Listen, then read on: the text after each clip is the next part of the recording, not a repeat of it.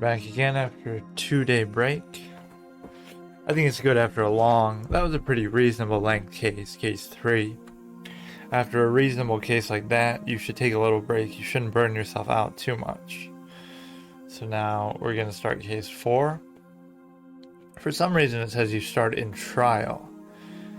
It says like trial day 1, which is a little bit odd, but we'll see what that is. Hopefully it's not like Dual Destiny case 4, where it's like just a precursor to case 5 and it's kind of short and underwhelming. I hope that it's like an actual full case, and case 5 is another full case.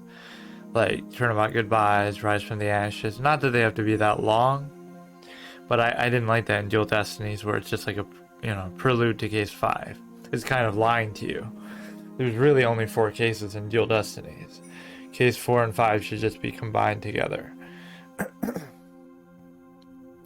So I should probably do a little wrap up on my thoughts of case 3, because I didn't like the ending. The ending was a bit underwhelming, so I should probably review that. Let me think. See, I think this is where Apollo and Athena are going to join Phoenix. You see Athena pictured right there. And I feel like she had very little role in case 2, because I barely remember her. I'm sure she was there, but she's not even pictured. So she couldn't have done too much. But yeah, so case 1 was good.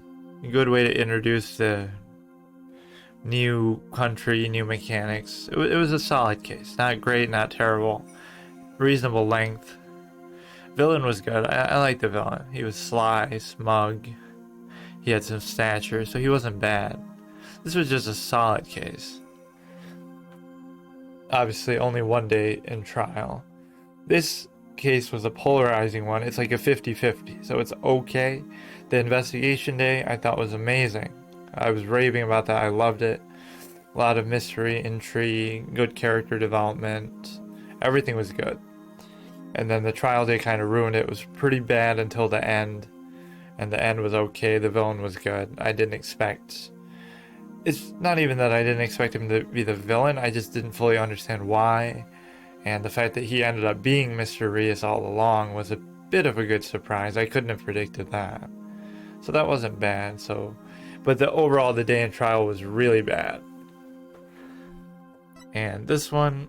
So this was a pretty good length case. I liked the length of it. 2 days in court. It seems like the 2 days in court are becoming much more rare in these since Dual Destinies. Like, if I'm not mistaken, case 5 is only 1 day in court. Because again, case 4 and 5 kind of combine into being the same case. And then... Anyway, so this is 2 days of investigation, 2 days in court. Day 1 of investigation was long and good. I didn't mind it. Where we have a little run-in with That's Arbol before we know it's him. We check on the wife. Day 1 in court was decent. That one felt kind of short. You only have 1 witness, which is That's Arbol, where you reveal that's him. You get declared guilty. And then day 2 is, what do you call it? It's like you're trying to solve the second crime, that's Zealot, who turns out to be Lady Kee'ra, which was a disappointment. But again, all up to that point is still good. Day 2 investigation is kind of short, or it's more, middle size, not as long as day 1. Day 2 in court is pretty much the same as day 1. Only 1 witness, really. Emma kind of counts, but she's very short. She has like 1 testimony. You do the seance. The seance I don't really count as a witness. It's just like a detective equivalent or something new. It's kind of new. There's nothing really like it in the previous games, because Emma stands in. She's like Gumshoe. The seance is in its own category. And then you have a witness, like, in this case it was the victim, Trust in Me, channeled by Maya, which was weird, but now they know she can channel at least. Which means she should be able to summon Mia at will. I want to see Mia now. her only excuse before was that, oh, I might offend the queen or this or that. And then what promise did Rafa make? She said something like, if she can do it, I'll stop insulting you or something. Because she didn't believe that Maya would actually be able to channel, but whatever. Could have made a bigger promise than that, like, you'll let me do whatever I want from now on in this country, or make me the next king when you become queen one day. So Inga has a bit of a black mark now publicly, because we got testimony in court by the wife, I think, Believe in Me. She said that Inga is the one behind the secret police, who were also behind Lady Kee'ra, which was the victim. So we had that direct testimony in court. She said it. It wasn't really testimony, but you know what I mean, like she said it openly. So now Inga should be public enemy number one. He should be everybody's target. So yeah, the second day of trial is where I took a little bit of issue.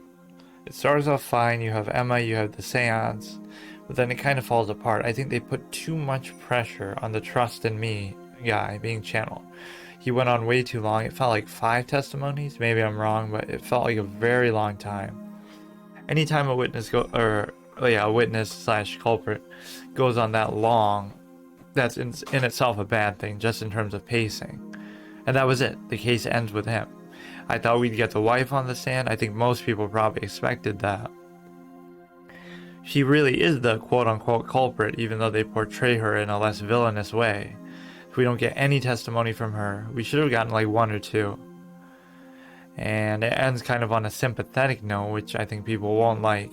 At least I didn't like it. So it fails on 2 counts at the ending. Number 1, that we don't get to take down Lady Kee'ra. He's already dead. My prediction was wrong that it was the wife, but you know, I think most people would probably predict that. It didn't have to be a girl, obviously a woman, but that's besides the point. It's just kind of disappointing, right? You would have liked to take on this badass, serial killing, vigilante, uncatchable person in Lady Kee'ra, but you don't get to. They're already dead, so that's a disappointment on 1 count. The other one is just the fact that the person who did do the killing, who killed Lady Kee'ra and that, the wife, you don't get to take her down either. She's being protected the whole time by her husband. She never gets on the stand to actually testify. And then she immediately escapes after the case. So it like trivializes the whole thing. So she's going to be some figure with the rebels. The only thing that could redeem that, I guess, is if she ends up like backstabbing Dirk and ends up killing him, or being like the final boss of the game herself. But I kind of doubt that's going to happen. But yeah, there was just so much with the wife that you didn't get to see.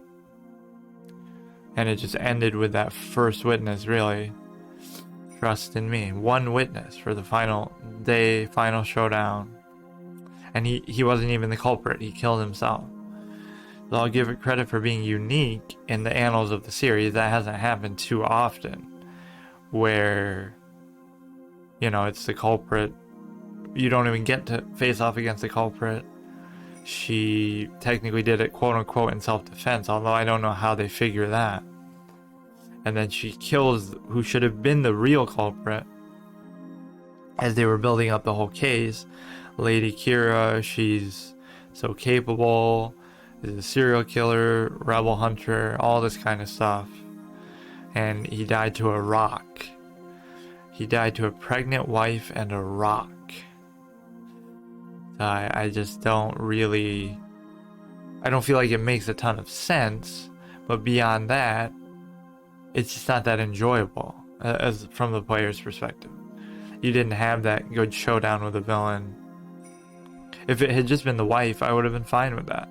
You have a couple, 1, 2 good testimonies with the wife, you finish her off, lock her up, it's done, like any other case.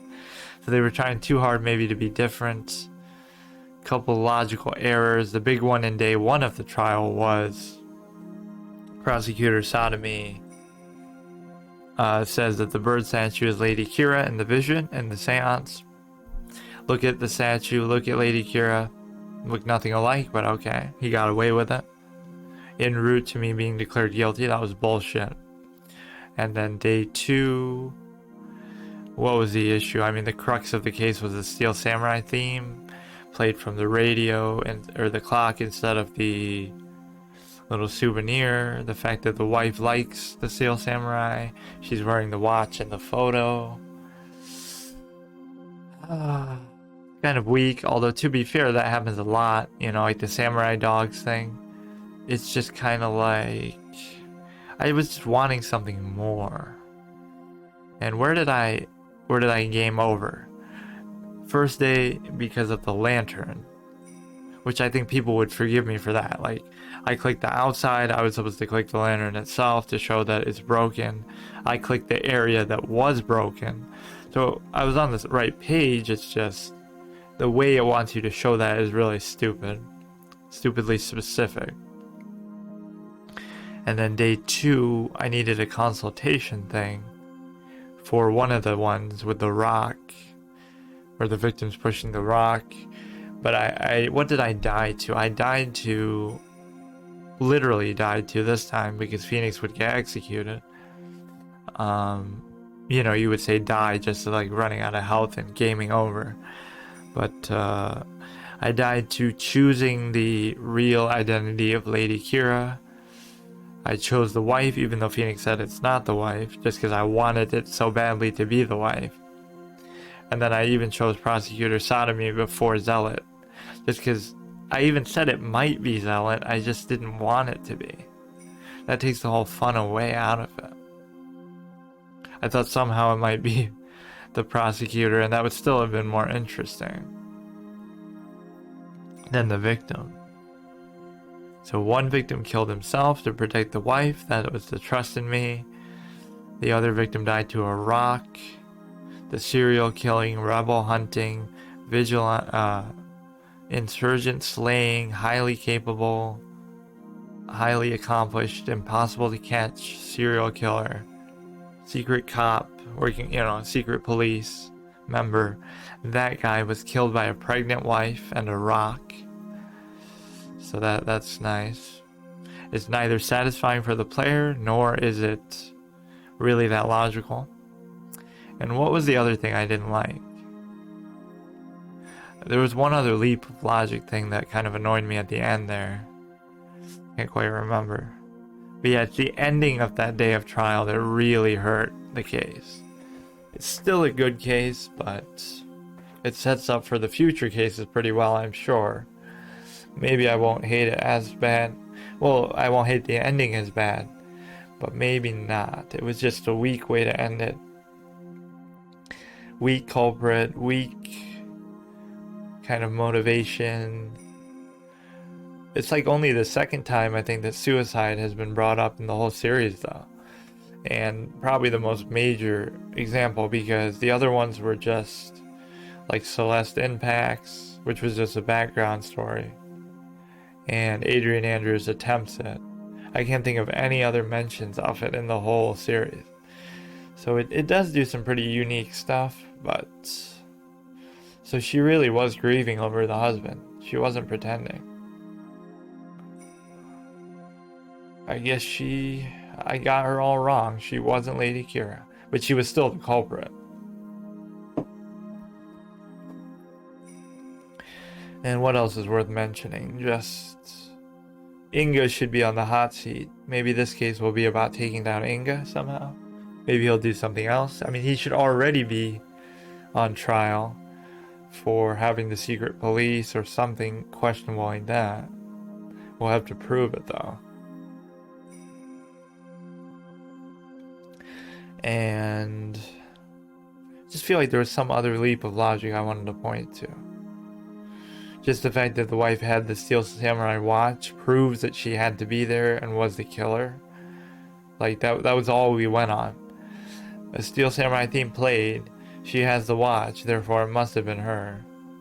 I guess nobody else in the country would have really had that, but that was a bit of a light proof to go on.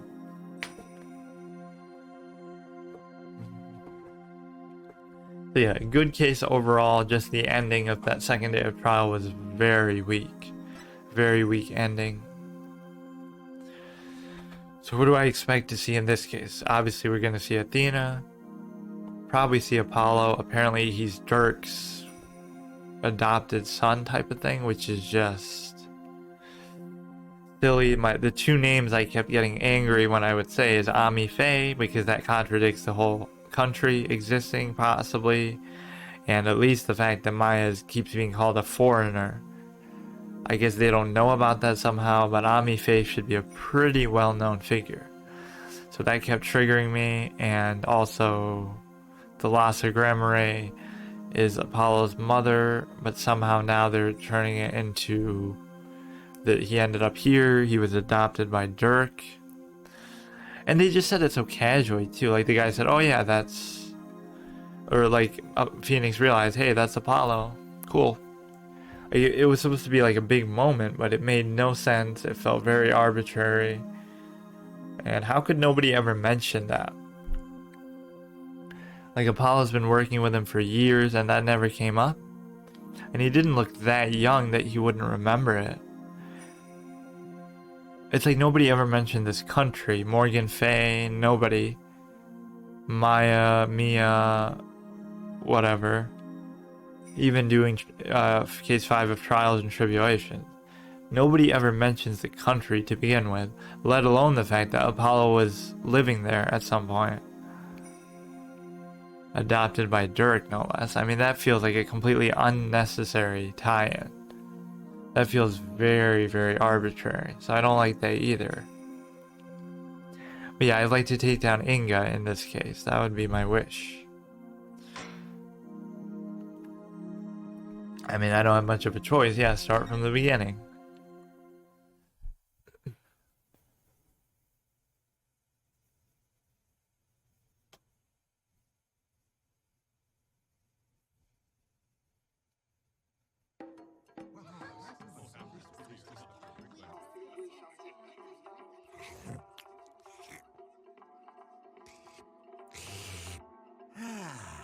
Three, 4, 5, 6, 7, 8. What time is it? It's 9, 10, 11.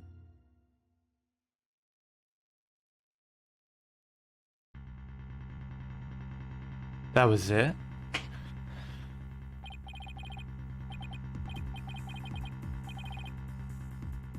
He did it.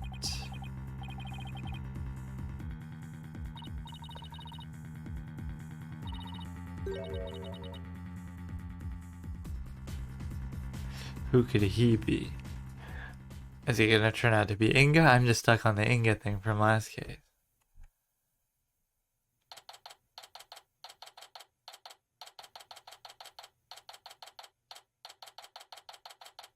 So we're starting in the day of trial. This is how it starts. Reminiscent of case 4 from Deal Destinies, I suppose.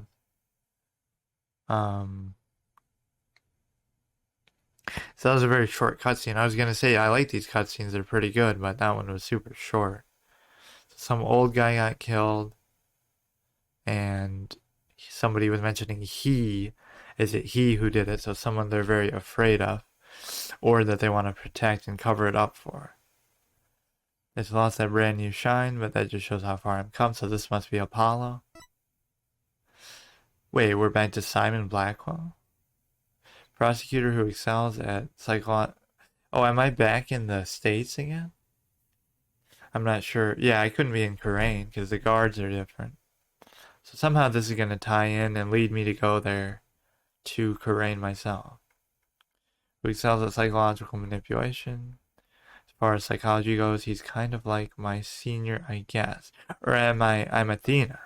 I'm actually Athena. I guess. So she kind of respects him now, finally. Taifu Tornado. A Rakugo storyteller of 55 years who was famous for his soba-based routines. I don't know what that means. I don't know what Rakogu or soba means, so they'll probably explain it. He has 2 disciples under him in his trip, so one of them probably killed him. Or those were the two who were talking to each other, I think, mourning his death in that cutscene. So he's 70 years old. And I wonder who this he they were talking about is going to be. Might not find that out for a while. So he's only 29. And presumably released from prison. And is he going to be the prosecutor in this case? I imagine that would be why he's in the profiles. Or he could just be some other supporting character. So I didn't think it would tie into Dual Destinies like that, but okay. So he's going to be a recurring character in the series. The one thing that I just thought of is, what if it ties into the Phantom and who hired the Phantom?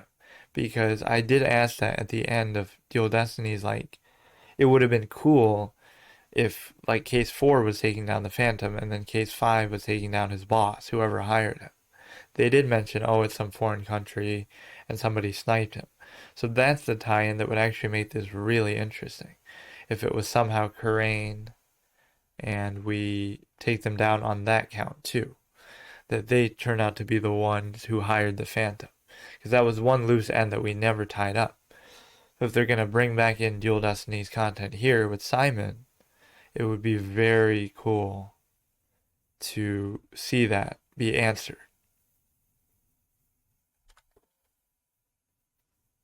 Like if Inga, I wouldn't put Inga past doing something like that, hiring a spy to do some dirty work like that, and then to cover it up by shooting the Phantom dead. Or did he even die?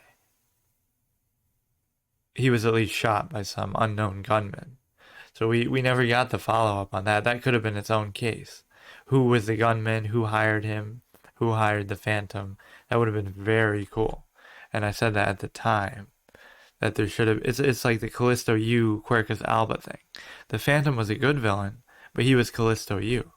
We needed the follow-up. Who hired him? Who was the big shot government man, like an ambassador like Quercus Alba, as the grand finale boss? That would have been very cool.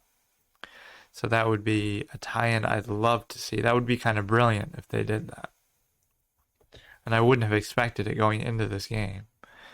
But I just thought of it when I saw Simon there. And I wasn't expecting to see him either.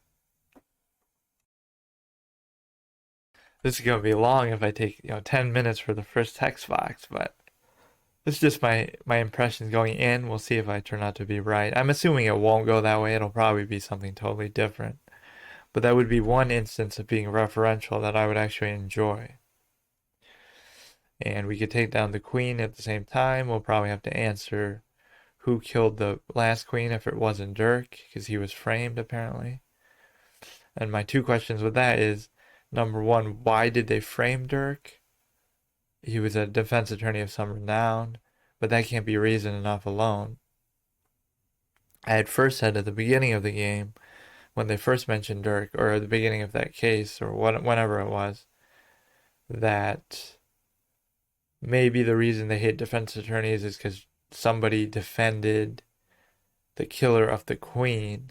I think that's when Albie first told me about the queen being killed. Queen Amara or whatever it is. And so, like 20 some odd years ago, 23 years, I think. So maybe they hate defense attorneys because somebody got the presumed killer off the hook. But now that couldn't be the case. It's just the fact that Dirk was accused of it, and he was a defense attorney. So presumably he didn't defend himself. He just ran away or escaped or something. Went into hiding and became a rebel. So that's a little bit closer to home with him than I thought. So it seems like he's going to end up being the good guy. I mean, he and Phoenix have some things in common.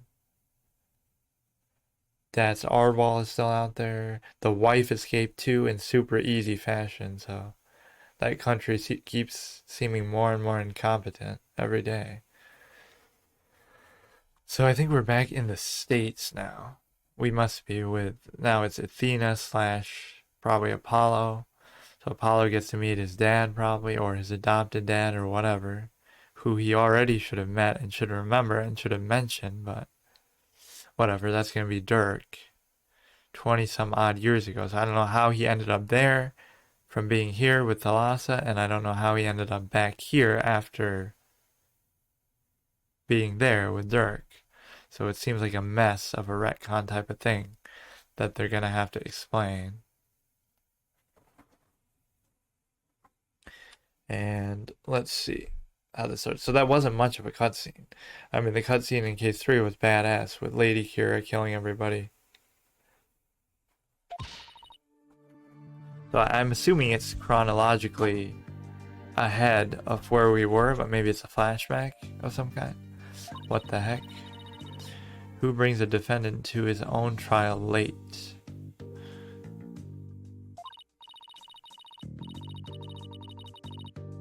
Crust was so last minute, I didn't even have a chance to talk with my client. So this is just all Athena. So this might just be a short one-day trial precursor to case 5, like Dual Destiny's case 4, which I wouldn't like. He's late for a very important date. That's your widget thing, right? Yeah. Athena Sykes. And analytical psychology, full of arsenal of legal knowledge and know-how. Fully competent defender. I don't mind her as a character, but I think they beat the psychology thing like a dead horse sometimes. My client would show up already. I mean, it's kind of your job to figure that out. Appears we made it just in time.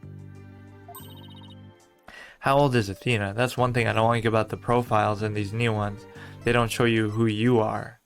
So it doesn't show you Phoenix's age or Athena's age or Apollo's unless you aren't controlling him.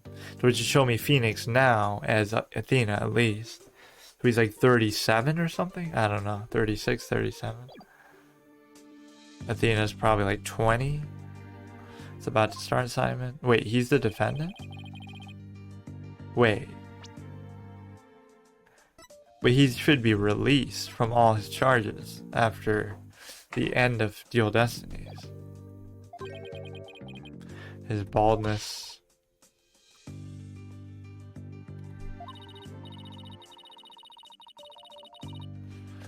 So, this isn't like her first case as the lead, is it? I thought she did that in Turnabout Academy. Or at least she played a very pivotal role. Yeah, such matters as part of being a lawyer.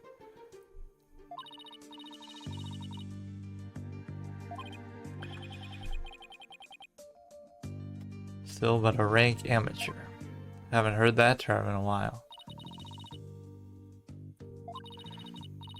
Might not look it, but he's actually a prosecutor and a psychology specialist. Yeah, he's a real psychology specialist. You're just a wannabe with that widget thing. Way back, I mean only to the last game and the backstory therein, but shared specialization in psychology, disciples of your mother. Do we get to see the mother's profile then? What was her name? Metis Sykes, I think. And the victim of the Phantom in the past, I suppose. We're both disciples. He's your senior. Twisted sense of humor, and he's not a criminal as he was thought to be. Stop treating me like a child. Are we gonna get to see his wife? Because I really like that wife character. Well, you are still a child, really. Where Wright don't know and Justice don't know. So this must be a flashback. Wright's gone overseas. Oh no, maybe not. Wright is abroad, so he can't save your behind. Paul's helping Trucy with her magic show. So was this happening at the same time as case 2, or no? It must be a different magic show.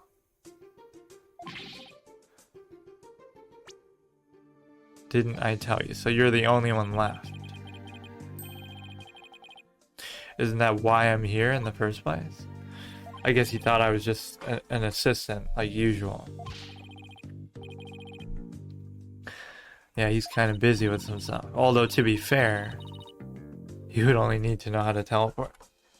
Just use some kind of spirit channeling to accomplish that, since spirit channeling is the answer to everything here. But no, if I was him, that's what I kept saying at the end of case 3. As soon as that case was over, I would just get the hell out of that country. You only came to meet Maya anyway, so you don't need to hang around and linger where everybody hates you and your life is constantly at risk and stuff like that. But as we all know, he's stubborn and, single-minded, so now that they made it personal with him, he's gonna stay and solve all their problems involving Dirk and the Queen and Inga and everything. Inga's not gonna be the final boss, is he? That would be disappointing, because it's just way too obvious. Obviously, he's gonna be a bad guy in some way. Maybe in this case, too, somehow. Or a secondary villain of some kind.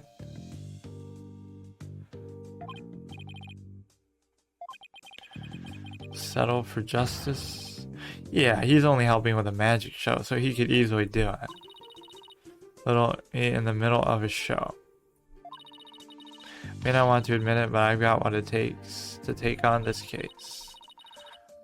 Leave this to me, watch from the gallery. So he has no faith in me, huh? Even after the last game. Didn't I beat him in case 3 of the last game? I'm pretty sure it was Athena who took down Professor Means in case 3. Maybe Athena and Paula working together, but I felt like Athena was the lead, so she beat you in that case. Did she not? Should show some respect.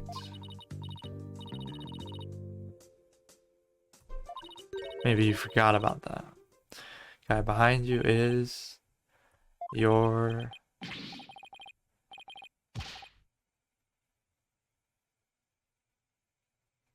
I don't get it. Is Blackwell the defendant or is this guy the defendant? Bucky. What'd you do that for, Simey?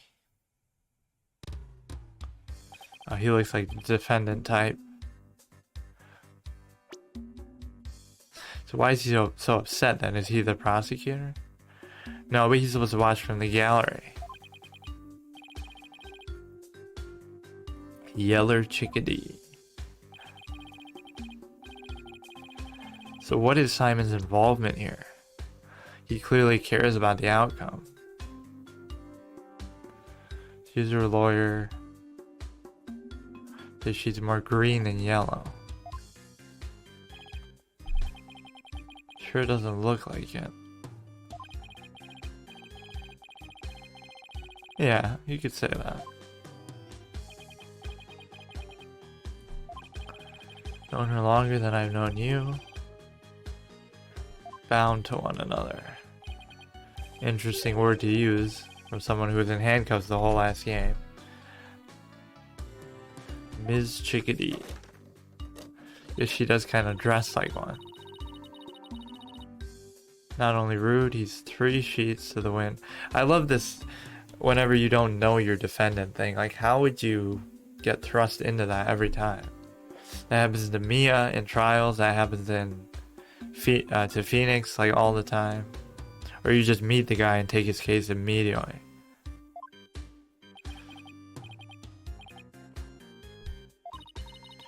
Just met. Okay, don't get so emotional.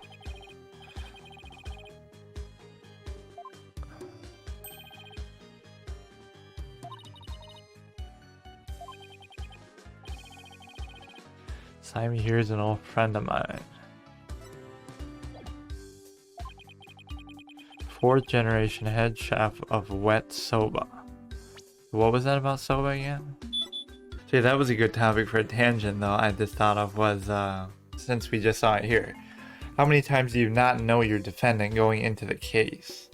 So it's like, this one you don't know. She just met. Like, you know Larry in 1-1. You meet Maya for the first time in 1-2, so that's 1. Willpowers, you meet him. I guess it counts you not knowing them as you meet them as soon as you defend them. So willpowers counts. Edgeworth, you obviously know. Lana, you meet for the first time. Maggie Bird. I won't count that one because you seem to know her somehow. Phoenix knows her previously. I mean, like, you meet them as Phoenix, not as the character. Because obviously they're always going to be a new character. Unless it's a repeat of Maya or something. So that's 3 so far. I love doing these tangents. That's what I love about Phoenix Wright. So case 2 of the second game is Maya again, so that doesn't count. Case 3 is Max, so that's a new one. 4. Like, you meet him and you immediately defend him. That's just the crux of the whole series. Like, isn't that weird? Like, would you ever do that in real life if you were a lawyer? Like, oh yeah, I just met this guy, let me just defend him out of the blue. Mainly it's because Maya's pressuring you, like, oh, I'm a fan of the Steel Samurai, so defend him. Or I'm a fan of Max, so defend him. And then Matt is the same thing, that's 5. You just meet him. And then the third game, Mia doesn't seem to know Phoenix very well, so that kind of counts. 6. Ron you also meet. 7. 8 is... Maggie doesn't count, so that's still 7. See, that's a good example. At least Phoenix knows Maggie, you've defended her before. You seem to know her even before Justice for All, somehow. Like, they seem to have a relationship of some kind. And then... 4, Mia doesn't seem to know the convict very well.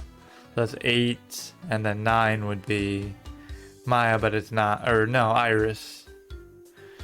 Why does Phoenix seem to know her? Because she looks like Dahlia. Anyway, let's keep going. But I like those tangents. So a lot of the time you don't know your client, or you just meet them and immediately defend them without any question. I'm the 4th generation head chef of Wet Soba. Wet Noodle 4, Bucky Wet. So he's famous for his soba-based routines. What does the soba thing mean? Guess we'll find out. Nice to meet you, even though I'm already your defense attorney. He can pull himself together when he wants to. So I guess Simon agreed to defend him, even though he's not a defense attorney. And now he's throwing it on me. When he wants to. If only the trial wasn't starting in a few minutes. Yeah, how nice that is. Accused of murder that only occurred yesterday. Pretty common occurrence in the series. In fact, that happens every single time, doesn't it? I mean, it's pretty normal for this universe. I'm gonna be at the theater where it all happened. Theater. They said they found a Rakugo storyteller in his dressing room. Master storyteller Taifu Taneda, longtime patron of the Wet Soba.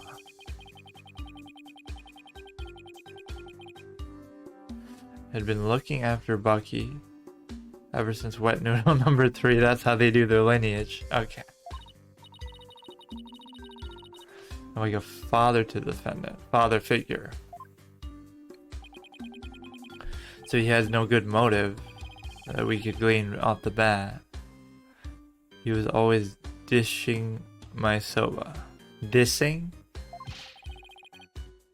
Oh, so he's giving himself a motive when he doesn't have to. He's talking junk about him for no reason. Yeah.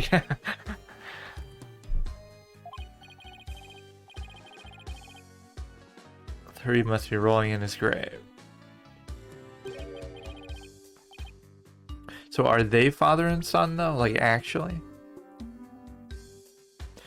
Has been looking after since Wet Noodle 3, so it must be his dad. So his real dad. The police, none of them believe me. They won't, I don't like how this guy talks. They won't listen to me. They won't listen to me. Looks like he's so in shock. Yeah, it just happened yesterday, right? Everything's gonna be fine. If we had Apollo, he could say that for real. That's his catchphrase, right? I'm fine. Everything's gonna be fine. Defend you with everything I got. You're in good hands, even though I've only done like one case as the lead. She's been involved in like all the cases, but the only one I feel like she felt like the lead on was case 3, Turnabout Academy. That was like her case. Everything else was a mix of either her and Apollo or her, Apollo, and Phoenix. I believe you even though I just met you. Believe you to the end. Al dente noodles. Soba. What is soba? I feel like that's just something I should know from general culture. Is it like a type of food?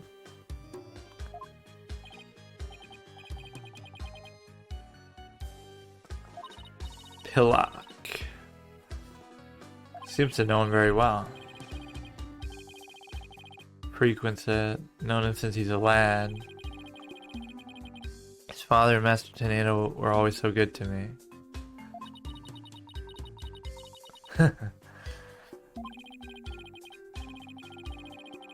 Meat slapped between slabs of bread. Are you saying Athena eats like a pig?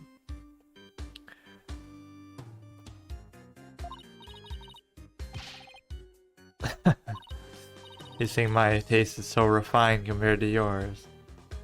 Even though he's been a convict for the last several years, shouldn't he have been eating garbage food like prison food?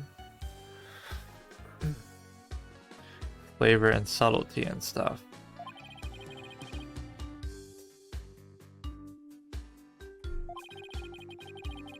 Number 3, your master in the next life. So how did number 3 die? Was he murdered too? Are we gonna solve that case too? I doubt this is gonna tie into the Phantom thing like I was hoping, but... Wanted somebody you could trust.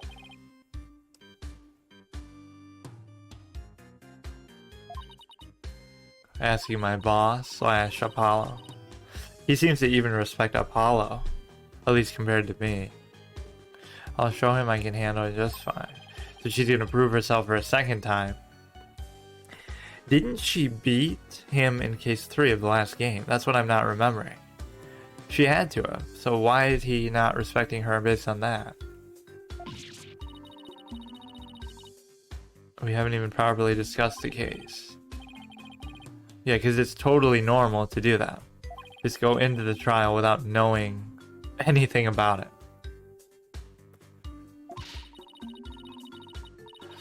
Crumbling with excitement. Oh, forget. Oh yeah, she says German stuff, right? Sometimes. For some reason.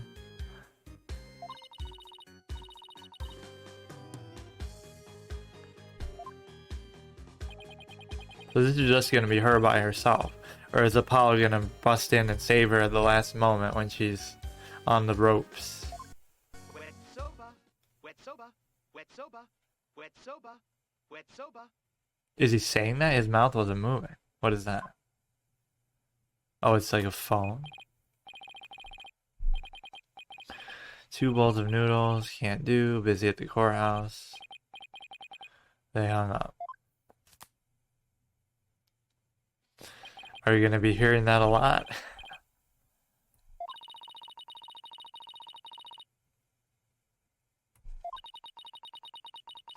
Let him go get some rest somewhere. I don't think you're allowed to do that. You have to be in the court if you're the defendant. Fresh, like my soba. Stop saying soba. I'm already tired of it, even though I don't know what it is. 3 freshes. That'll be our hard mode challenge. Let's try to figure out what it is from context. Some kind of noodle. I skipped over that by itself. What did he say? Grind the buckwheat seeds fresh, cut the dough fresh, and boil the noodles fresh. Yeah, something like this would happen. So how is this going to tie in with khur'ain, I wonder? It must. Is this going to be important? Buckwheat seeds or groats are ground to to make flour. Then it's cut with a large knife into noodles. So I was right, it is noodle. Then they're boiled. Stuff is done immediately, one after the other, so it's fresh when eaten.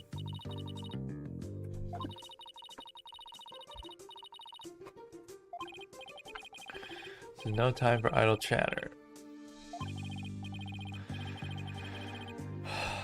Then why are you in charge of this seemingly and giving me orders and telling me to bring Phoenix? He's the whole reason I'm defending him, or, you know, he's like, what do you call it?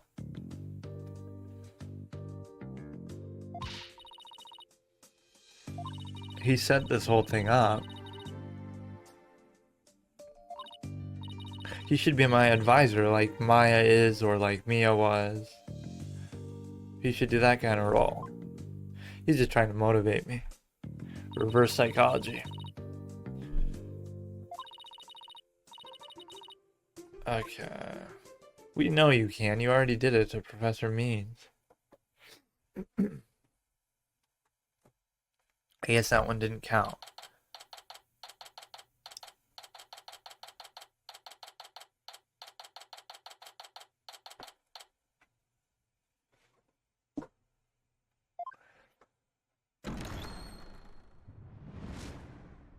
Day 1. So you just started the trial. Very unusual for a case this late in the game.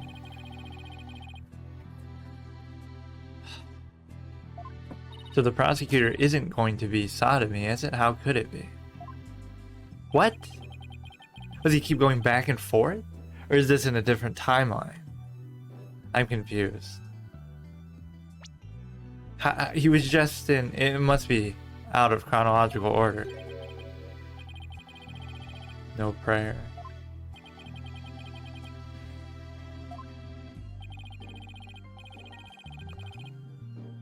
He didn't do it the previous trial either, because I don't know why.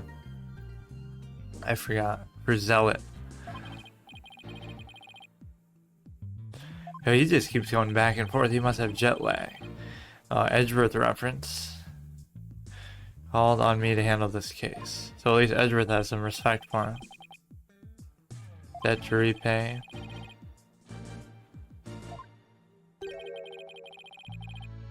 So now you're going to have a loss from each person. You lost to Apollo, then you lost to Phoenix, now you're going to lose to Athena. So you're going to be like the fucking punching bag of the defense team.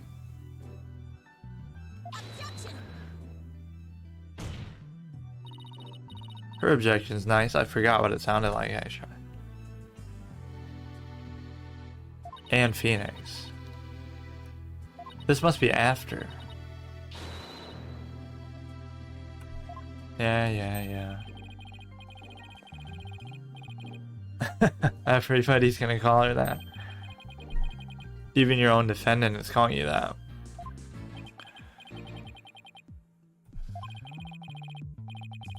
Wait, she should be 20 by now, shouldn't she? Oh, we can read these finally. So he's 20. Client in this case. Yeah, that's rule number 1. Never have a defense attorney who's younger than you are. Although I guess that's been true for most. I won't go on a tangent about that one, but it's true for most of them probably. 4th head chef of Wet Soba. He's still got a lot to learn about noodle making. Prosecutor from Kingdom of khur'ain. He's known as the last rights prosecutor.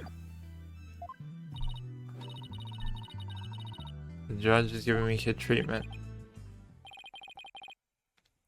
At least she's not as young as Franziska. She was 13, right, when she started.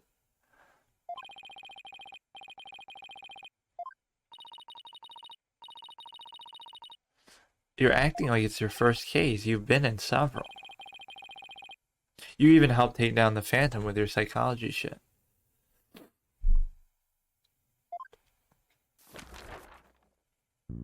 Thought we weren't doing last rites. You did them before the trial, didn't you say that?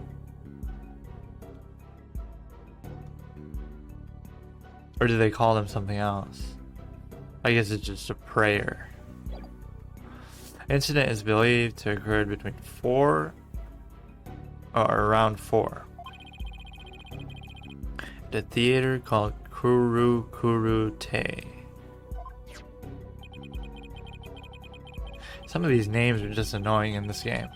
Last case was really bad for bad pun names and just generally temple, but that's in every case, I guess. In khur'ain. Comedic storytelling. Thank you for answering that question. Yeah, this is going to be important. Staff entrance, yard. It looks like a doghouse. Dressing room, stage. So it's like an outdoor venue. Accessible to staff. Inner and outer sliding door.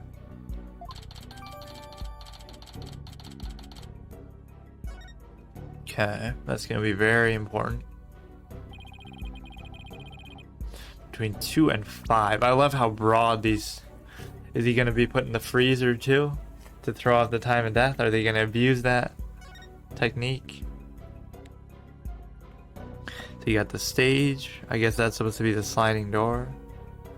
Staff entrance. Dressing room. I don't get why the outside is so pronounced there. Yard. Looks like a doghouse to me. I don't know what that's supposed to be. Oh no, is the sliding door on the bottom maybe? In the yard area? Yard part? That must be what it is because it has this shape. Okay. Let's look at this picture. You got the fridge. Cooking materials, supplies, utensils. There's a bottle on the table. His face is in the food. In the bowl. Some stuff on the wall. Something's plugged in there. Probably just the TV. There's some other wire on the bottom there.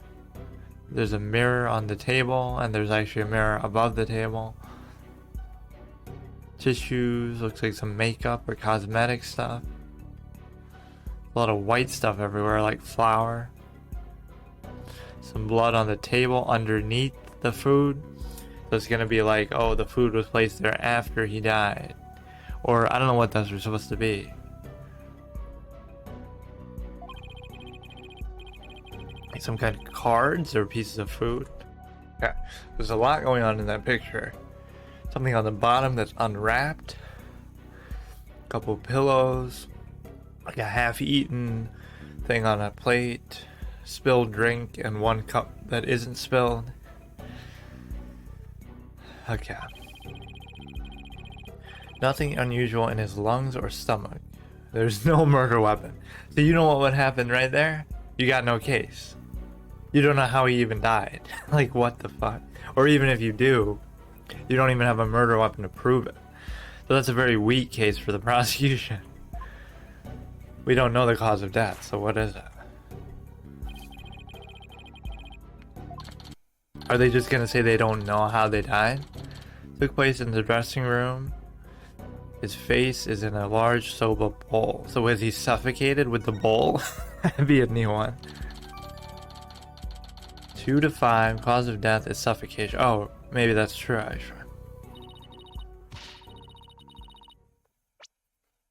Good question, Athena. Let's look at this stuff.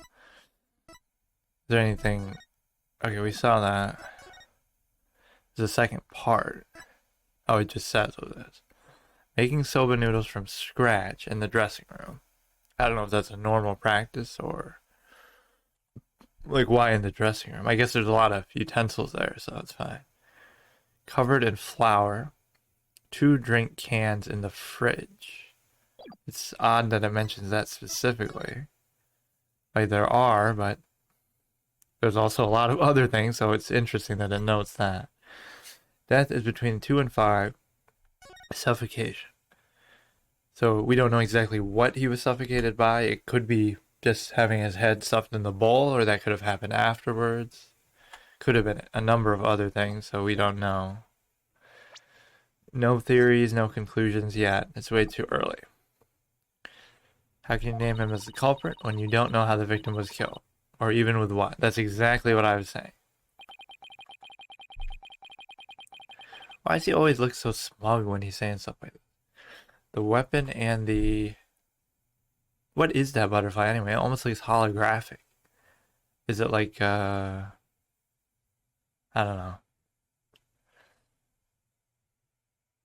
the precise method are yet unknown. So before you bring the case, you should probably figure those out. Only one had the opportunity. So it's like last case where, oh, only Maya was near the victim. So can I say it's a suicide? Maybe he suffocated himself, just like last case. You were so sure that Maya had killed her, or that someone had killed the guy, the high priest. It turned out to be a suicide. So let's just go with that. That's like the first time that's ever happened in the series, where a murder doesn't become a different culprit. It was literally a suicide. And then there was the other one behind the door, but that wasn't even there yet. That was the second day. What a weak case.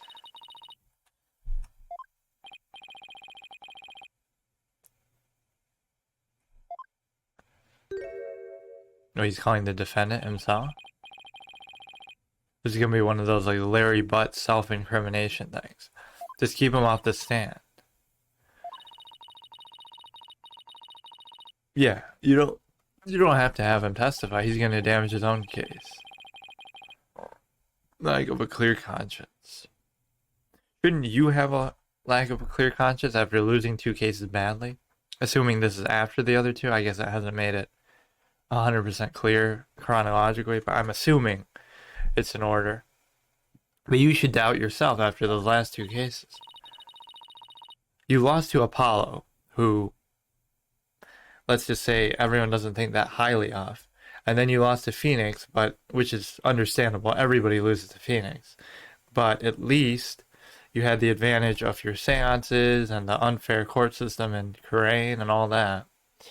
So you lost 2 very winnable cases. And now you're going to lose to Athena? Okay. Circumstantial.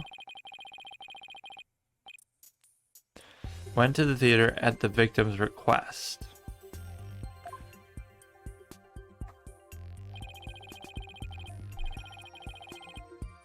Connoisseur of soba. As you can see in these photographs. Wait a second, let me read that again. Who was making it? Was the victim making it? He was making noodles in the dressing room. Why would he be making his own noodles? Couldn't he just buy some from the place? You don't go there to make your own noodles. He's not a cook, right? He's a storyteller. He's the cook. I don't get that. He was making soba himself. It's a very odd place to make it, isn't it? Likely the soba he made himself. That might not be true. That's an assumption. Never assume anything, because it ends up being the exact opposite of what you think. It's a little bit odd, so there must be something more to it.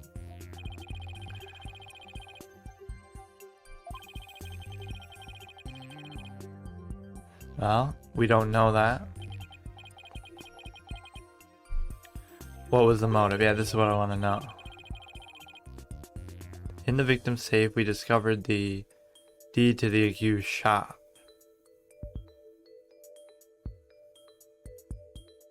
So he wanted to steal the deed?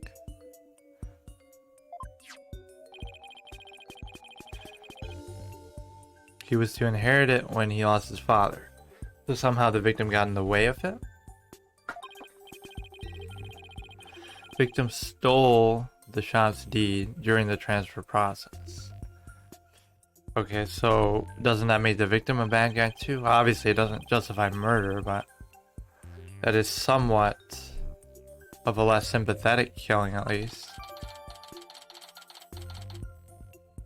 Deed holder is Bucky Wet. Of course, these people don't have extra copies of a deed or a record of the name. Like, just stealing the deed doesn't do anything by itself, I suppose. Yeah, can't blame you, Athena. Nobody told you anything. I actually kind of like Athena. I don't mind her. I dislike Apollo for some reason. He's just so bland. At least you can feel bad for because she's new. They keep calling Apollo Greenhorn, but he's done quite a few cases. Like, how many now? 4 in Apollo Justice. He was involved in most of them in Deal of Destinies, right? Or all of them? whatever. Like, he's done quite a few. Athena is much more of a greenhorn than he is. 1,000 buckets of cold sweat.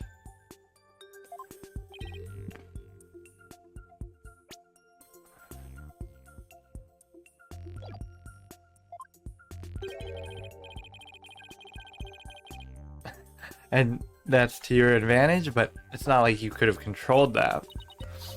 It's Simon's fault. Well, you apparently don't know the murder method or what was used, so... You're unprepared too. You don't have a murder method. What does it say? He was suffocated, but you don't know by what. Nothing in his lungs. No physical violence, like no wounds or anything.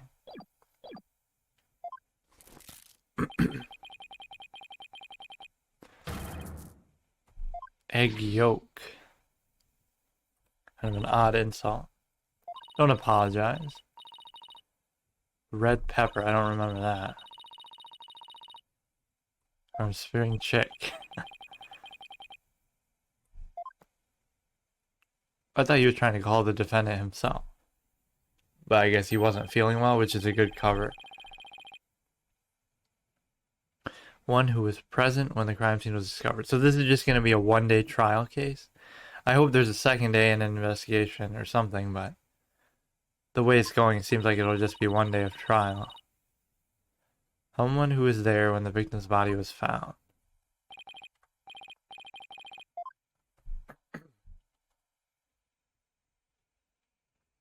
Like how they show these shots from the legs up. Wait, what? Well, he's gonna be biased towards our... Huh? I mean, he's not gonna lie, but... What's going on?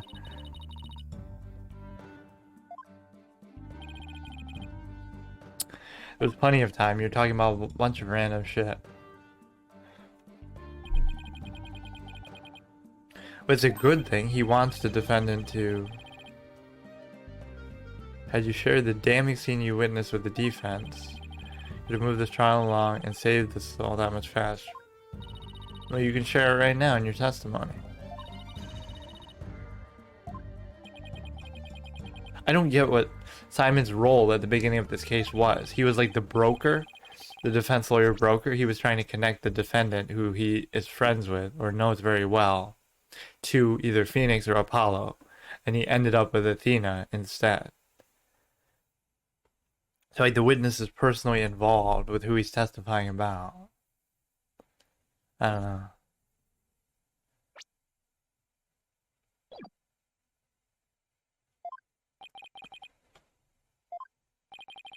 Case involves Rakugo comedic storytelling. You have enough knowledge. I mean, I don't have enough knowledge. Athena doesn't have enough knowledge. Your past two case performances haven't been very inspiring.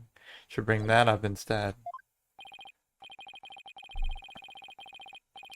What about Athena's? Athena doesn't know jack all about it.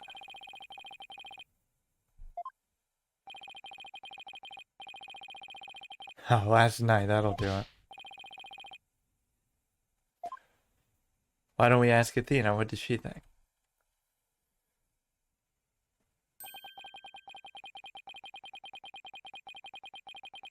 Japan. Oh god. 10 hours later.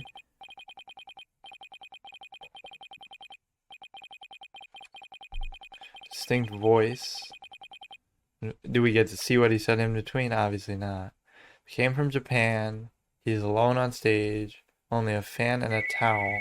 And he tells long whimsical stories, giving each character a distinct voice. Unlike me, I believe in more. I'd rather give my reaction to what they're saying. I feel like most Let's Players just do the voices, and I don't like doing voices. I'm not good at doing voices. And more to the point, I think it's just boring listening. Like, you can read it yourself. It's boring just listening to someone read it, you know, in every playthrough. It's a bit unique. I want to react to what they're saying as if they were saying it in front of me, instead of just doing the voices for it. Invented by monks. key phrases and stuff. So it's made by monks to make sermons more interesting, but now they're not sermons anymore. Everybody's gonna be fast asleep. 12 types of endings to such stories. Jugimu. We're gonna hear more about that later. He's trying to show off a bit of study. Why is Simon so attached to these things? He's a closet fan of this? Or maybe an overt fan.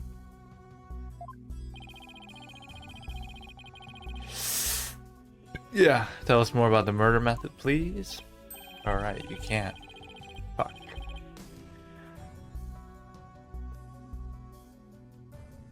Not right now, Judge, after the trial. Object, Simon, object. Jugimu, Jugimu. Ooh, since when did she do the double slap? I don't remember that animation. I think I could get used to that, Athena. I don't think she ever did that in the old game. That must be a new one. Oh, you forgot that we were doing a trial?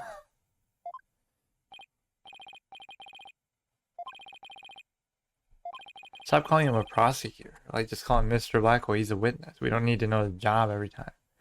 Do you always call them Detective Gumshoe or Officer Meekins? Maybe you do, but it's just confusing. Like, he's not the prosecutor right now. I was almost hoping he would be when I first saw his profile, but it's so lame how, as much as I love that sped up, I think it's called Allegro cross-examination team, you barely get to hear it. Like, only on the final testimony or on, like, the final boss villain type person. So, and in the last case, that was kind of unsatisfying anyway. What Simon saw. I went to the theater yesterday. Got there at 4. Okay. Went straight to his dressing room to say hello. Seems like normal practice for him. So I could ask, like, well, we get to it, but, like, is it normal for him to cook in there? Bucky went in after. So he talked to him. He was still alive at that point when Simon went in. But he came storming out a while later. So something happened while he was in there.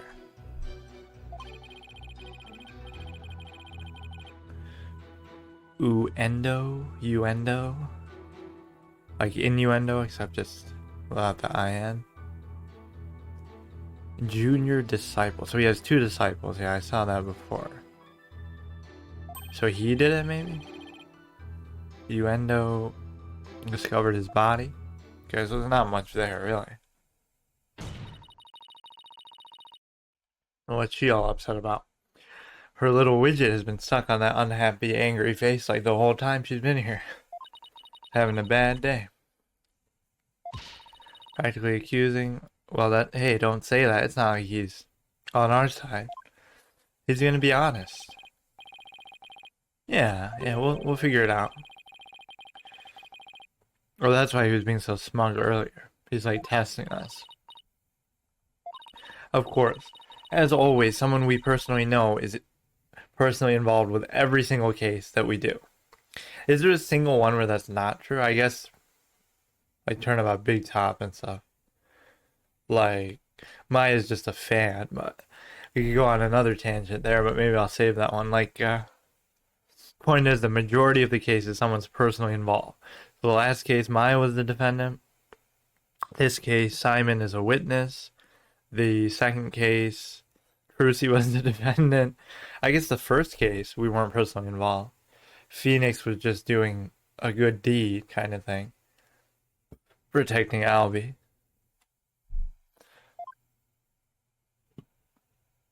It just gets kind of tired after a while. You don't always want it to be someone you know. At least he's not the defendant. Oh, so even the icon changes back to the attorney's badge at the top there. No longer the Magatama.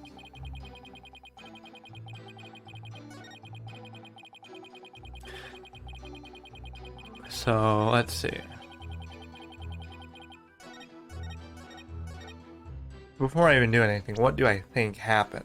Do I have enough info? It feels like I don't have anything, really. So the deed in the victim's possession. Maybe it was planted there by the other apprentice. It's like the apprentices are fighting for control of this. Like a King Lear type of story. So he could have planted it, maybe. I don't know how thorough they were about finding out that he stole it. The victim stole it. This is very nondescript, not much there. It seems like the crime scene's been doctored a lot after the fact. Like, simply suffocating him wouldn't have taken this much shit to be on the ground and the flour. So we're gonna find out, like, somebody came after the fact and did all this. Which is presumably the killer, but it could be some other ulterior motive. Maybe somebody else we haven't met yet. We don't see that UNATO guy, right? What's it called? Oh, we can't even view profiles here. That's kind of bullshit. You'd have to go to the end and then come back.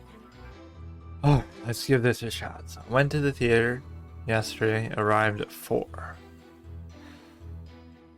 But what can I ask here that would be meaningful?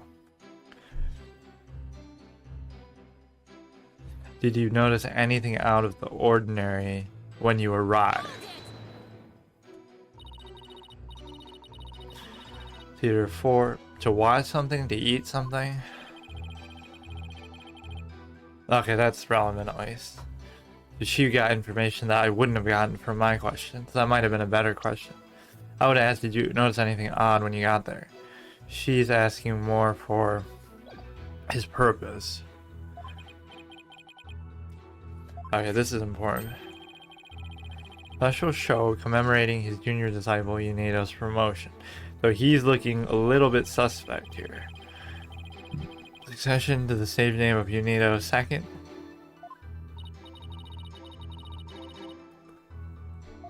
Good question. Apparently she doesn't know anything about the case because you never told her, dude. When an artist inherits a predecessor's name. Like, kind of like the wet guy, right? Wet 4, wet 3. Before and decided what succeeded him. So is it father and son, or is it... Contains a simple letter of salutations, outline of the show's program. I don't have it yet. Sounds simple enough. Going to perform Toki Soba or Time Soba. Stop saying Soba. Not everything needs to be Soba, Soba, Soba. He's famous for his masterful pantomime of eating soba using only his fan as a prop. What? And Innuendo was to perform Soba Say or Soba Glutton, a soba themed show. The judge is a pretty open fan. Simon's more like a closet fan. Senior disciple Geiru. Okay, too many characters that we don't know. Lastly, Master Tornado. Succession and promotion.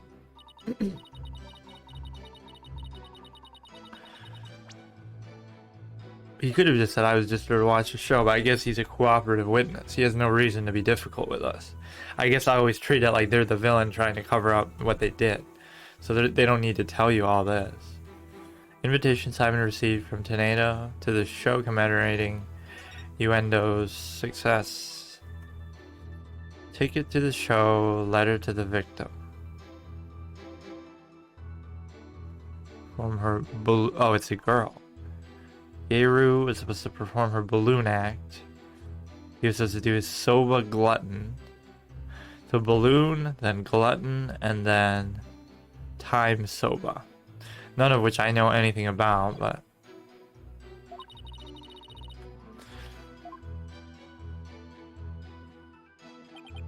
Went straight to dressing room.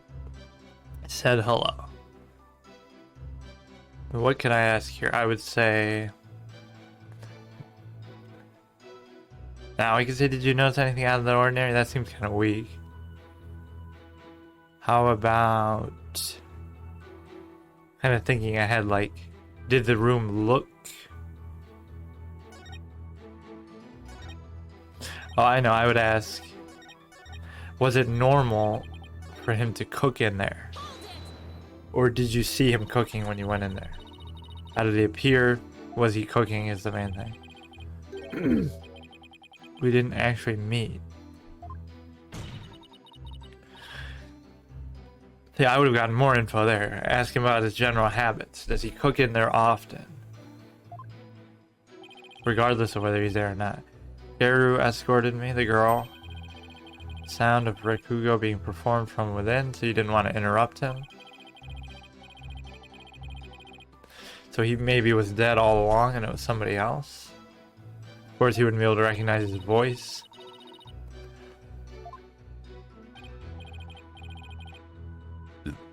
It could be somebody else imitating him, or confirm that the victim was still alive at around 4. You can't, it was somebody else. Or it was like a recording or something. It's gonna be like a recording tape, like the Professor Means recording device. Athena knows all about that. Time of death. Yeah, that's suspicious as hell. Time sober routine. Of course, nobody else could imitate that. Nope, I don't buy it. I don't buy it. Throw that part out. Dressing room thereafter. Comes storming out a while later. So he saw all this happen.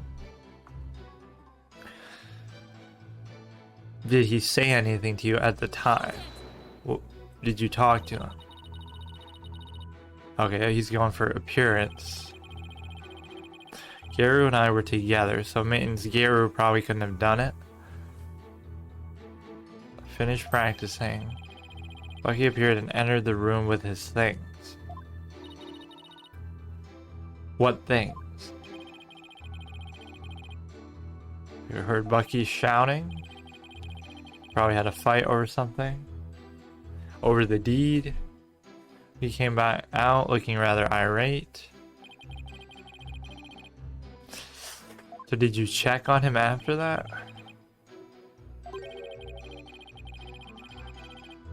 I mean, what does that have to do? You can kill anybody within 30 seconds if you really want to. What is that? He's old, so therefore you can kill him in 10 minutes? Kill him in like 1 minute if you want. 10 seconds. That's a stupid claim. Master Tornado's junior disciple Uendo apparently entered the room after, so why isn't he a suspect? But you wouldn't ask the witness that. So I could ask, did you check on the master after any time after Bucky left? Did you go inside that room at any time? Did you join Uendo inside the room or talk to him?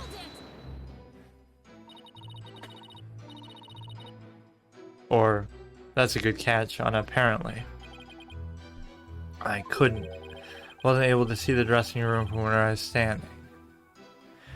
You were just standing there the whole time? Yeah, but can we trust her? I trust Simon, but... why did he go? Athena's actually asking better questions than me.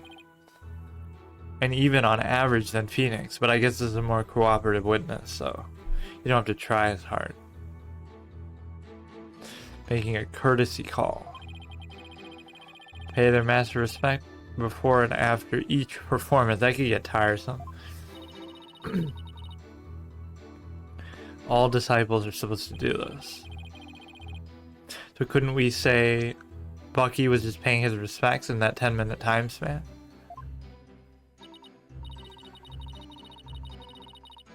Why does he look so mad there? He looked shook. Uendo discovered Master Tornado's body.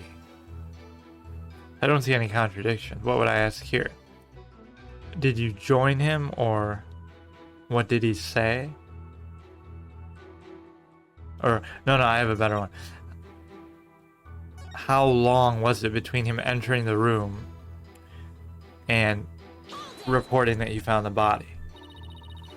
How did he act at the time? Not a bad question. 2 or 3. He answered it without me. It's like he read my mind. She didn't even ask him that, and he just put it in there.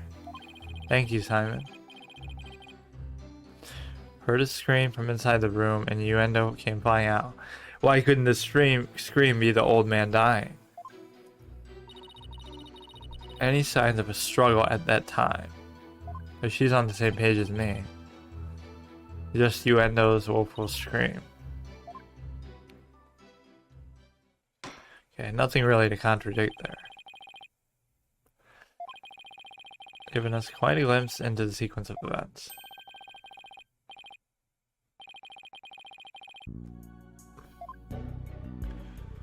So there's plenty of other suspects. The Geiru and the innuendo.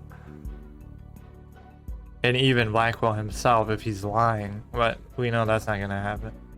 Athena's questions were sharp though. Sharp as a tack. I got a round of applause for her. That was very good. Almost all those were like right on the nose of what you should have asked. The prosecutor, this is the prosecutor speaking. Blackwell and Geiru were in the hallway waiting for Tornado. At no point they peeked in the room or looked in the room. Apparently they couldn't even see. Blackwell couldn't even see anybody go in the room. Because he's like right on the edge of the hallway.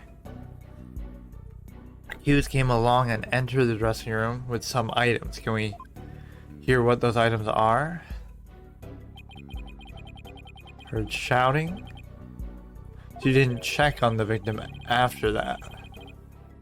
10 minutes later, he came back out of the room angry. The victim is still alive at this time. After the accused had come and gone, Tornado innuendo went in the room.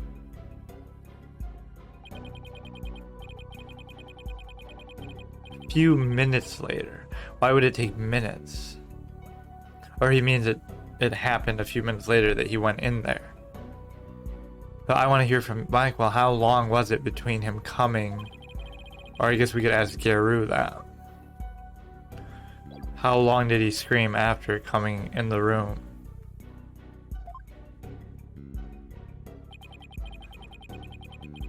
Geiru ran into the room.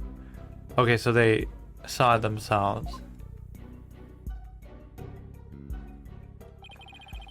Circumstances quite clear that the accused murdered the victim. I don't think it's clear at all.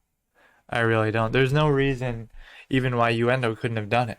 He could have done it really quick. Maybe it didn't make that much noise. And then he screams and acts like he discovered the body. That would be very easy to do. A lot of jumping to conclusions. Time of the incident.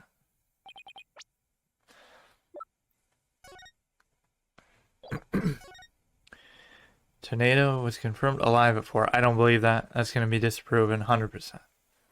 Bucky entered the room at 4:10 and left at 4:20. Well, you would think Bucky would tell us that. Yeah, that's a suspect statement. But then how would he not know it was somebody different? Innuendo discovered the body upon entering the room after Bucky left. Eyewitness has given conclusive. It's not conclusive.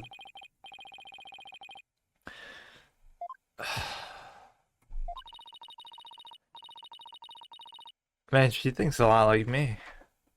I'm starting to like her more and more. If innuendo went into the dressing room too and was the first to discover the body, he could have easily killed them. Exactly. When did anybody say that? Blackwell never said that. How do you know that? Who are you testifying? Were you there? Nobody said that in the trial. He's just making shit up. I don't know where you got that from.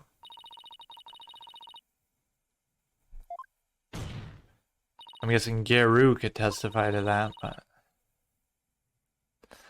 Don't talk to the witness like you know them personally, even if you do. She did ask a pretty good question. Tell you all that I know.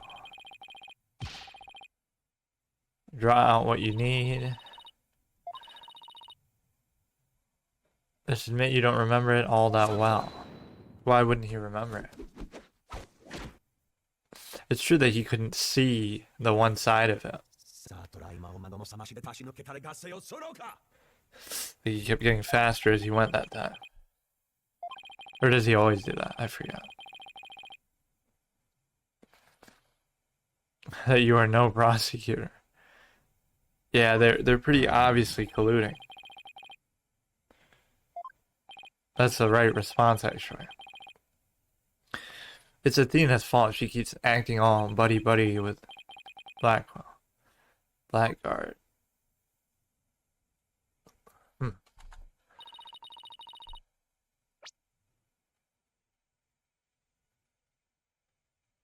So there's a bit of grudge going forward. That's interesting. We might not see him again the rest of the game at this rate. I don't know what that was, like just a cameo appearance? Very unexpected. He would not be the only one here to step down. Well, you don't get to choose that.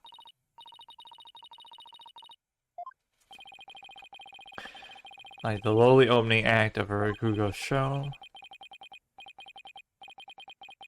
He stood on the side of the defense, but he gave you the testimony you wanted. So you're complaining about your own witnesses. Do your job better. Gonna be Geiru? Yeah. Let's ask her in more detail about what she saw because she actually could see the doorway. Miss Geiru Tornado. So she's not married, no misses. Why do I feel like she's gonna be old? It's a clown?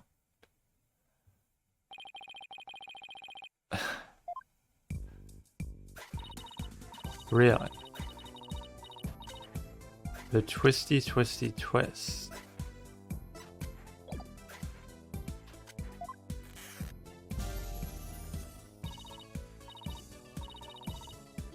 Oh, they did mention the balloon act part, so I should have picked up that she's clownish in nature. Kind of appreciating her appearance for a second. So basically, what other clown characters do we have to compare it to? Mo from Justice for All and Simon from, obviously, Investigations 2. One of whom was like an ordinary comic relief character, one was a major villain. So this could be either or, I suppose. They've done both. She looks pretty innocent. Balloon artist you know and love.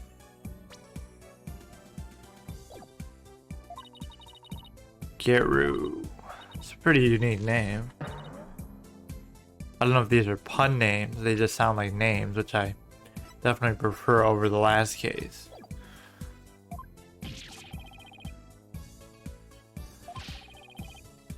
So I can't take my eyes off those balloons. Wow. Could be an innuendo for something. Good one. Wow, Athena is like saying everything that I say. It's like she can read my mind or something. Fan club. Pretty please. What the fuck?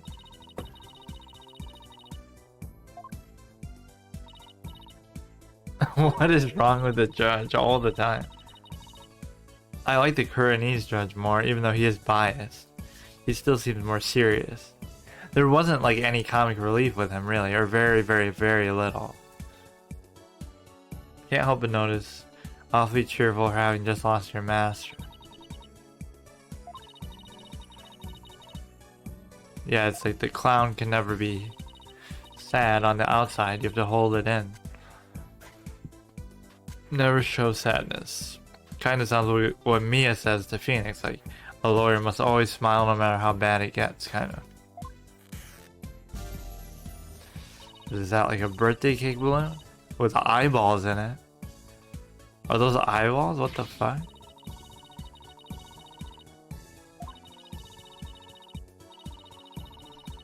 Yeah, it does look a bit monstrous. You're obviously a balloon artist, so how did you come to be a member? She's trying to advance the trial because nobody else seems interested. Where's the prosecutor? He just fell asleep. My father, my late father, was a Rakugo artist. So maybe she wanted to take control of the... I'm kind of confused by... Lead for the soba shop. A senior disciple. She has 12 years of performance under her belt. She's 34. She doesn't look that old. I guess it's hard to tell with all her getup, but...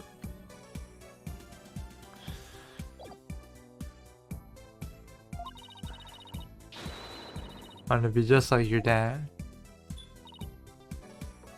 Me and Athena had some sort of like psychic connection. Like her questions were almost very similar to mine, or even better than mine. A lot of what she said, like she thinks kind of like me. And we even both have a background in psychology. I'm a big psychology expert too, in real life. So like, that's a very interesting thing. Maybe I'm more like her than anybody else. Because Phoenix's questions are like weird. A lot of the time he won't even ask questions, or he'll say like, oh, you know, he'll make a statement. They'll say, oh, I never went to the crime scene. And then he'll say, did you really not go to the crime scene? Like, he would just directly parrot what they say. Or they'll say, or he'll make a statement like, I think it's very likely you did go to the crime scene. And I'm just sitting there like, that's not a question. You gotta... She gets to the heart of the matter better, and Apollo's kind of weird, but we'll see him later probably. Shisho. Our master. But that Bucky wet. How could he? Well, that's a very biased witness there. You shouldn't want to... anything. Just tell the truth. Innocent until proven guilty. We are back in the USA now. Or Japan, so it's not like fucking khur'ain. But he... Can you just give a testimony? Stop rambling on. Every time he delivers soba, he yells at me. So maybe they were yelling at each other somehow? He seems to yell a lot. Tells me to get away. Any reason? He's just a dumb jerk who kills people, right? Smell of his perfume will get into his soba and ruin it. So maybe that's what the yelling was about? But how would you not know she wasn't with you if you're Blackwell? How can you say that? It's a great scent. Okay, stop taking sides, Judge. I'll do your double slap. I like that better. Geiru's balloons. Bias your judgment. Oh, they're really going with that one. Yeah, of course not. Just give a testimony. Stop beating around the bush.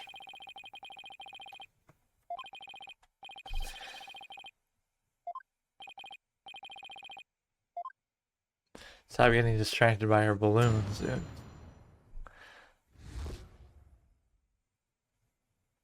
Before the murder was discovered. From 4 to 4:20, when Shisho's body was found.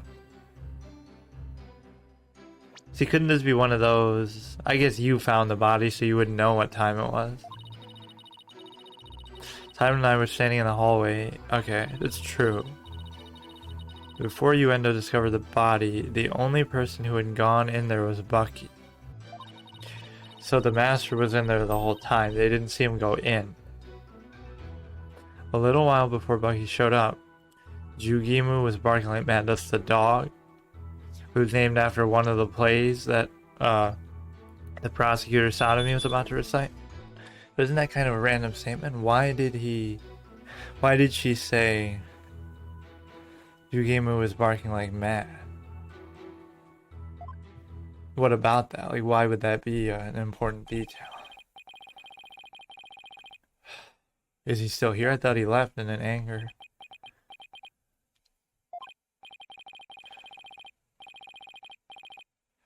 And now you're using him, her. Why do I keep confusing gender? You're using him to buff up her testimony. I don't like you more and more. You're just being annoying.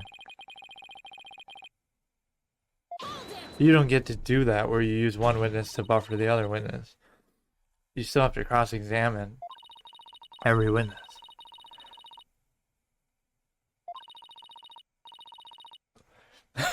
Exactly.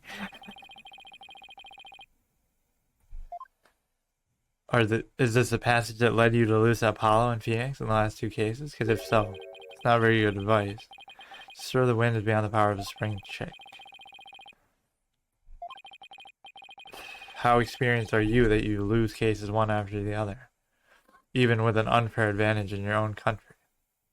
With literal divination seances on your side. More judicious to consult Brett Blackwell. But he's happy that he acknowledges experience. Hey, Apollo beats you, so you shouldn't be too cocky. She's really not that bad, dude. Why am I sticking up for her when I fucking make fun of Apollo so much? Who cares about him? He's already lost every fucking case he's done.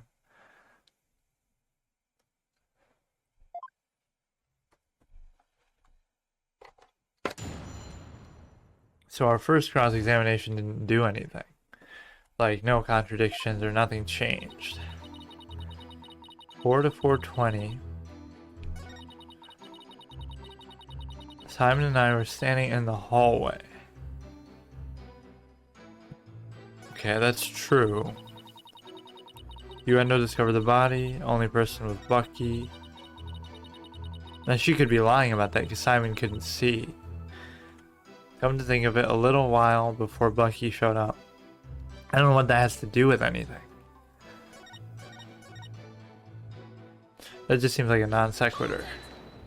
What would I ask here? I won't look at what she asks. I like how it doesn't show the current statement here. So you can do this. So what would I ask to that? From 4 to 4:20, when his body was found. So were you standing there the whole time? See if she left at any point? Left at any point? I don't believe that, but okay. Why are you asking like yourself a question? 20 minutes isn't a lot of time.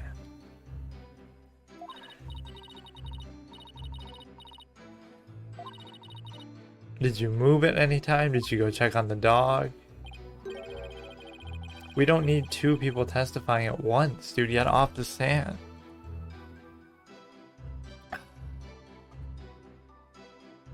We got a literal clown and a figurative clown right now. Stop doing that. You can't. You didn't see him alive. I don't believe that, but okay. Simon and I were standing in the hallway in front of the dressing room. What can I say to this? Just go ahead and say, did anyone else, or like just what were you doing there so long? But that's just more of an anecdotal thing. Why were you standing there? Were you expecting something to happen? Or like, why didn't you go check on him? You didn't want to interrupt the rehearsal, I suppose. Did you see anybody else around? That's probably a dead end. This is kind of a hard one because this is a fact. This is an indisputable fact. Simon couldn't see as well as she could. Where would I go with this? Simon and I were standing in the hallway in front of the dressing room. Let me look at the map for a second.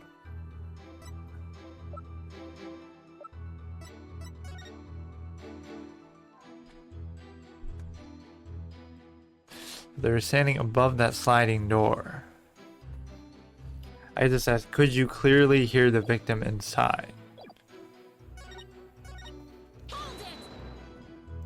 Or what exactly did you hear? This is like a statement. The fact that 2 of you were there means you were able to see everyone who went in and out, right? Not insinuating anything.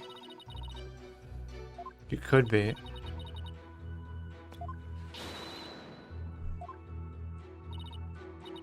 But Simon didn't see anything. Unless they come from the other direction, like Bucky, supposedly. Uendo discovered the body. Only person went in there was Bucky. So Blackwell can't attest to this because he couldn't see at that angle. Or no, he could see Bucky but not Uendo, I guess. Because it showed on the diagram Bucky coming from the other way, behind Blackwell. Before he discovered the body, only Bucky came in there. So, you could ask, what was Bucky carrying, since we still haven't established that? We should ask that last testimony. Yeah, she's more concerned with who went in. So shouldn't you ask, what was he carrying? He had some items with him. Trying to use a psychological technique on her? Make her more compliant?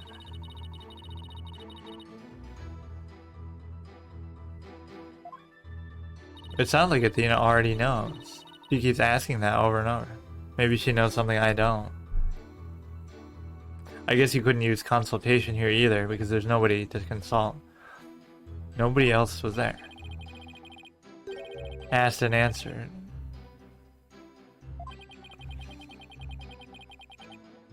No, I think she's on to something.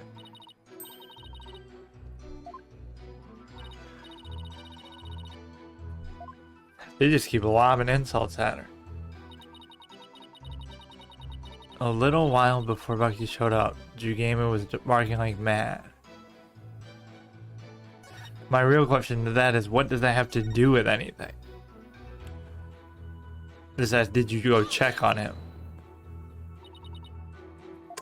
Nice question. See, these are the kind of Phoenix questions. He mentions a whole statement with that word in it, and he just repeats the word. It's like, he did that a lot in the Turnabout Big Top. It's like, Max had his 3 symbols on, and then Phoenix question would just be, 3 symbols, question mark. Like, dude, that's not, that's not how you ask questions. 3 symbols, then they'll just tell you what the 3 symbols are. Asked and answers, facts and evidence. Like, what the fuck? Jugemu? It's obviously the dog. It's your dog, or it's just a dog? Yeah, it's your dog. The twisty twist. Oh, is that what he looks like? Basically. Everything of hers has weird looking eyeballs. The dog did it. He's a good boy. I don't know what this has to do with anything. I guess that leads to the same thing. That's a very random statement. We'd have a new suspect in this case. Maybe he just saw Bucky? Why did you mention that then? Like it was relevant to what we're talking about. Okay. Yeah, this is exactly where I was going. Door to the yard was wide open. I would have seen if anybody went into the dressing room. What was Blackwell doing at this time?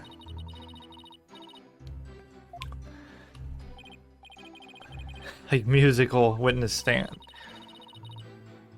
You saw what Geiru was talking about, right? Or you heard it. Why didn't you mention... Oh no, I know what you meant. Why didn't you mention it before? You're a prosecutor, man. You should know this. Did Geiru go out into the yard?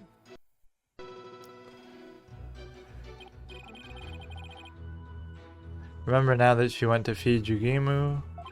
For how long? That's suspicious, looking towards the dressing room quite frequently. So could somebody have slipped in? Because the way Blackwell was standing, and of course he couldn't have moved during the 20 minutes. He was in that exact spot where he couldn't see the door the whole time. That's how we're meant to treat it, I suppose. Great quantity of dumplings or something. He couldn't finish them, so he buried them. That wasn't too helpful.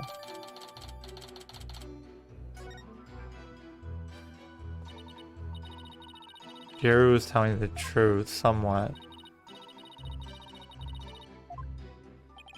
I like how we just have a second witness that we can just ask anytime we want to corroborate stuff. I was in the yard, but the door was wide open.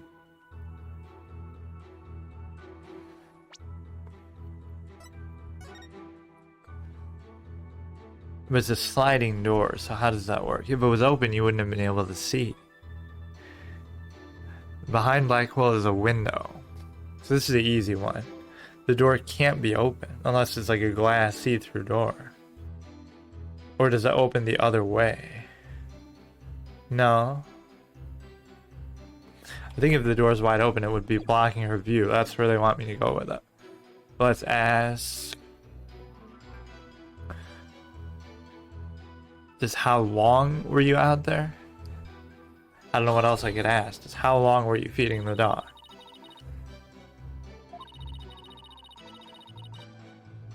Yeah, but it doesn't seem to make a difference.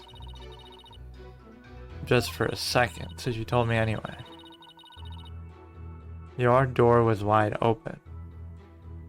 I don't even get how that makes sense. Even if it wasn't like that, you can't see at that angle. Like,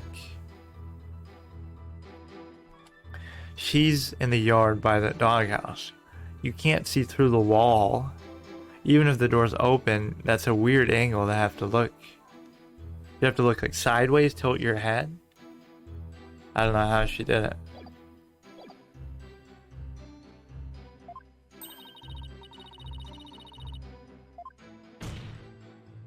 Do your double slap, I like it.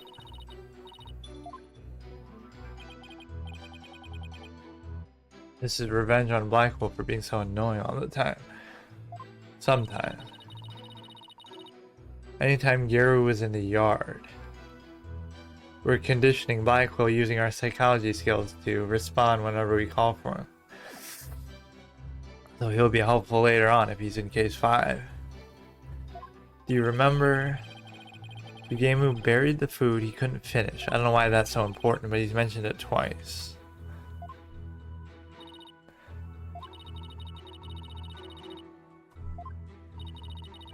When I finished feeding Dragonball, I returned to the hallway. Then I saw Bucky go in the dressing room. So we don't question that part. Geiru and Simon were hanging out just outside. Find a flaw. So the obvious one is just that the door is the wrong way. Whoops, I went too far.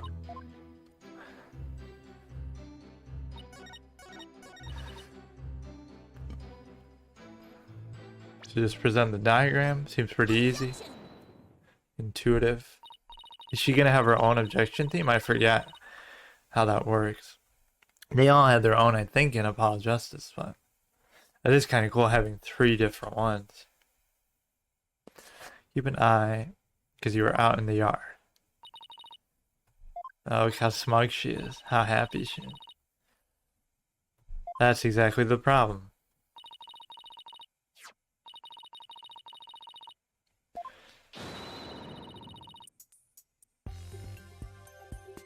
Oh, this isn't much of an objection theme.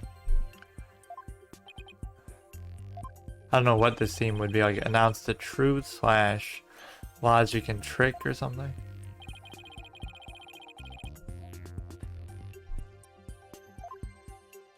The door itself. See, now it's an annoying thing. If I click the door, I'll click the area where the door moves.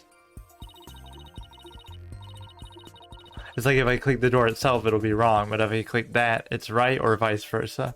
Sometimes it's finicky like that with the lantern. In the last case, he's in the yard near the doghouse. Blackwell even saw her at a weird diagonal angle.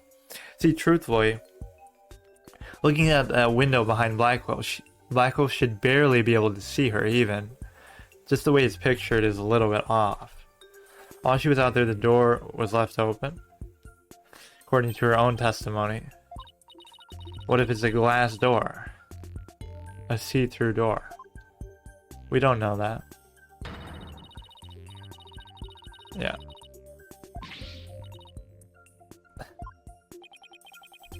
Even if there were admittedly a few moments Geiru was not keeping watch. Why did she lie is the point.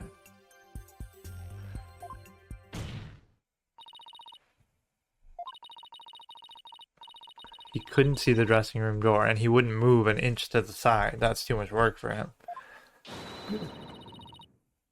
Yeah, perfectly true. You'd think he would have heard them, but...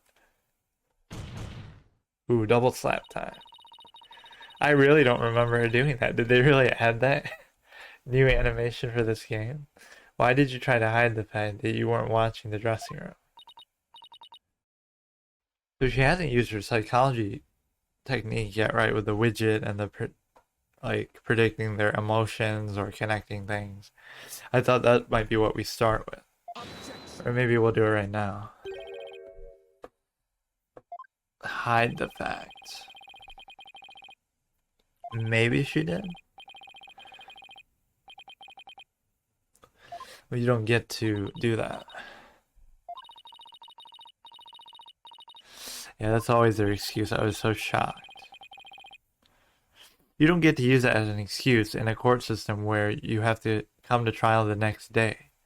If the defendant is too in shock because they're accused the day after it happened, then you don't get to be in shock either. Because the defendant has to face their sentence regardless of how shocked you are or aren't. So in this world, you have to just deal with it. You don't get to use that as an excuse.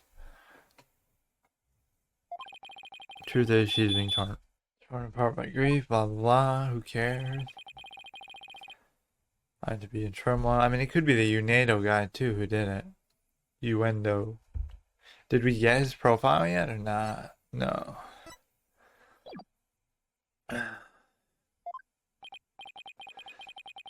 Hey, Athena's a psychology expert, not you.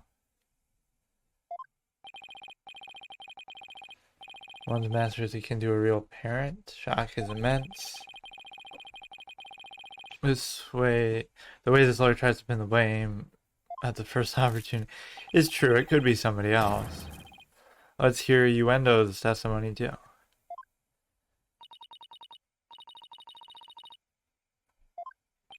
You don't need to defend that.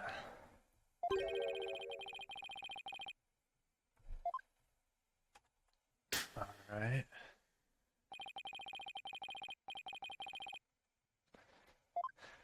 Who cares about that?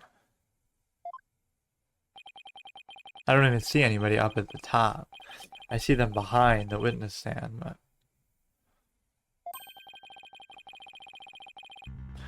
They should kind of be upset at you, though, for bullying Phoenix and Maya if they heard about that. Phoenix should be a beloved celebrity.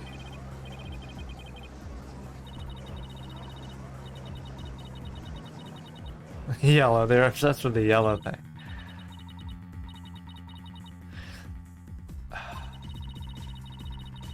Who cares, dude? Phoenix just dealt with a hostile country. You can't deal with a hostile gallery? Don't worry about that shit, dude. Yeah, unlike you, you tried to get an innocent person convicted twice. Does that show up in the backlog? Still in training, why is she all by herself? That's a good question, actually. She's only 19, apparently. Oh, it bothers her especially. Why is that again? She's just sensitive to them? Or it's the... something with her... I forget why, but it bothers her a lot.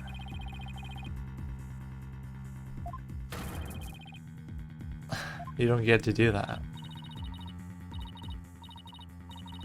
Can't give up. Just ignore it.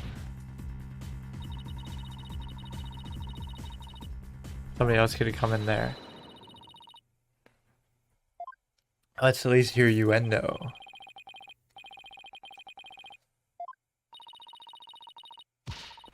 Buster.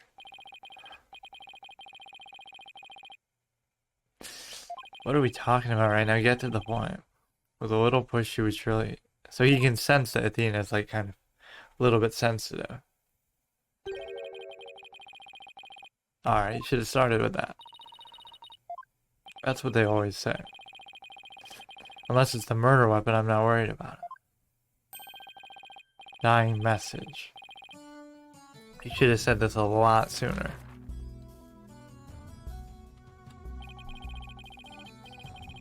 Japanese playing cards, known as karuta. Special English version karuta cards spell out a message. Did they put that in there? Because it's the localized version? I think this line wouldn't be in the Japanese version. These special English version karuta cards. How convenient. Wet number 4. What else could that mean? Yeah. Okay. Haven't seen a dying message in a while, have we? Not too common in the series. Like, Mia supposedly did that to Maya in case 2 of the first game. And then Wellington did it to Maggie in the second game. That's the only thing I can remember.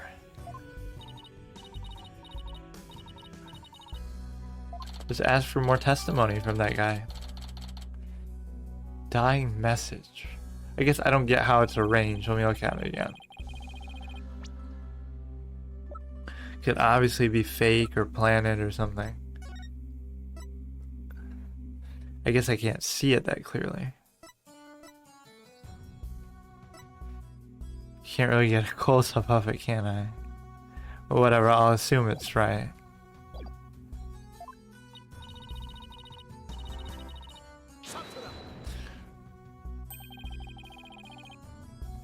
Use false hope. I should just give up. Stop going to the gallery. You're used to khur'ain always being on your side, but it shouldn't be like that here. Everyone just hates Athena.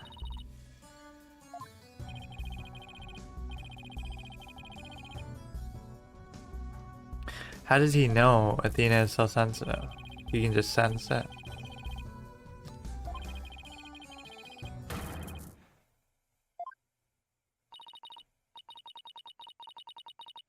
Well, you don't have a choice, so just do your best. What the fuck is wrong with the gallery today? Hey, what's up? I saw your message before. Yeah, it is case 4, but I was AFK. She's getting completely destroyed by the gallery right now. Leave everything to the... Okay. Oh, he's back in action. Now he finally joined my side, like I said he should do at the beginning. Keen sense of hearing against you, but how does he know that? Who told him?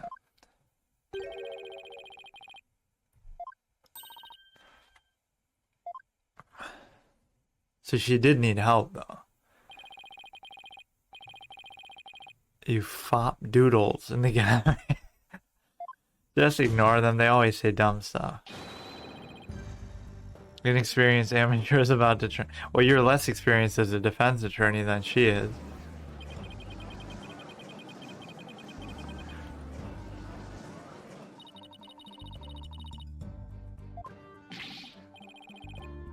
I thought he specifically said he's not allowed to help you because he's a prosecutor. So just break the rules because you got bored.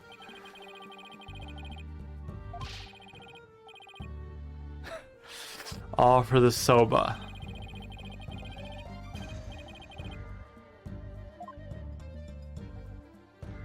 I don't know why Sodomy seems to hate him so much. You were so easily manipulated by his parlor tricks. Hey, you tried doing the same thing to her, didn't you, in the last game? Qualified and capable. Are we going to use her psychological technique now, finally? I'm not grinding up anything in the skirt. What the fuck are you talking about?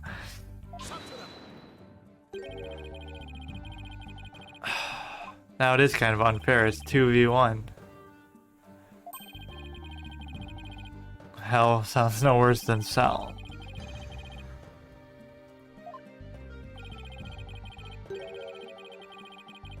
Born as a panda. That doesn't sound so bad.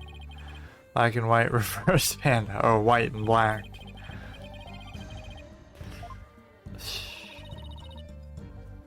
Yeah, he's much more strong-minded than her. Good one.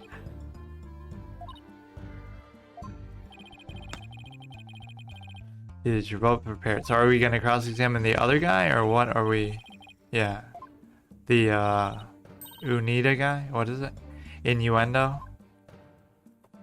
I forget his name. Uendo.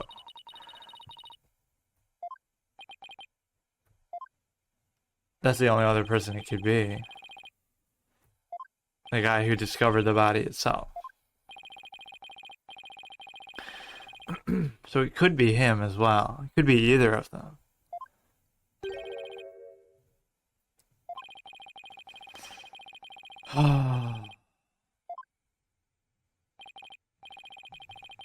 So this is a lot of witnesses. This is 3 in a row right now. Black, Will, her, and then him.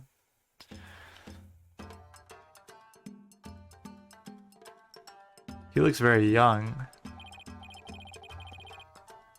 Do you get a profile? Not yet. She's like 34, so this guy looks like 20. If even. Rakugo storyteller, Uendo Tornado. Even if my performance isn't worth watching, I will certainly watch my words. Wouldn't want to say anything thoughtless and get arrested. Raku Nono.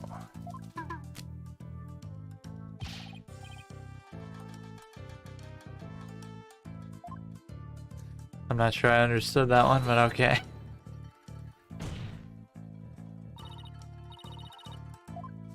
So is it gonna be this guy, or is it gonna somehow turn out to be the girl? I wonder.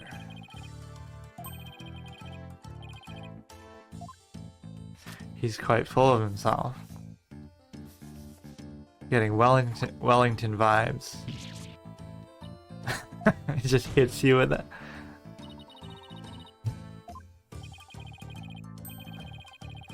My fan deserves the fan. Okay, he's got a good sense of humor. Yeah, you didn't have to veto a dead horse though. He knows Simon too.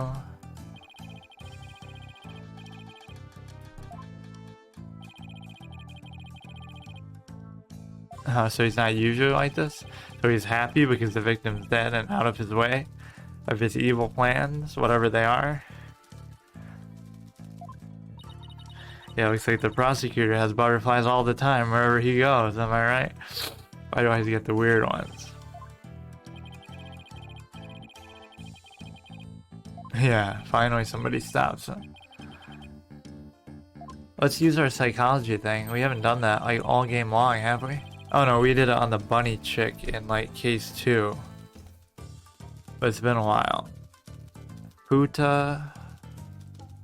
I don't know what that means. Uendo. That was our way of celebrating my middle rank standing.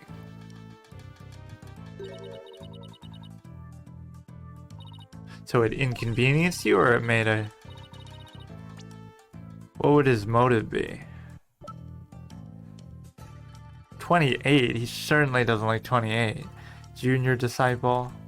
Less experienced than Geiru, yet he's become higher rank than her. So there's some bad blood motive right there. Just as I got my chance to start repaying my debt to Shisho. Worried about Geiru. Or she clung to Shisho. So somebody's acting here. Just looking at the picture, maybe she's overacting a bit. I kind of am more inclined to believe this guy for some reason. At first I thought it might be him, but rigor mortis. Keep telling those lame jokes.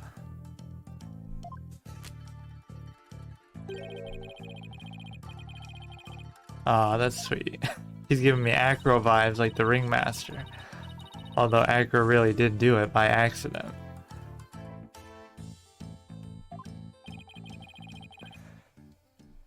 Alright, get to the point. Because it's all about the cards, which I could barely see in this screen. Hopefully I'll get a close-up version of it soon. Should let you zoom in on the... I guess it's my fault for having my screen so small, but like, you can barely see the cards.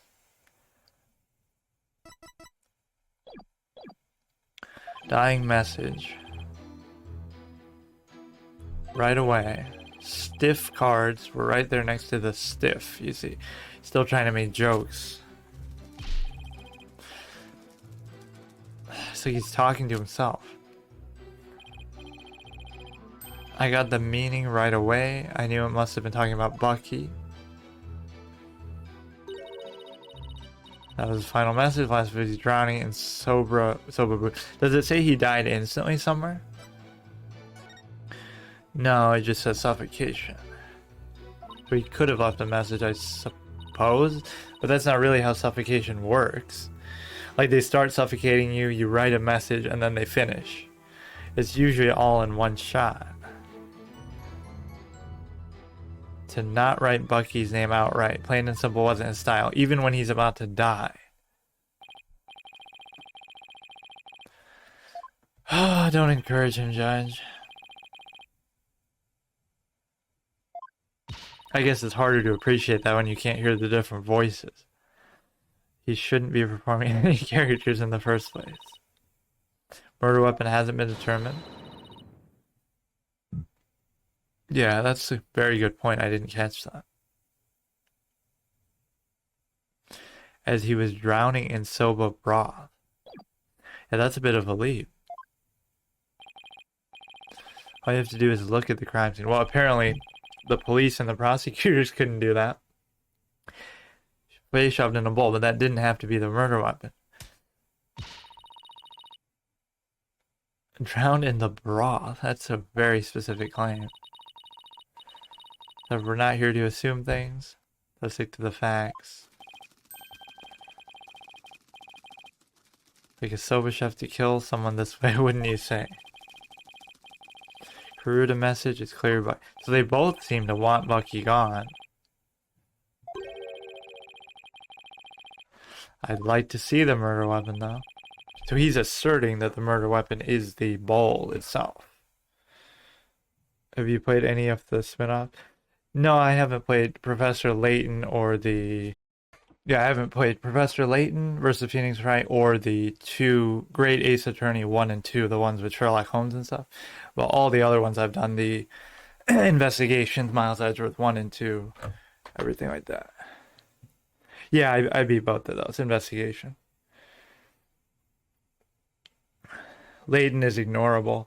Yeah, I kind of didn't like the premise of Layton. That's why I avoided it. Edgeworth was very good, 1 and 2. And the Great Ace Attorney, I think they released it in English, didn't they? At least one of them? I'm not sure. Of course, Investigations 2 I had to play on the fan-translated one. Because there is no official release, sadly.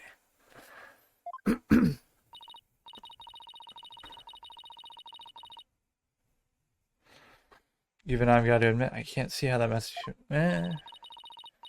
Maybe the message can't mean anything else, but it could have been written by somebody else, couldn't it?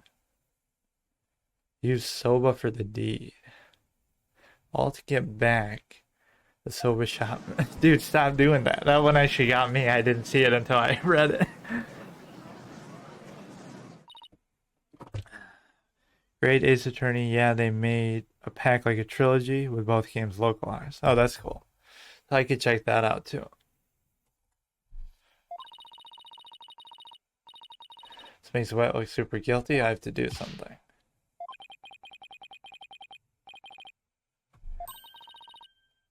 It is pretty weak.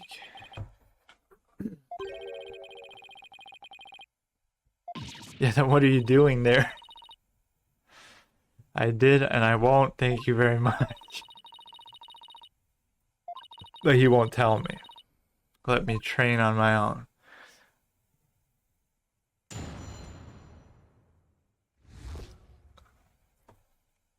Dying message. Something I'd like to play after this game.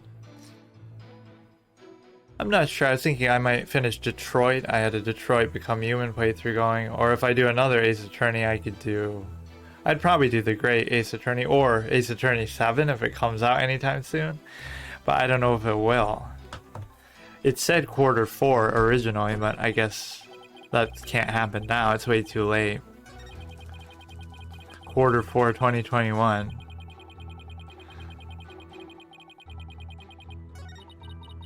This is a pretty long testimony.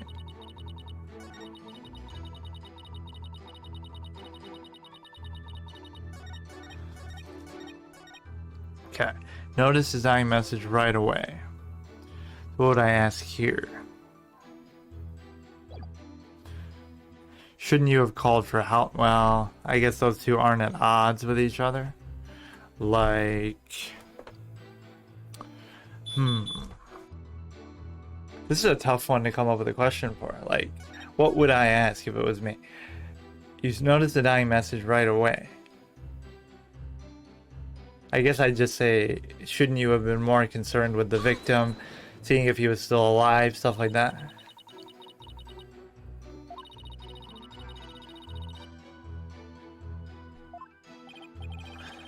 Coded message right next to the body. Anybody would have thought they were there to name his killer. Why would it be coded? Who cares about that?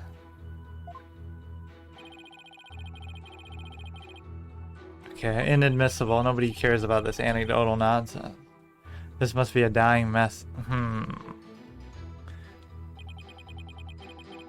Stiff cards were right there next to the stiff. I guess you could ask him like the old... Was the crime scene exactly how it appears in this photo? Whoops.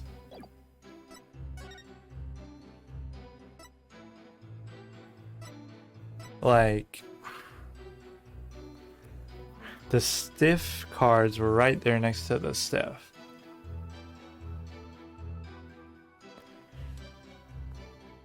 Well, the blood is under them, so that itself is kind of odd.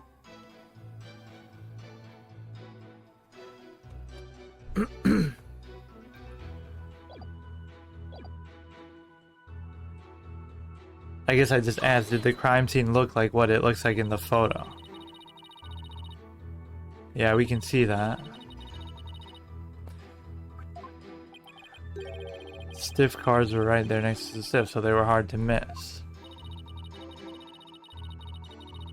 Yeah, and check if he's actually dead. Okay, stop saying that. He's gonna say it again.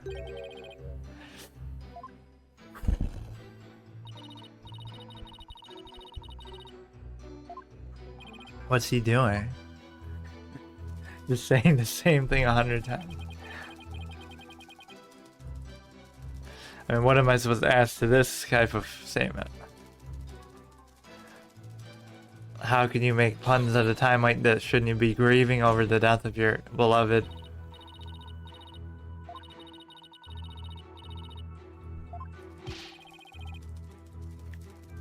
Yeah, they're not so wonderful. They keep bashing Athena.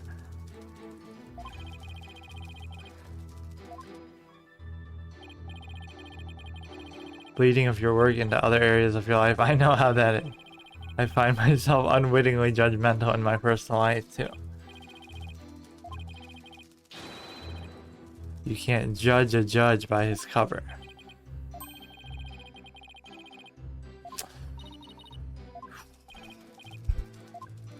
You wouldn't treat Phoenix this way, Judge. I got the meaning right away. I knew it must have been talking about Bucky. What does that mean exactly?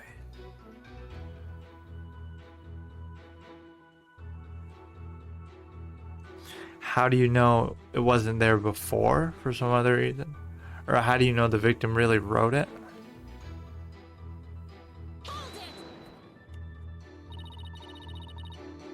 Okay. Which could be wet number 4.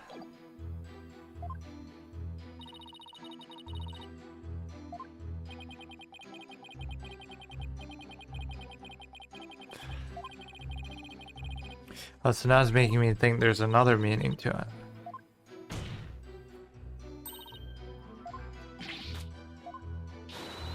What if there's another wet noodle in the area? Like someone else named that? I don't understand.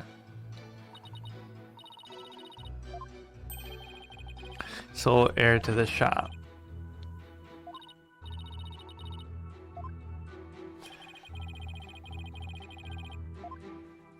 So Simon's pretty confident that he's found it.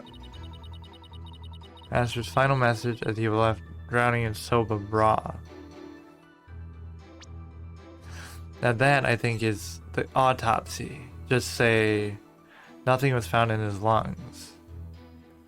So if you drown, it would be in your lungs still, wouldn't it?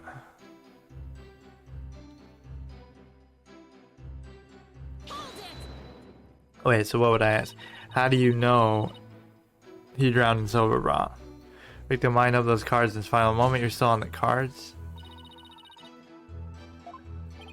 Kind of a weak question there. He would never let someone get the last word, even in death. With his face in the broth and his consciousness fading, he left a message that pointed towards Bucky. What a weird way to explain it. It's the only way it could have happened. It's true that even the prosecutor can't say for sure. No shit. Stop bringing up shows. Yeah, he's really talking too much.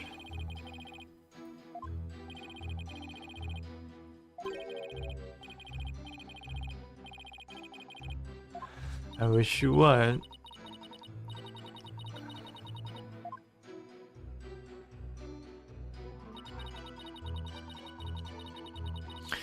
Solely she showed not to write Bucky's name outright. Plain and simple wasn't his style. Isn't it odd that someone who's about to die would do that though?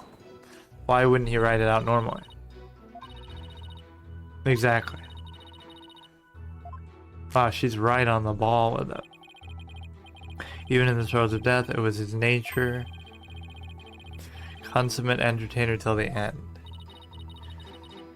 Was he really that great of a man, Simon?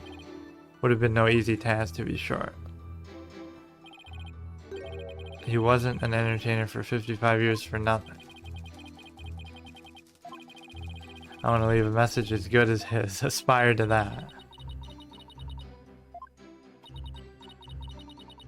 Are all Rakugo artists like this?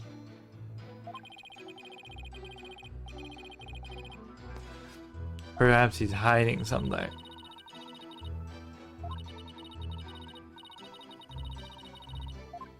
I think I've got it. It must just be the autopsy. Nothing was in his lungs. That must be it. Well, it makes perfect sense. Okay, not bad. Pretty obvious one.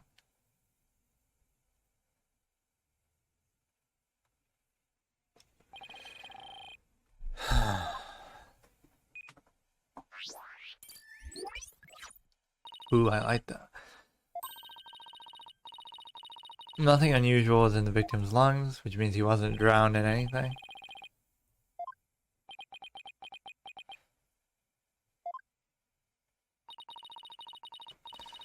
Should have been sober broth in his lungs.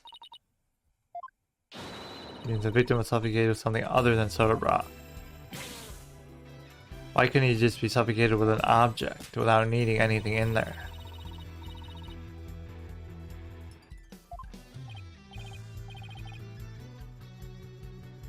Oh, it's just in the subjection theme.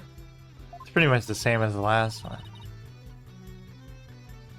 A little more like a rock version. A little bit lighter. Wasn't the cause of death. When was the victim's thrust in the bowl? Could be after he's already dead.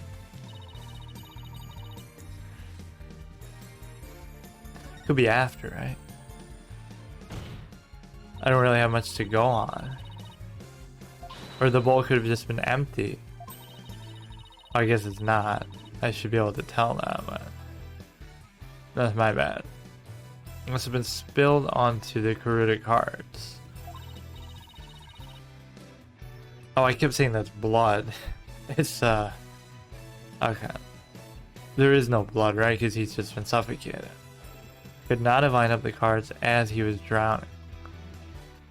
That would have just been unreasonably difficult. But after he was already dead. To frame Bucky?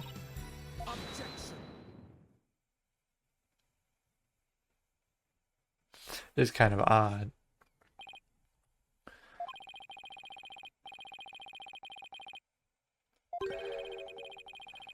Sides are liable to split at the absurdity. He hasn't said much in a while. That's creating the body. Strong sense of enmity on part of the perpetrator.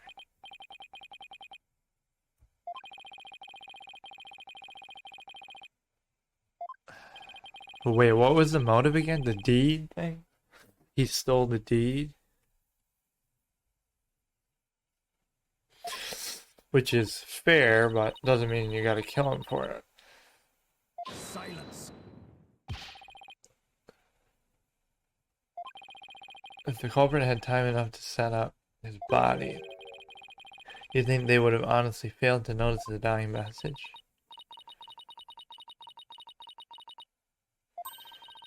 So somebody else set up the scene after he was killed? Was the accused rational at the time, given the way he stormed out of the room? Are you actually helping me or not? You saw the khur'ain cards firsthand. Tell them in more detail, and can I get a zoomed in one? Precious little of what I wish to know.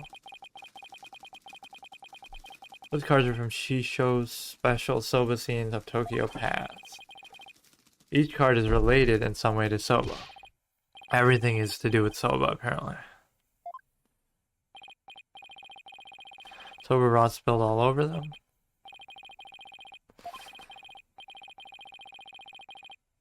Yeah, even I asked for that a while ago.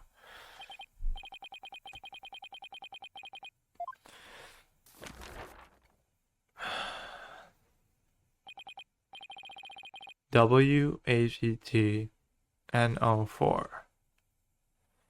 What else could that mean?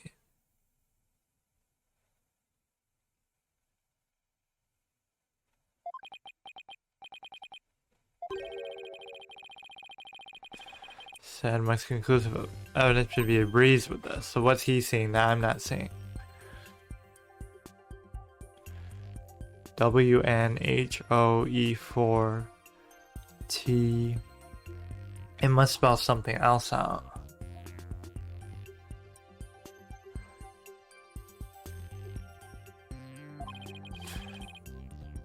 Actually, I don't know exactly what he's getting at.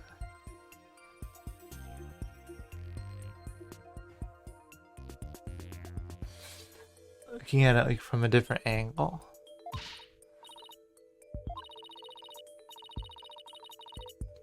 Well, what claim are we trying to prove here? Did it spell something else out, potentially? I guess we have to.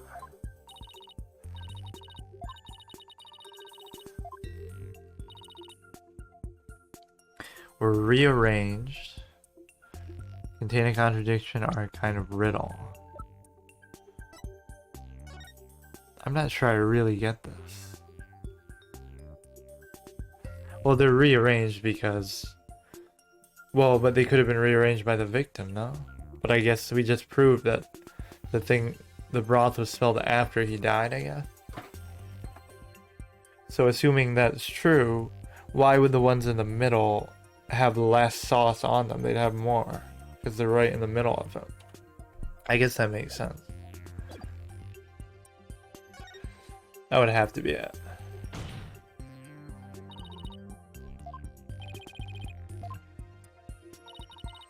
Look at the cards. The ones in the middle are not as wet as they should be. Broth stains. Sober broth stains on these cards. The outline of these stains don't match up with the larger stain on the table.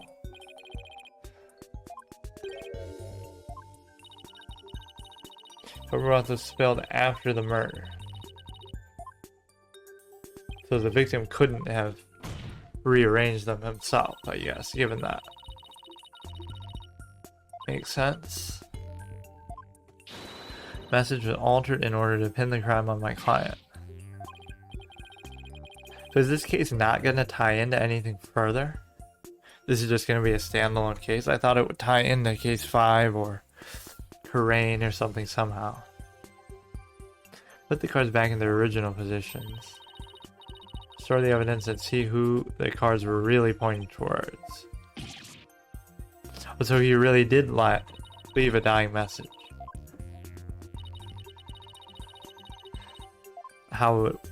This is like a new mechanic. Who else could it spell out? It's an interesting way to do this. I like that though. Like what other name? Geiru. I mean, W isn't in anybody's name though. Wait a second.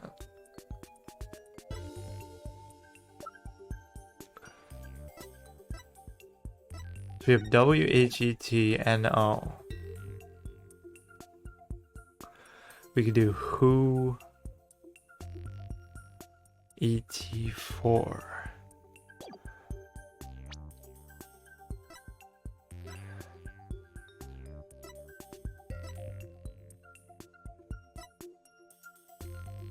There's no W in their name, so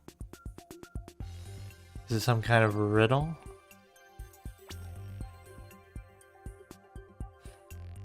I guess I can go just by the amount of broth on there. This one has it on every part except for the top. So it would have to be like this one. I don't really see what it's going to spell out. This could be here or... yeah, it's probably right here. Oh, I get striked for each one of these I get wrong? E, it's only clear on the top, so it could be here. W, E. T is covered except for the bottom right. Could be this one, although you can barely see. TH. N card is obviously going to be... wait. Oh, is it this one? Is there even one there? I couldn't even see the outline hardly. O. Owen Wilson. Owen Fourth. What does that mean? Owen. O-W-E-N.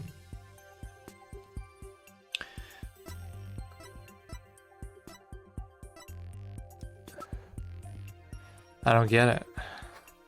Even as I'm doing it, I don't know what that means though.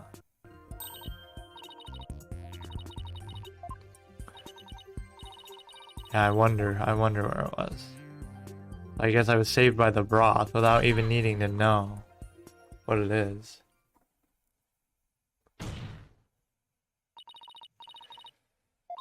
Actually, Owen Fourth.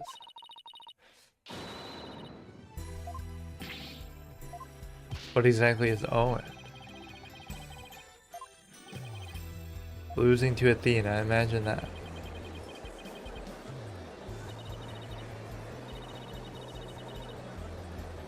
Well, with a little help from Blackwell, I suppose. We didn't use her psychology thing at all. There's always more to everything than meets the eye.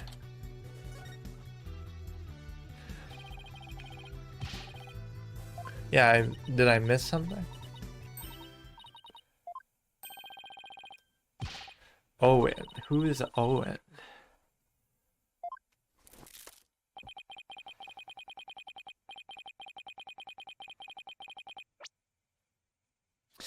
Let me think about it.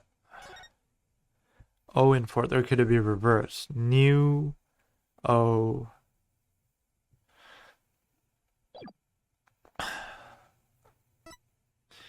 Which of these two would be called Owen?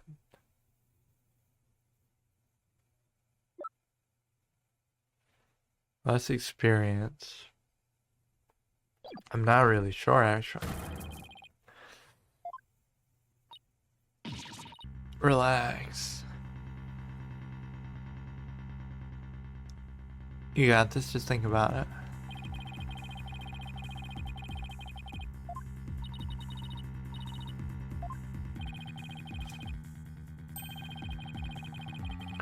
There's a perfectly good witness to question. So now can Michael not testify anymore since he's helping me on the defense bench?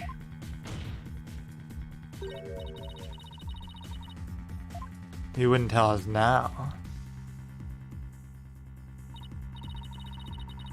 No one named Owen or a circle of friends.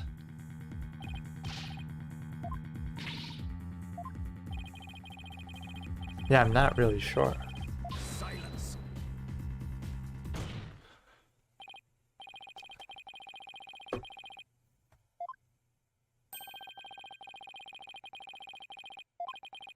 And it's helps prove the defendant isn't the real culprit. No, not really. There's your double slap again. Who does the message point to, but rather, who rearranged the cards? Because you always try to get the right answer first. 2 opportunities for someone to change the cards. First was when Mr. Wet entered the dressing room. Wait, what?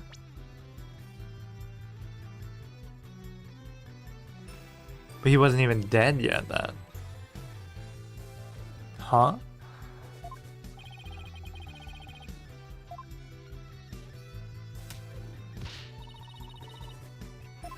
I guess he would have to.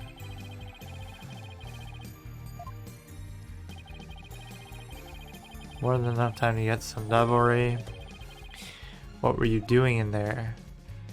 They did say it was like 2 to 3 minutes.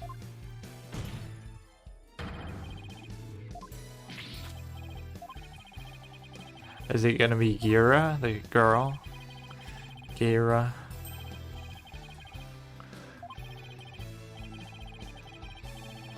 Slip of the tongue, but it shouldn't happen if you're telling the truth.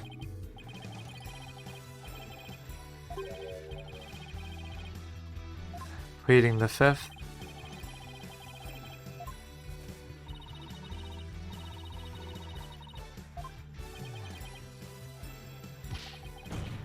That kind of gives away that he has something to hide. Who's afraid to speak? Who's ever heard of such a thing?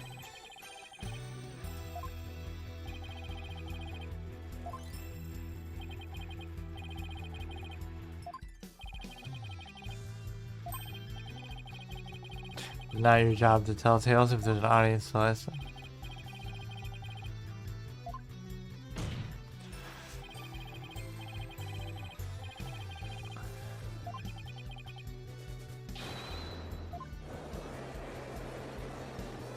Now the gallery is on our side for once. What is he sitting on? I still refuse to talk.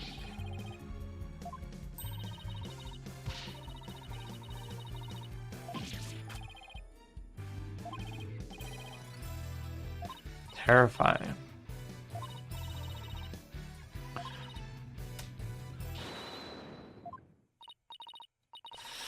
Okay, that was kind of a little bit too obvious though. Power of suggestion.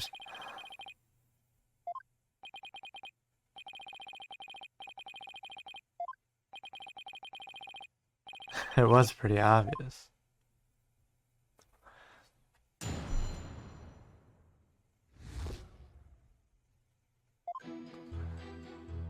Yeah, what would he have done if he just refused? We could have called the other chick. Went to visit Shisho. Called him from outside, he didn't reply.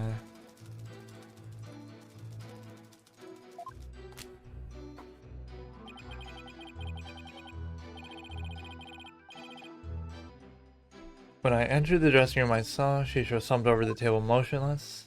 That was kind of short. What was that? It's not up to you, the prosecutor, to decide that. Maybe you're not. Maybe you didn't do it. Oh, here we go. Not now. You do that in the beginning. I don't think Sodomy's seen that technique, though.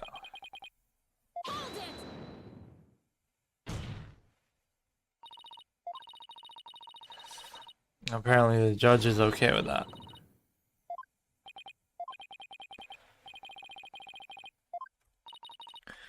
It's worked before, so just go with it.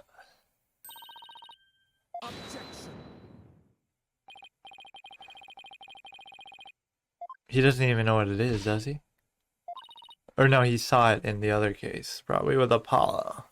Why do I keep forgetting about that?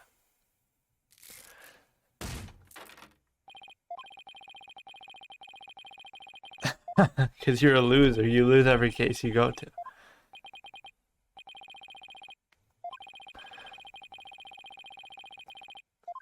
Sad monk.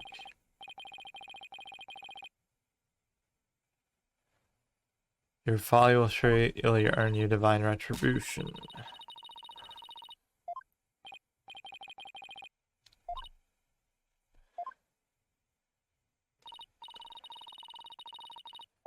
I forget how exactly this works even, but...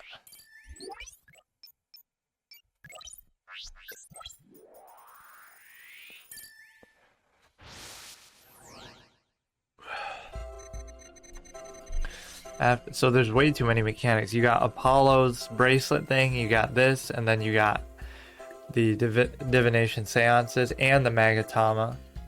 A lot of fucking mechanics at once. So after my performance, I went to visit Shisho. How did she decide when to do this? I guess just because she couldn't find any contradiction?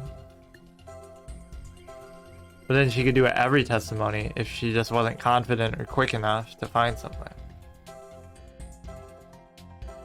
Okay, so he's happy about that, that's fine.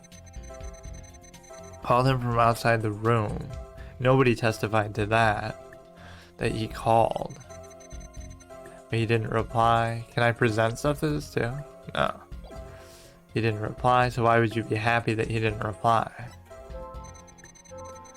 Entered the room. I saw him slumped over, motionless. Or wait. Did I do it right?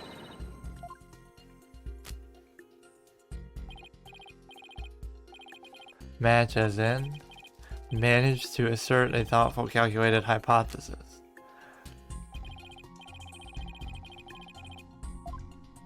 What? Do we get penalized for that? What does it say here? What's the unexpected emotional response? Why is he happy that he didn't reply? Couldn't he want him to reply? I don't get that. So he's sad that he saw him dead. That's fine. After my performance, I went to visit him, so he's happy. What's wrong with that?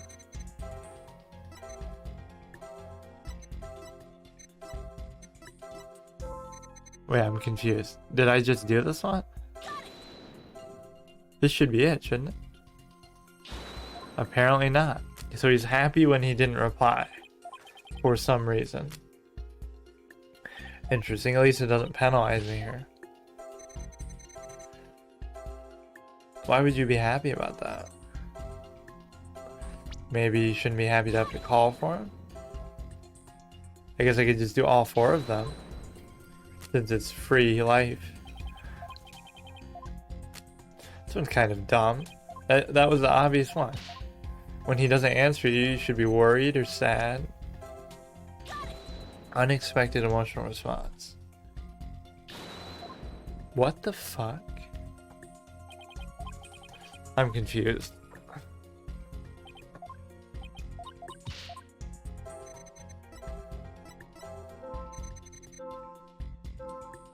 So he shouldn't be sad about seeing his master dead?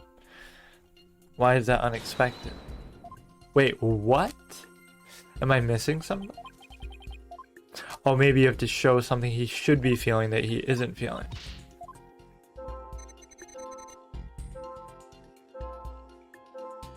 So he's sad, but he's not surprised.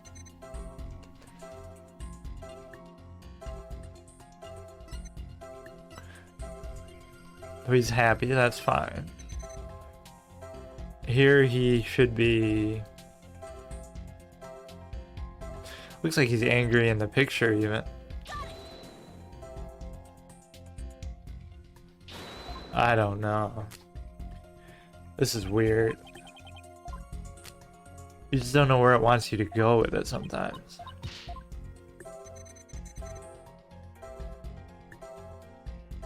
Shouldn't you be surprised that he's not answering you?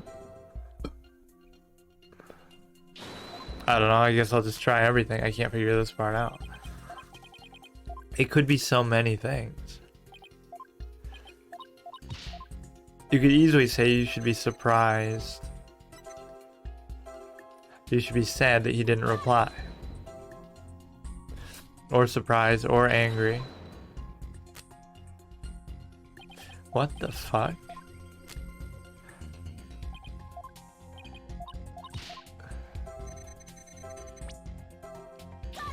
Shouldn't you be surprised? No, it's perfectly normal for him not to reply, I guess. Oh my god. Bad return to this mechanic.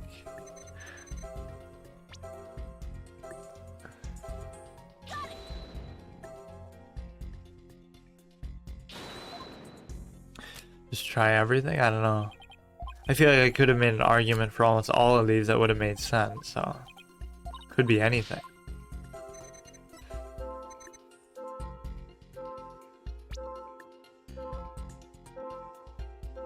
Shouldn't he be surprised? Okay. Oh my god. So it's like he knew he was dead. He's a 70-year-old man, he could drop at any time.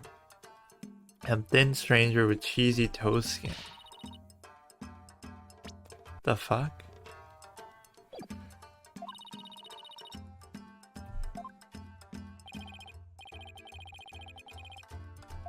Very funny.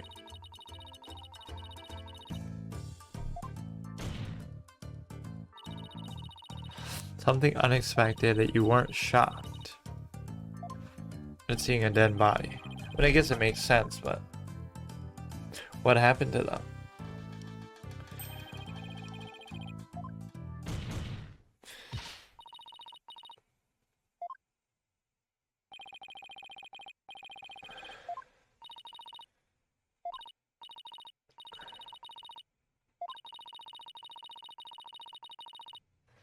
You entered the room and saw your master slumped. You weren't the least bit shocked.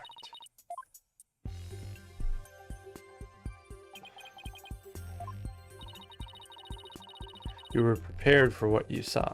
Maybe he just has nerves of steel. I still don't think he's the killer per se. I mean, it's the only one that makes sense.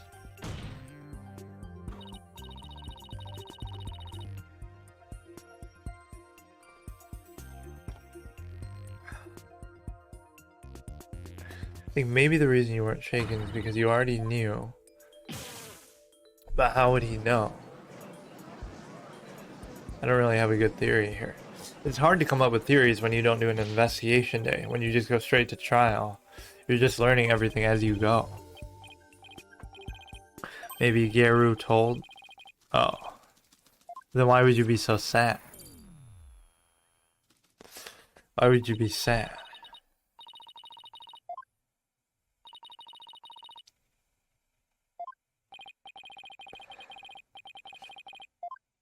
But he had his head in a bowl, didn't he?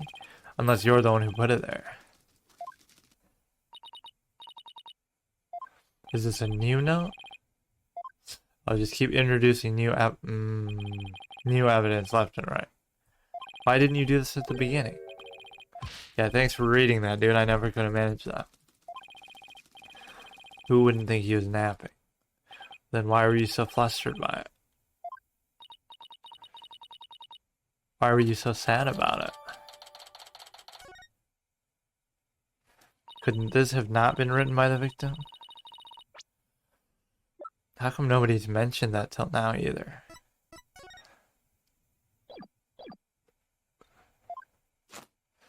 That's why it took you 2 to 3 minutes?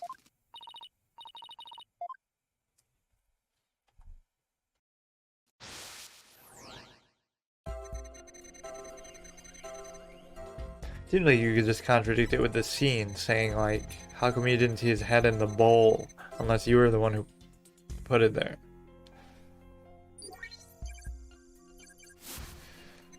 Thought he was sleeping.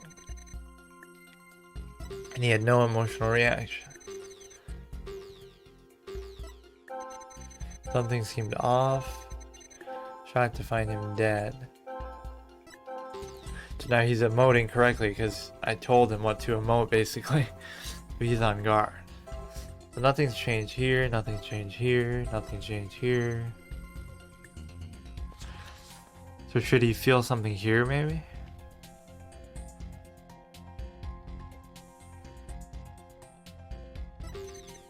And he was mad.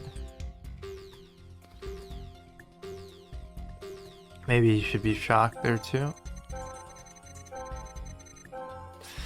Is it going to be the same thing?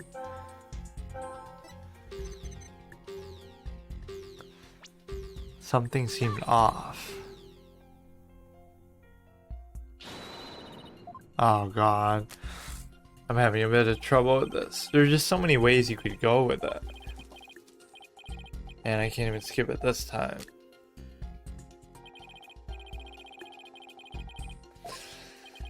Oh, this guy's really annoying.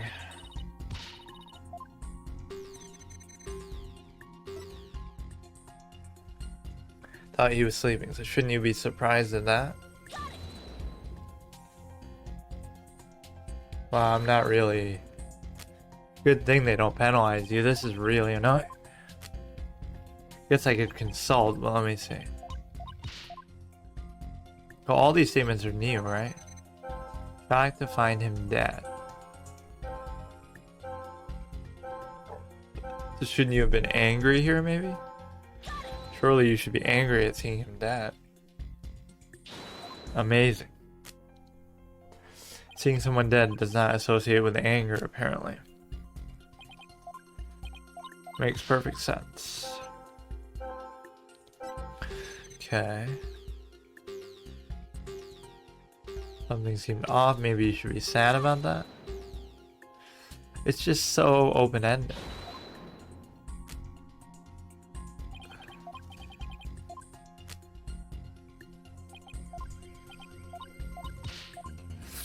Holy shit.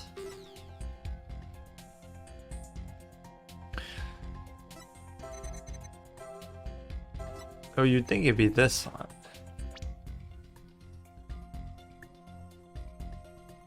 He felt nothing at that moment. Could be any of them, really.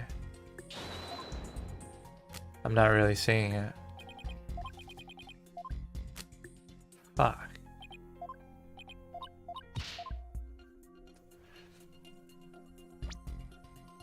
Maybe it's one of the later ones? Maybe like, why were you angry? But something was off, that's why. Something funny in your emotions? I don't know what this case is gonna add to the rest of the game. It might just be like a filler case. But maybe I'm wrong. At least Blackwell and Sodomy are both involved. But you're the one who said it. But something was off, so doesn't that make sense? So easily explainable. Whacked my little piggy on something. That's it.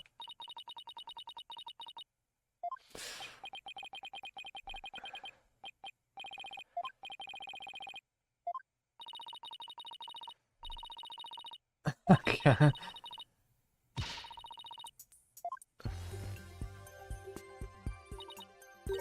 I I don't really see anything you could have subbed your toe on.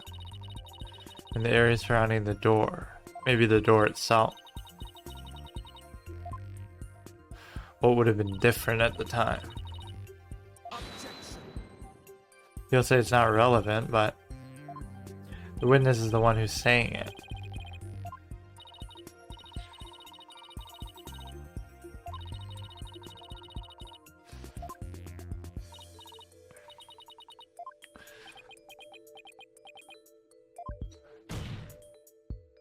He seems to be okay with it. Yeah, just tell us what it was, exactly. Maybe you don't know. There's really no trace of what he subbed his toe on. What might have been there, but is not there now.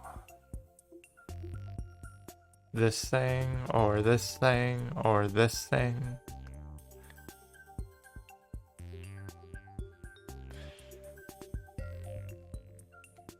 It looks like a blade. I don't know what that even is.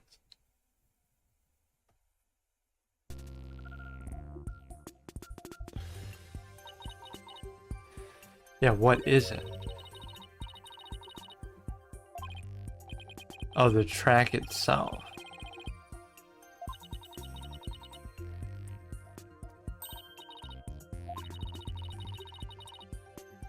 I didn't get any of that. I thought it was that object there. TV. Okay, I didn't get that at all. I got lucky. This part is kind of annoying me. Why couldn't you just say that? What is this guy up to? Well, then who rearranged the time scene? Crime scene. Did I say time scene?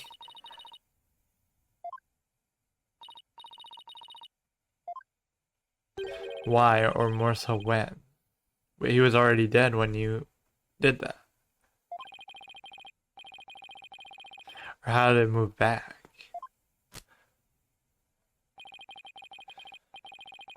Okay.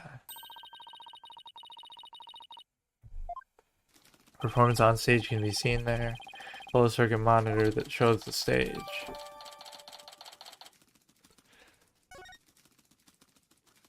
What's that gonna say?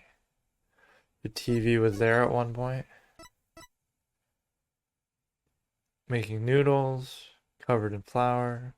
2 drink cans in the fridge. TV can be used to monitor the stage. Can't find anything else out of place.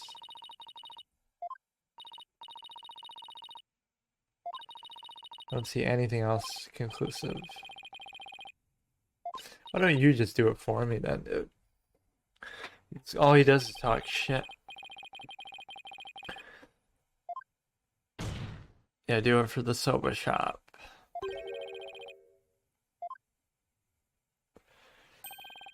Table is slumped over. Looks like it was moved.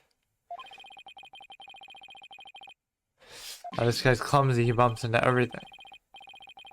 TV hit the table and body moved with a jolt. Why wouldn't you just say all this outright? Like a Adrian Andrews all over again. Bumping into stuff, putting the glass down. Clumsy oaf.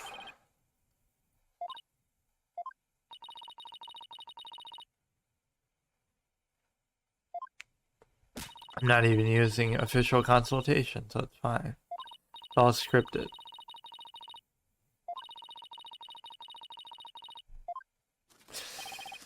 Are we done with the psych thing yet? Last one maybe? This can be kind of dumb. Okay, that's the same. That's the same. It's kind of easy to guess too, because you know it's going to be the new statement. Why would it be anything different?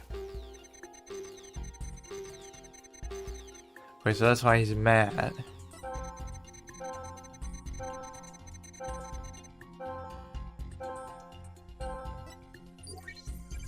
Another update.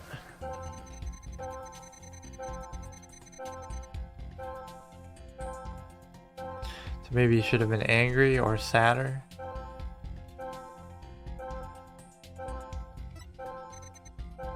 I mean, maybe it's just the amount of it. It's really hard to judge. Like, he could be very surprised by that. What's so odd about it? After being surprised, you were even more surprised. There must be something else. Okay.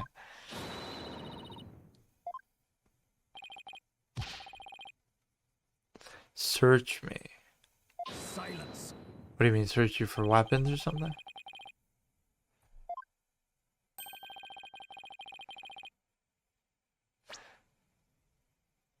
Is sharp as a trout. I've never heard that expression before. Like how the court just accepts this emotion thing. Back to 100.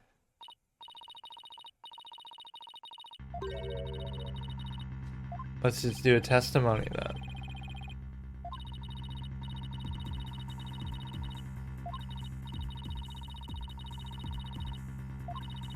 Sometimes a person can run too high, making it hard to get proper reading. Okay, unfortunate.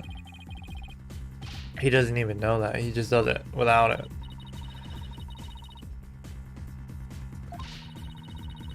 And there's nothing ordinary about it this time. This part is kind of just not that interesting to me.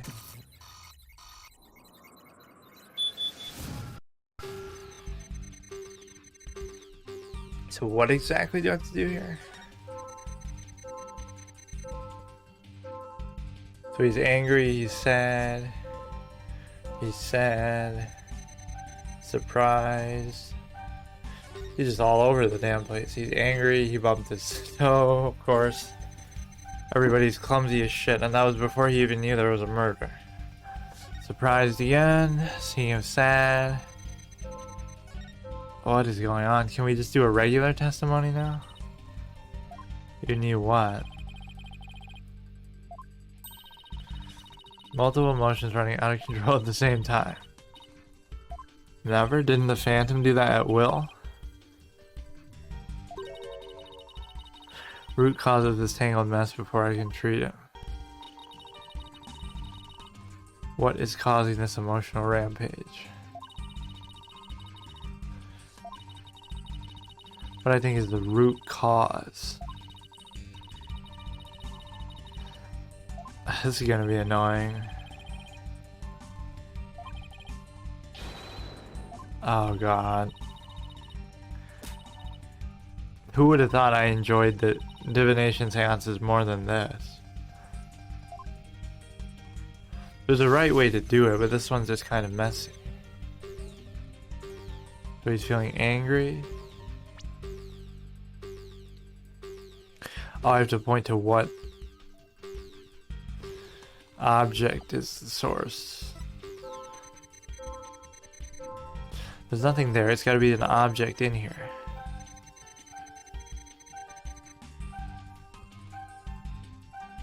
Maybe the fact that he took off his shoes, that's why he stubbed his toe, I don't know. Okay, I'm not seeing anything too important here.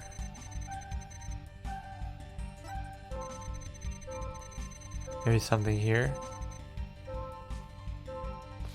Maybe the fact that he knocked the drink over. I mean, it could be...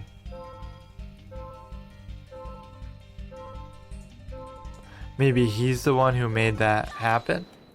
That would make sense. So he's trying to cover up that he messed up the crime scene.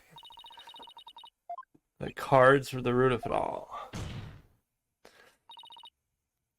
He made that happen, so it wasn't the killer.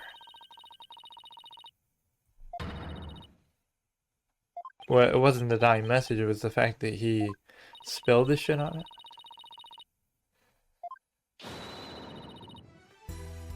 Or maybe she's going somewhere totally different with it. You can see how arbitrary and abstract those can be sometimes.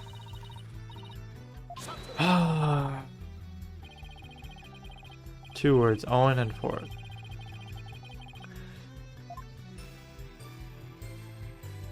Yeah, I still don't see what it means. May not seem to be any direct connection. Went some kind of weird places, but it's like, yeah. I don't just wait inside. What is your theory? I don't have one. Owen the Fourth. Window and the mysterious Owen the Fourth.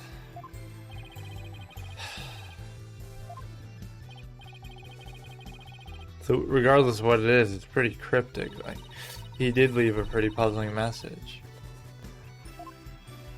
Maybe he was framed by the other person? The Geiru chick? I highly doubt this guy's the killer. Meandering musing. Nice alliteration.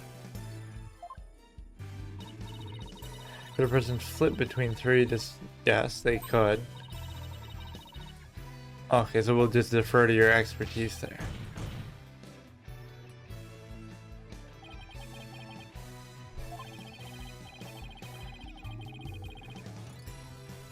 This is all nonsense.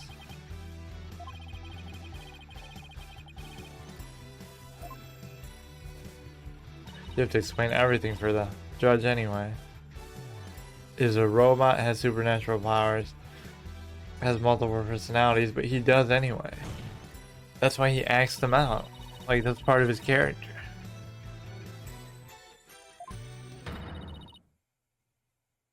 Does he really? That kind of suits his... What does that even mean? And why would that even matter?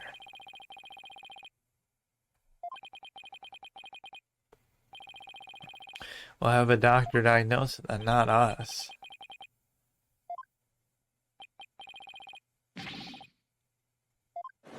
He's admitting it just like that.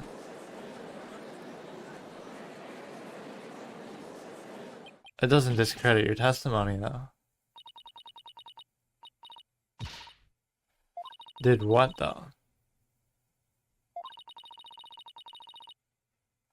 It's not that rare, is it?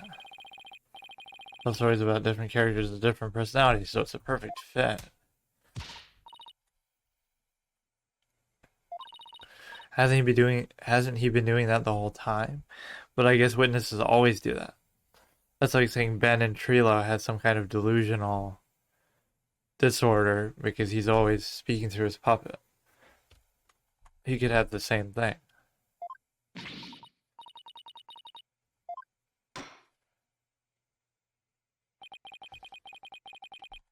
What's the point?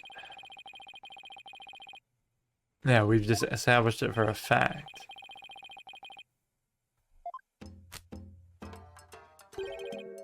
I didn't think it was going that way. This is just weird. Patches the friendly gesture. So every expression he has is a different person. Hisagawa, courtesan. I think there's one more, like an angry one. 3 personalities. Do we really have to go further with this? What is the point of this? This has nothing to do with the case.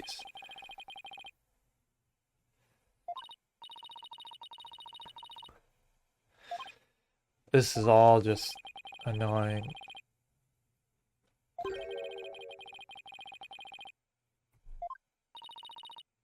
Well, you could just plead the 5th like you were talking about earlier. New way, certain piece of evidence has arisen. What is it? Do I think I can figure it out? Maybe the Owen thing? Did one of those names fit Owen? Like Owen is the 4th? Oh, is that what it is? There's a 4th one he's hiding? Owen is his 4th personality. What were the other names? Patches? It could be. But how would we really prove that?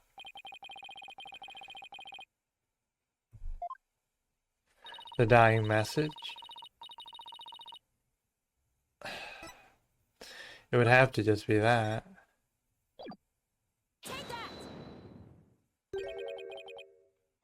This is so out of left field. Like, what's the point of all this? Didn't have a clue. We still don't really know for sure.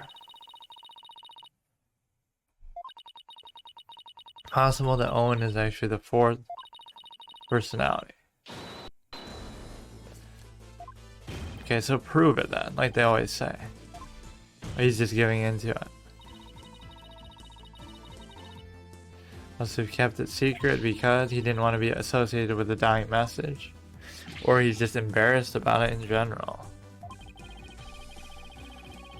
What? Taking advantage of our affliction to act out. Okay, that's a good justification, actually. Not really, as long as the end result is good, who cares?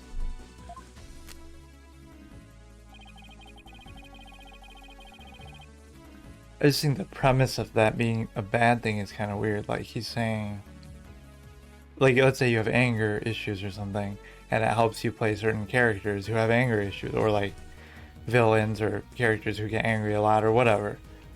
You have depression, so it helps you play sad characters, or you have a really low voice, so it helps you play shy characters. You have a loud voice, so it helps you play boisterous characters. Like, it's all part of what makes you good at what you do. So if that helps your acting, who cares? I think it's the perfect use for it. I don't see what's wrong with that. Whatever, let's just accept it. Is he gonna be the killer then, the fourth personality? Or are we gonna go back to Geiru?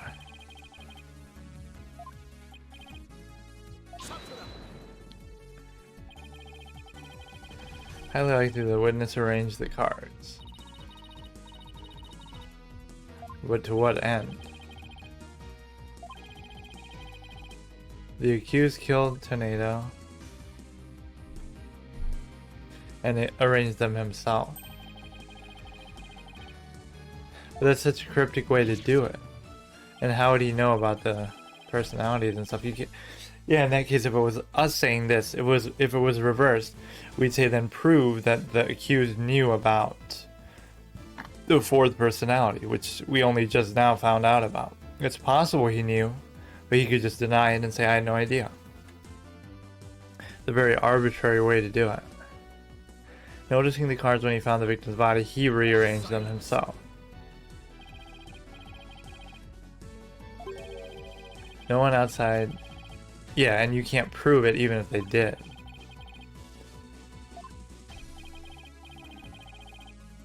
Meaningless point, why? Only in the dressing room for 2 to 3 minutes. Far too little time to commit murder? Not at all. It could take like 10 seconds if you do it the right way. Who says there's a set time? Before his discovery. Because the time doesn't match up or something?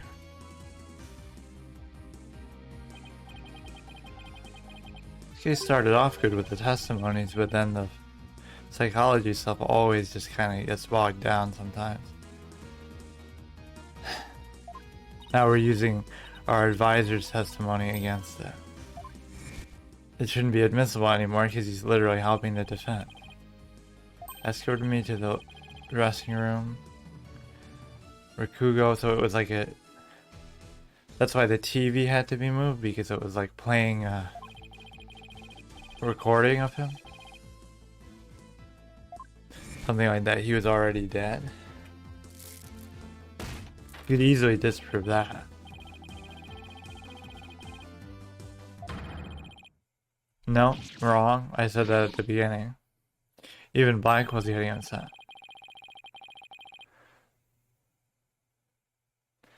Uendo was on stage until just before he discovered the body. This almost reminds me of the Daryan case from Apollo Justice, the third case, where he was using the thing as a alibi, the concert with Clavier and stuff. He killed him in the dressing room, the Interpol agent. Some similarity. Confirmed with audience members. His Rakugo performance was that day was a steaming pile of. Well, what does that mean?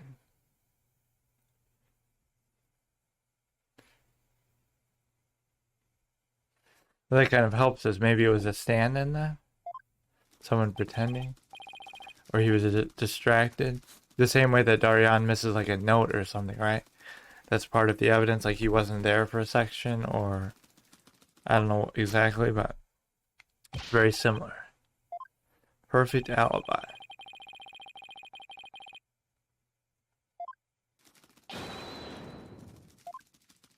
Is this gonna be an actual testimony finally?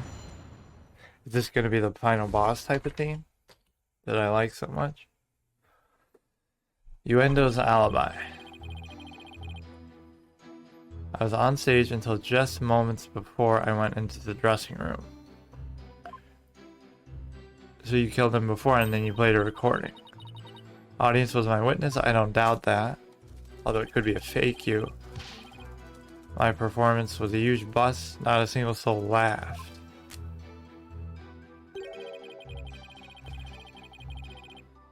Very important show.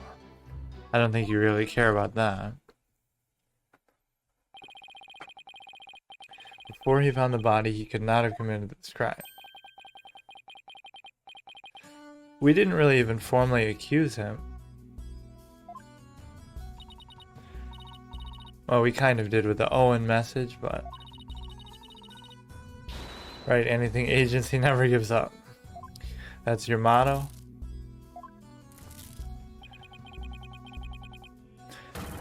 Now you're gonna have a loss to all three of us after this case, so how does that make you feel, Sodomy? Okay, it sounds good when you say it, but... You're kind of being annoying now, Athena. Give up, never. Give up, never. Still haven't given up, never. What do you expect us to do? The only thing I doubt about this conviction is you say you believe in your client, but you didn't even know your client until like right before the trial. So what if they seem super guilty? Would you back out at the last minute? I think you'd suffer more if I gave up. Painwell. You can't assault me.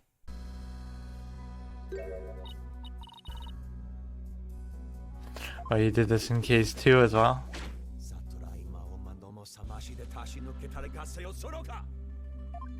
Really shouldn't be allowed to do any of this.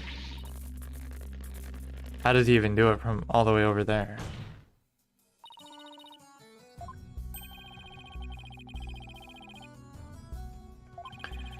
A bit more inclined to give up? Not at all.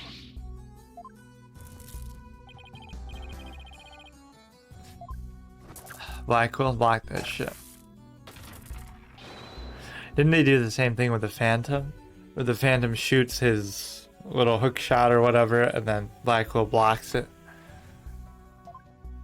Weird way of doing animations.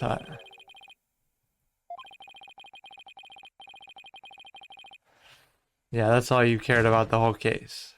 This case is all about saving him some food. His stomach.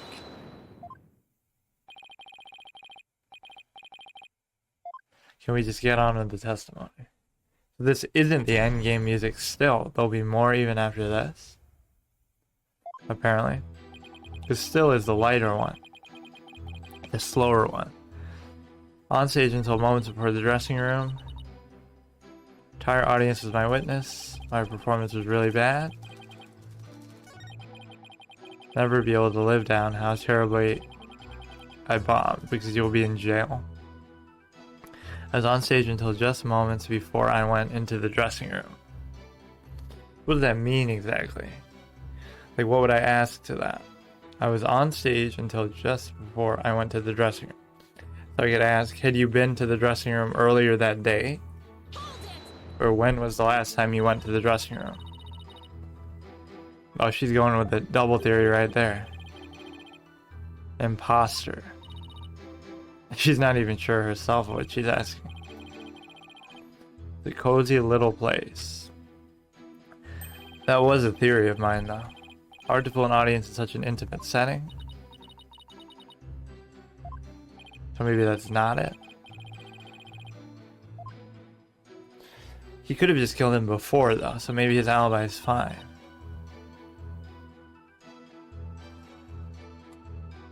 So why don't I ask, what exactly did you perform? Give some details about your performance. How long was it? Anything special about the... Okay, very nice. On point question. Were the lights dimmer than usual? Were there any problems or accidents? Very nice question. Same as always. Was there something different that I could point to? I don't think we've heard anything, really.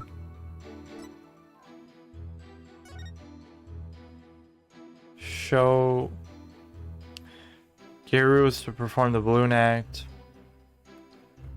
But that was before, or I don't know exactly when each of these events slots in. Confirmed alive. Nothing there. Would the dog have been heard over all that? I don't really know. Prosecutor questioned the audience so we could confirm that. Nothing seemed amiss to them except, well, one small thing. That's gonna be it. What is it?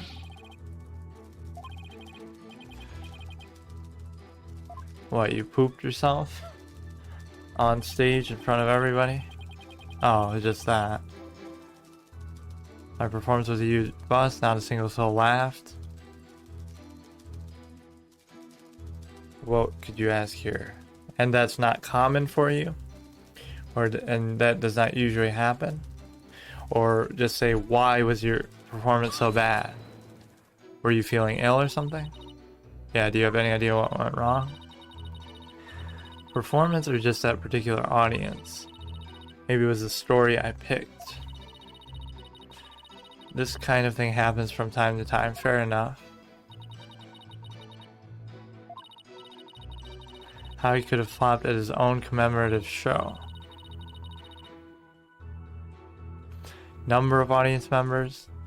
What he performed. I think we already know what he performed. Doesn't it say it right in the invitation? Soba glutton routine. So assuming we already know that, how many people were there watching you?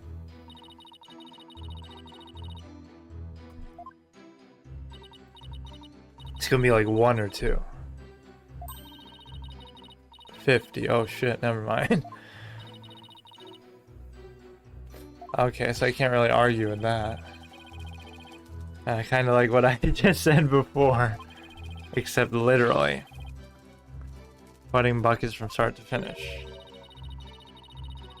Hey, that's kind of how you started the trial, saying, I wish I could contribute something besides my sweat.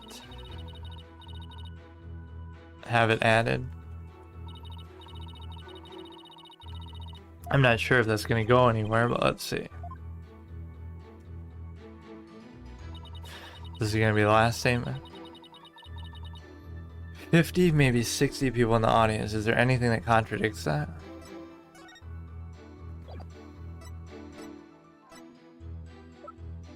Something with the invitation, I keep feeling like... I guess not. 50, maybe 60 people in the audience. Well, if it's a full house, you could just ask, how many seats are there? So, exactly.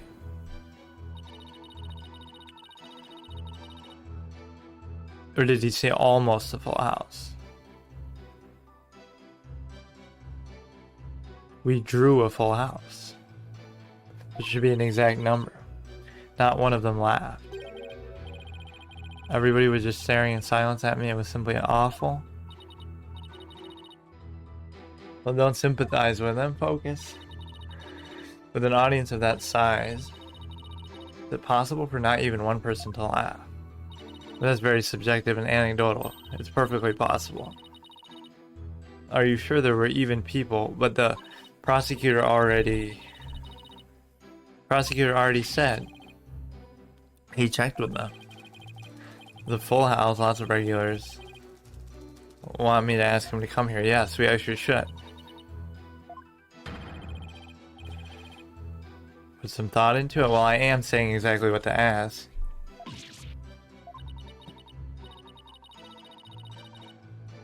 Maybe that was the wrong one to use. Audience as a witness. Unshakable alibi. Yeah, of course we're not. He looks weird from this angle. Has something to do with this case. I mean, he would have to be the killer after putting this much into it.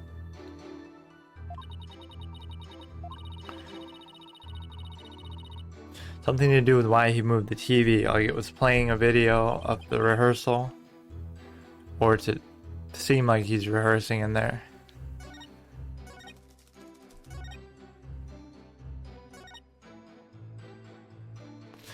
$50, maybe 60 people in the audience. I don't think I can disprove that. Like with what? Not really that much evidence to go with. This has nothing to do with that. TV can be used to monitor the stage. So what if the TV is what they heard? Well, that's what I've been saying all along. So they heard that sound. But wait, then they would have heard him then though, not the victim. Maybe that's why it was quiet and they couldn't make it out. I don't know.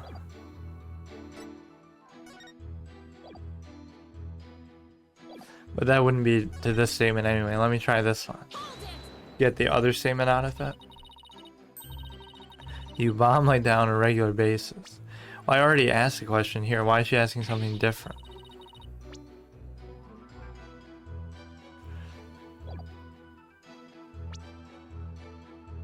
Never be able to live down how...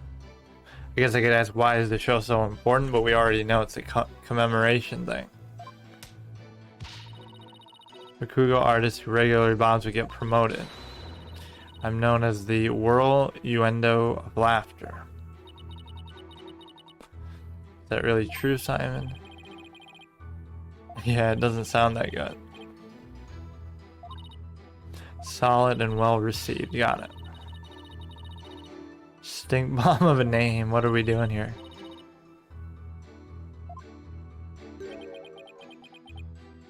Don't get him angry.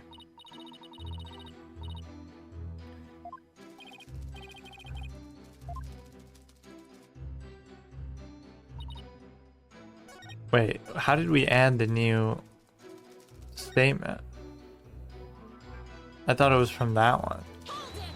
One of these lets you add a new statement.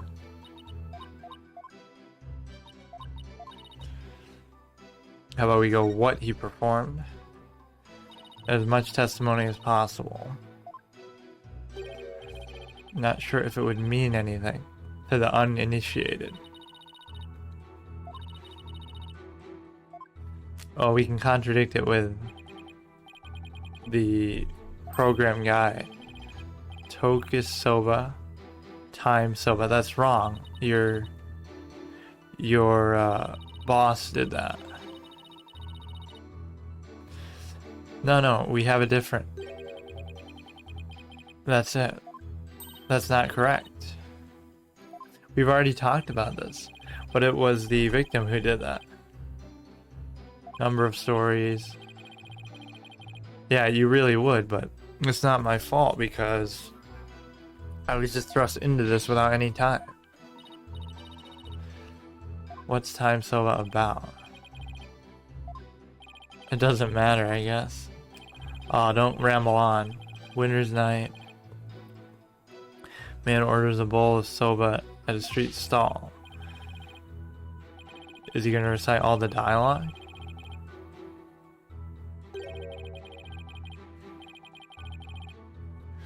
Let's see how long this goes on for. Holy shit. Just summarize it, dude. You don't have to say the whole thing.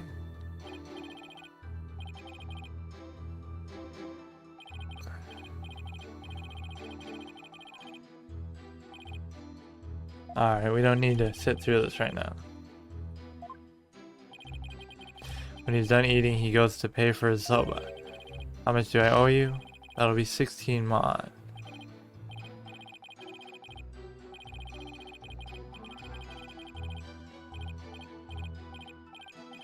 Why do we have to go through every mundane detail?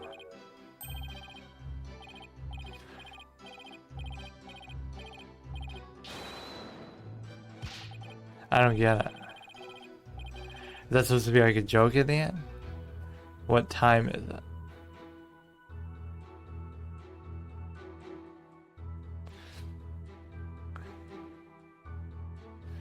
Count the coins in your palm.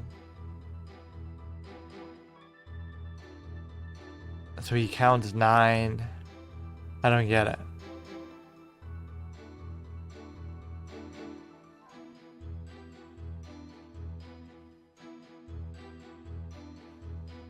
I don't get it.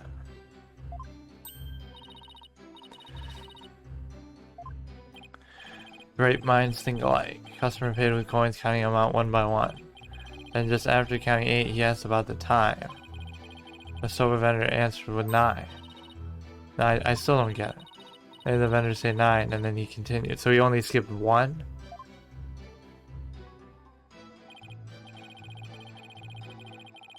Only 1? That's it?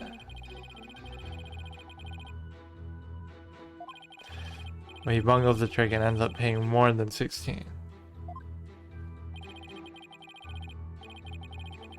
You can look up the rest. That's so simple. Yeah, not right now. Man cheating on his soba bill. Very small amount.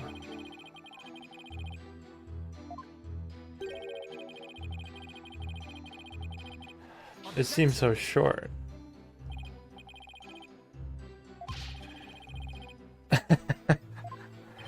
He's really rambling on. Well, that's Wright's prosecutor, more like rambling prosecutor. Alright, come on.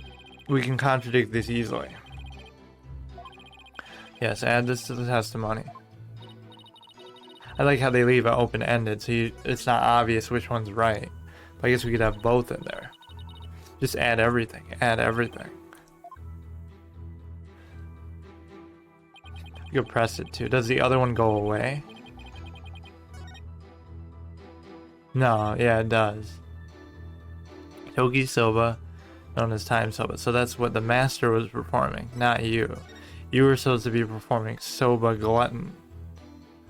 Master Tornado was supposed to perform time soba, according to the invitation. I guess I could ask, have you performed this before, or is it something you performed a lot? Because it didn't happen. A little nervous from your commemoration?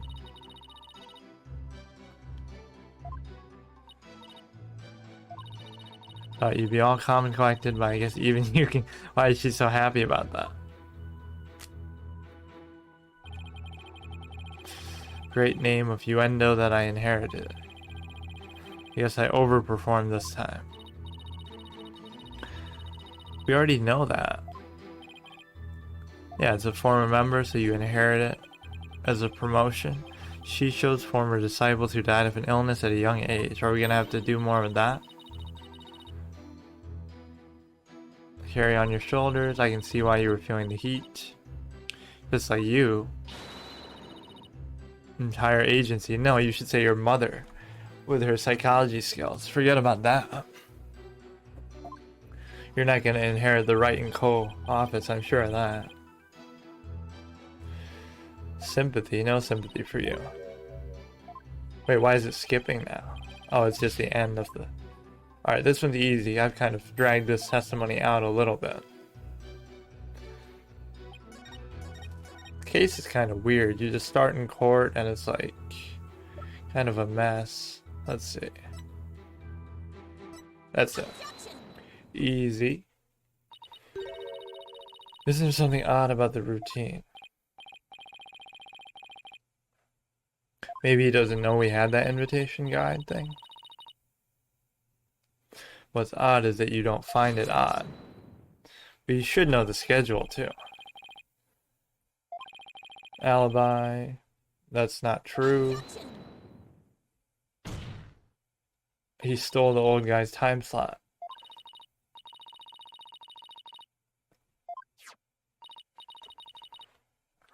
Program guide. Black quill, yeah. Included is a rundown of the program which states time sober was to be performed by the master himself, which we've known from the beginning of the trial. Nice little double slap celebration. She always does it when she gets an objection, I think, like a contradiction. Yeah, why did you steal his spotlight? Literally.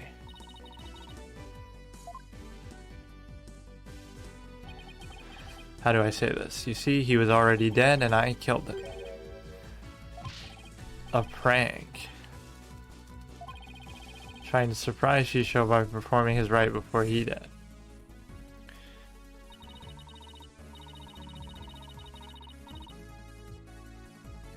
But why would that matter even?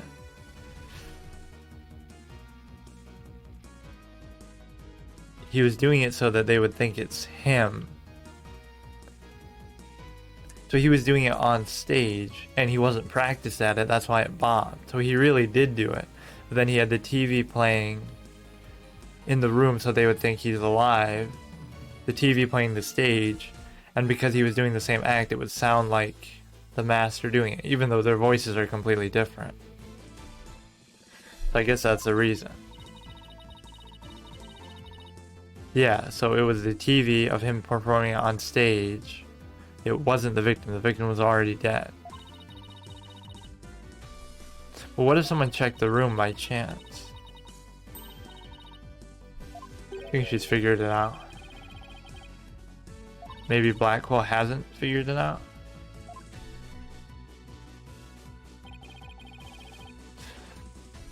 Okay, we get it. You like birds. Stop talking about it. Don't breed resentment in those watching your performance. Yeah, Athena would never make it in khur'ain. They're way too harsh. She can barely handle this clownish gallery up there. The peanut gallery. Did she just say she's not confident?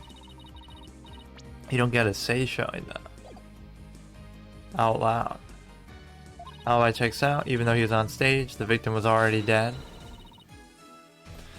Obfuscate a crucial detail. Soba the man tried to skimp on in the witness's story. What?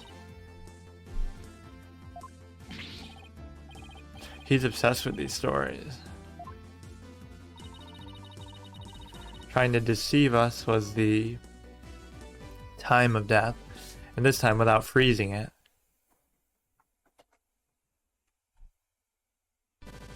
At least he didn't rip off Dan Gustavio like the other guy. Uendo tried to deceive us about the time of death. Objection.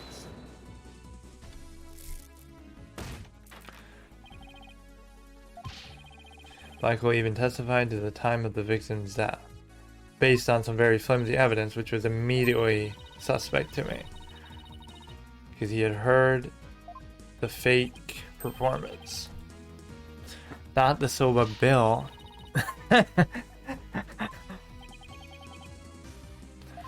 Because you heard time Soba, so you thought he was rehearsing. Using the television that he also moved. Certain prop in the dressing room. This is so easy, dude. Turned the volume all the way up and it was still quiet because it was through the door. Yeah, view what happens on stage. Isn't this exactly like... It's very similar to that third case. I forget what it's called. Turnabout Serenade? I'm Apollo Justice. When you came into the dressing room, what was Uendo doing? He was performing time solo. Blast, could it be?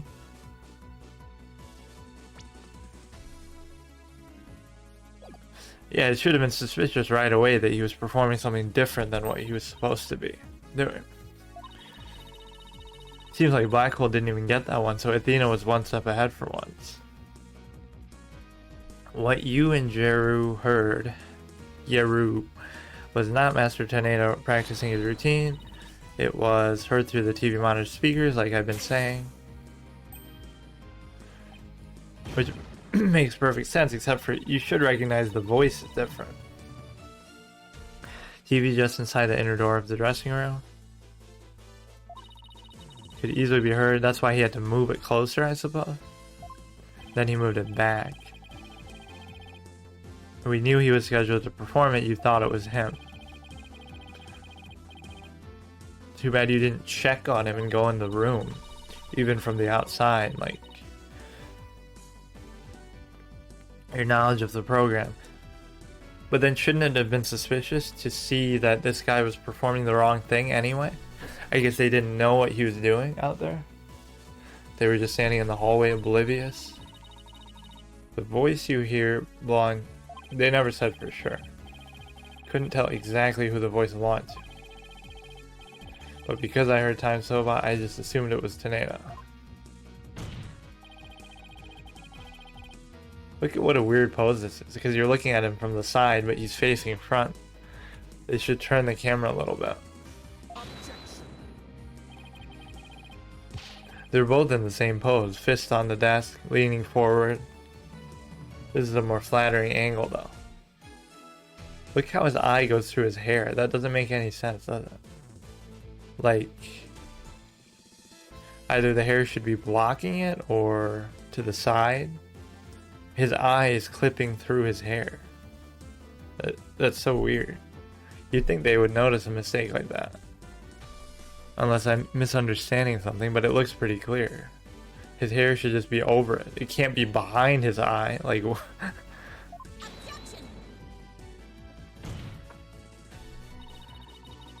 he moved the TV back when he discovered the body. He couldn't leave it by the door, then it'd be too obvious. Well, we figured it out anyway. And he already admitted to that.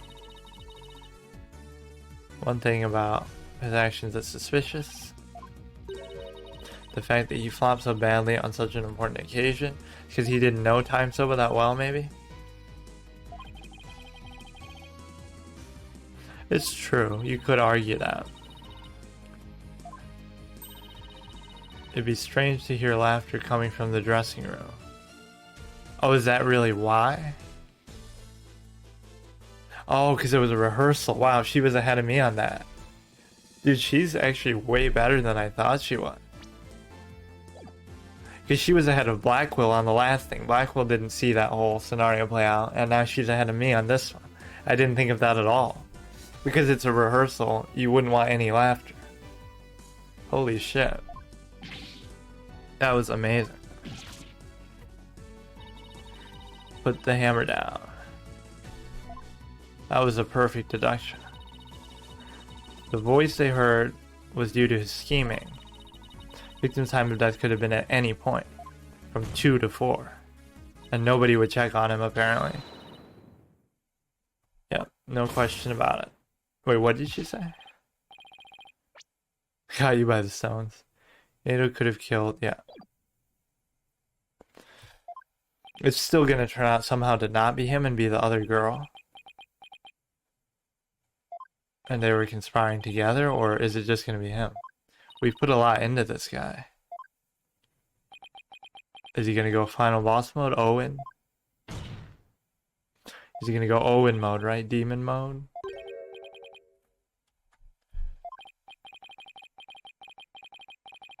But I didn't kill anybody? Well, you already moved the TV, so technically that would be a form of tampering, and you admitted the card thing. So that's not really what we wanted from that. I have a feeling he's not going to be. That would be too easy. See, that's the perfect thing to say. Don't say it for sure, but leave the door open. I want to see that Owen thing. Messing with the dressing room, but I didn't kill Shisha. I'm inclined to believe that somehow. It's a very good question. You're conspiring with the Geiru person, the clown balloon person.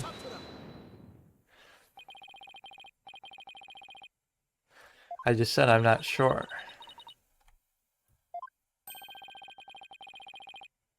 A lot of these long sections without any music.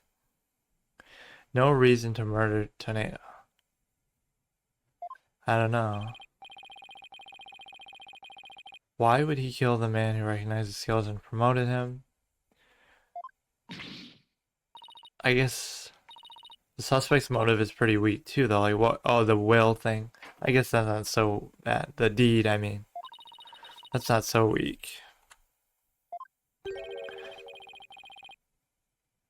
So what happened to the other chick that she... Senior... So he's promoted above her. Even though he has less experience. So she could be bitter at him.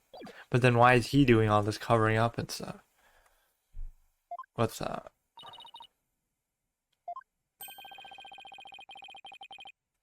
This just feels odd. Like, this case feels like it could have been the first case in Athena's own game. Like, let's say it was Athena Psych's ace psychologist. This could be case 1 where you get introduced to Black Quill as like a mentor and you do all this kind of stuff. It just feels odd as a case 4, doesn't it? Unless it goes on a lot further. Visited the dressing room before 4. Is it not natural then to suppose that the accused killed him at that time? So now he's using the changed time to still say the accused did it. When did we establish that? Yeah. Nobody told her, nobody told me. We were only discussing time from after 4, so I didn't think to mention it, of course not. I just want to see this Owen Wilson, the 4th personality of his. You really do not know what your client was doing. We don't know anything except what we're learning in court as we go.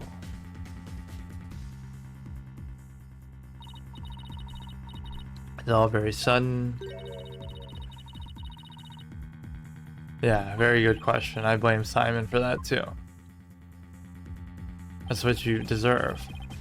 Like, he never told me he had visited the master before 4 either. Maybe he was trying to get the deed back, but that doesn't mean he had to kill him.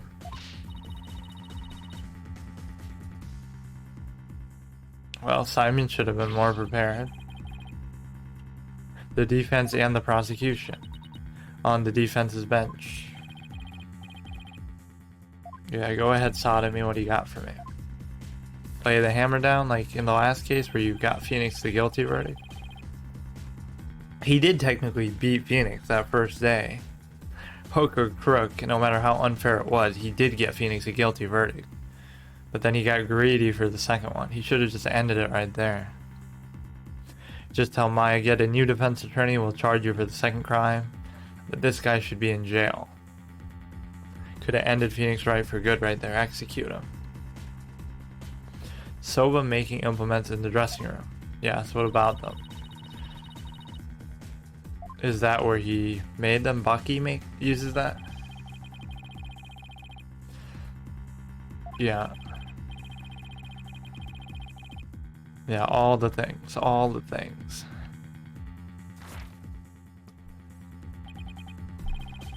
Tools all came from the accused Soba shop. But he was using them, wasn't he? Sir Wright visited the dressing room to give the victim a Soba making a lesson. So it seems like they were on good terms at that point. Why would they suddenly fight?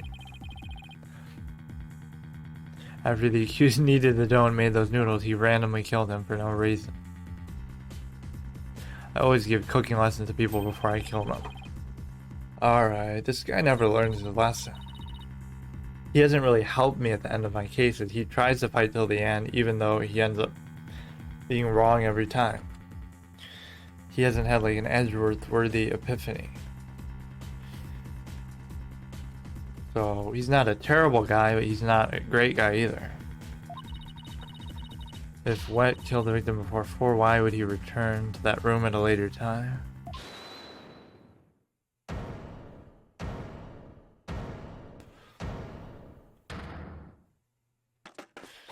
You need to get defendant testimony? That's new. When did he get a skateboard? I guess we didn't see too much of it.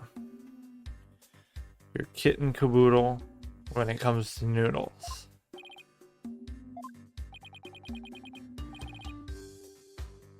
Now's not the time to be doing this. The reason I went back is his master ordered uncooked noodles. What does that mean?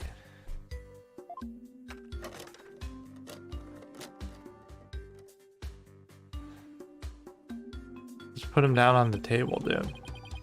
Yesterday, but noodle making tools to the dressing room at around 2. Holy shit, I'm not gonna read this. When Tornado ordered uncooked soba noodles to stock up on. Like, to cook later himself? Kept a supply from my shop in his fridge. Like free ramen.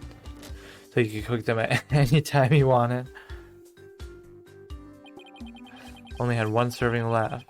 Serving. Hick, is he drunk, dude? What's wrong with this guy? I thought the fridge was empty. Good point. There's only 2 cans in there. Maybe it will be, now that you mention it. Ran into me and Geiru when you came back to deliver the uncooked soba. So what were the items he had with him when he went in the final time? Very nice of you, outstanding citizen. He ignored me when I called it to him from the inner doorway. So he was already dead. Oh, he doesn't know what we just went through? Was he in the courtroom for that? Because we knew it was a fake performance. So he was already dead. It was a TV thing.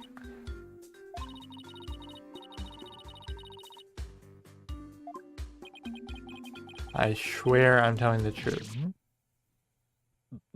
What happened?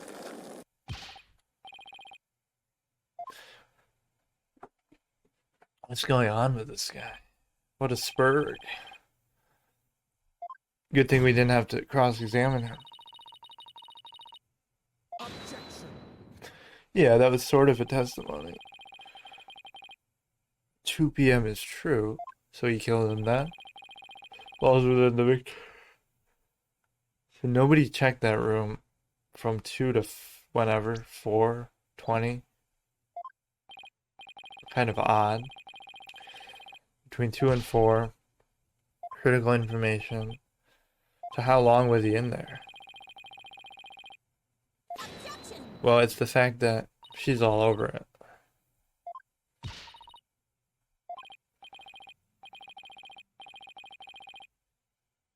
But it's not up to them, it's up to the judge.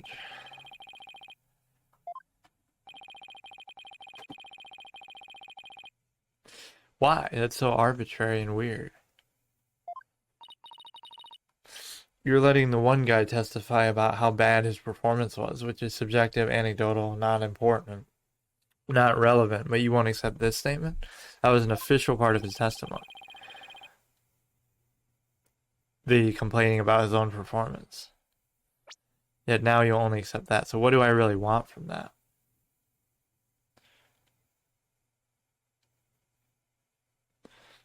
He heard the recording. That's the big point.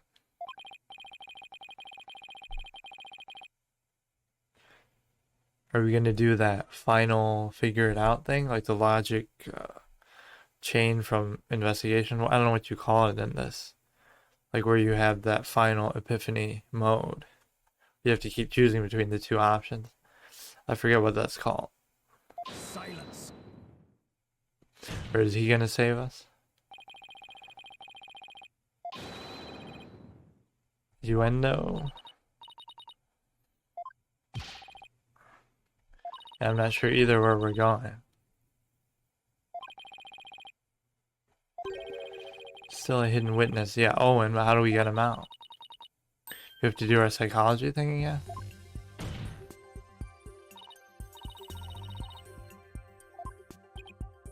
The final boss mode.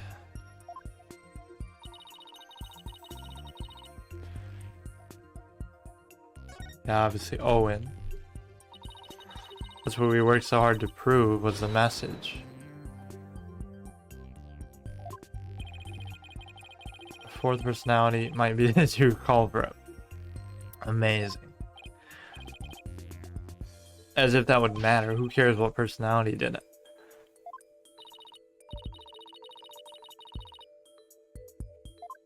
Maybe Owen did? That is so weird.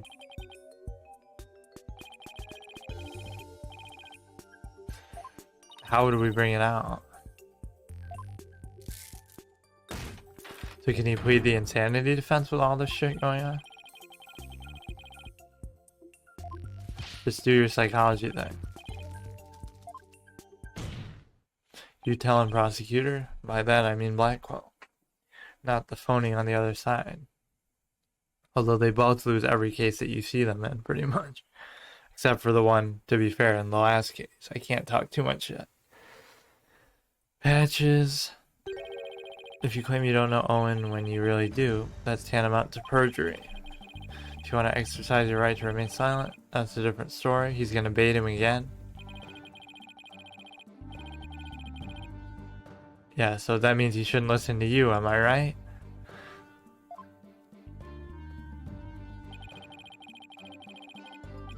Dark and cold a prison cell is. But if you don't admit anything, you can't be found right for perjury. Found guilty. Changing horses in midstream. I just don't know if he's aware of what's happening in each form. He's like fighting with himself.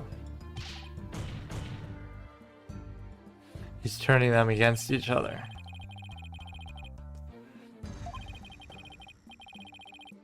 I don't know, too. I will remain silent. It's proof that he doesn't. Well, not really good proof, though.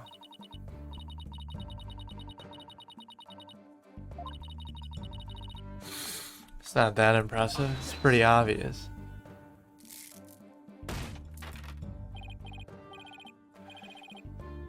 Yeah, he was. That shouldn't be admissible.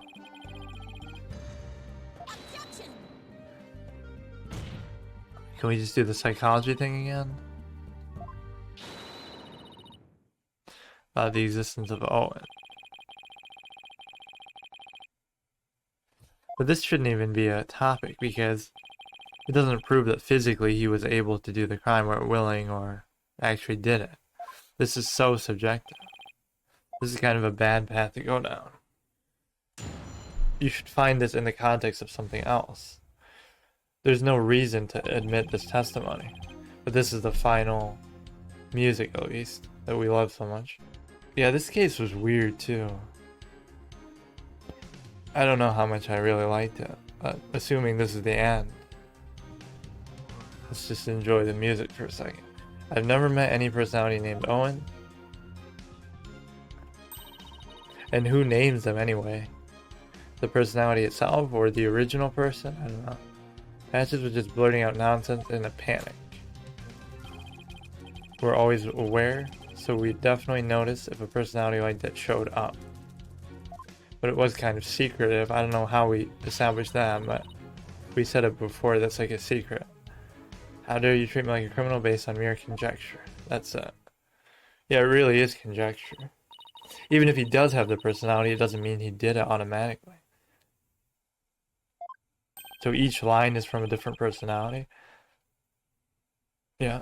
Even if we do, I don't see how that automatically proves he did it.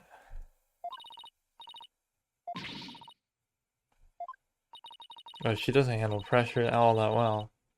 Although neither does Phoenix, or maybe it's just a ridiculous amount that he's facing now in khur'ain. Draw out some info, so we obviously have to press. I don't think I've taken one single strike this whole case so far. Athena is too overpowered. She gets everything right. Never met any personality named Owen.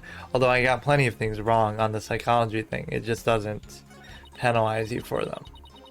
Patches was blurting out nonsense. We're always aware. We definitely notice if a personality like that showed up. How dare you treat me like a criminal based on mere conjecture. So this guy gets 2 lines of dialogue. Kisagawa. I hate how you can't see profiles at this point. You should be able to, even if you can't present them. I've never met any person named Owen. Let's think about this. Never met a person named Owen. How could I approach this testimony? You've never met Owen. To ask, like, is it possible that you have a secret personality? Is it possible that you wouldn't know about it? Like people meeting on the street. So maybe this one's just beneath your subconscious. 3 of us are always here, so maybe he's only there some of the time. Personality that's most suited to the moment is the one that comes out. So when you're out, you know what are the other 2 doing. We never know when our turn will come.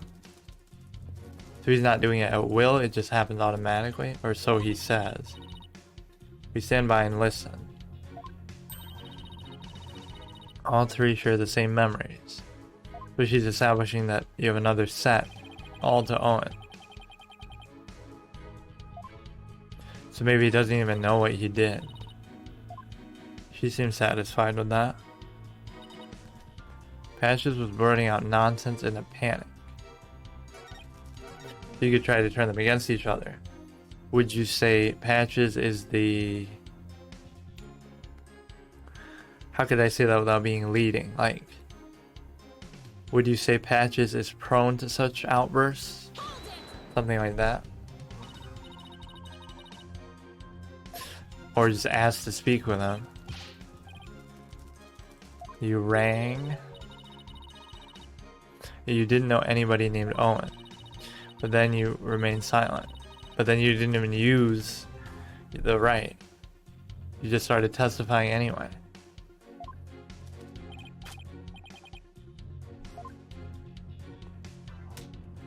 Kind of a weird way to get perjury. He's the alpha, he's the beta.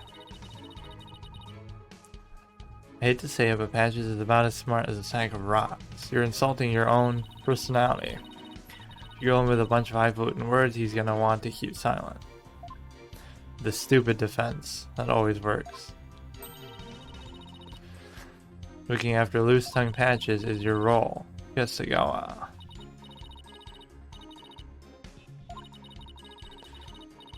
Patches was just flustered and he wanted to remain silent.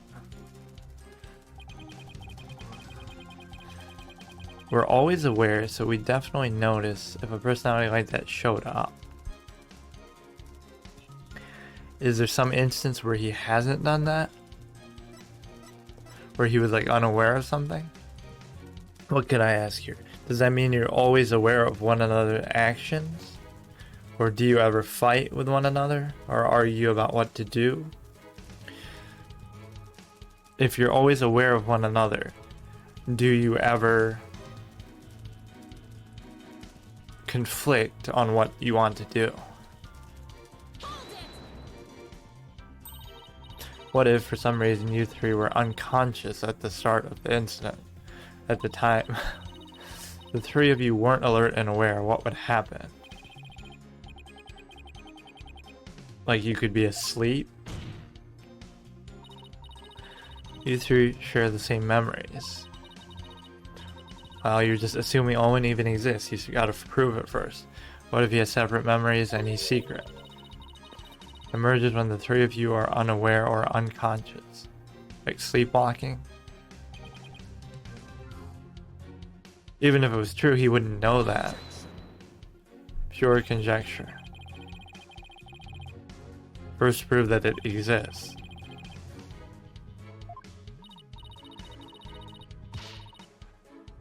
Wow, but that doesn't mean it automatically exists.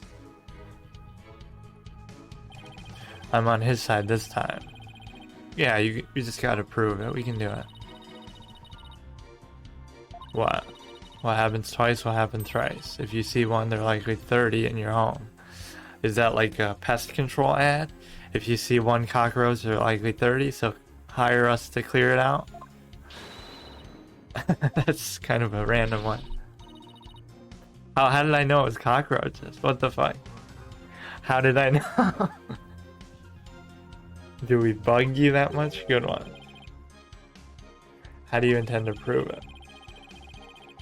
Became unconscious. Is there something to suggest that in the evidence? I have no idea how to prove that. Is that why his performance was so bad? Because Owen was doing it? Look for something that could render them unconscious.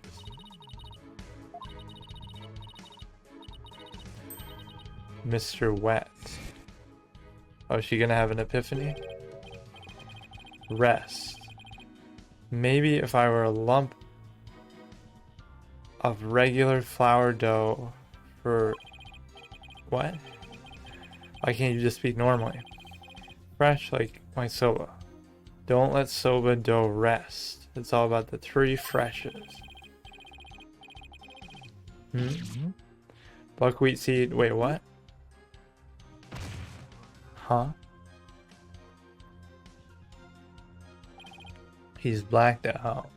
So that means he could black out too? That doesn't tell me anything. What? I don't got it. She seems like she has it, but let's just say no for now. Let's just keep going with the testimony. But can I continue with the testimony first?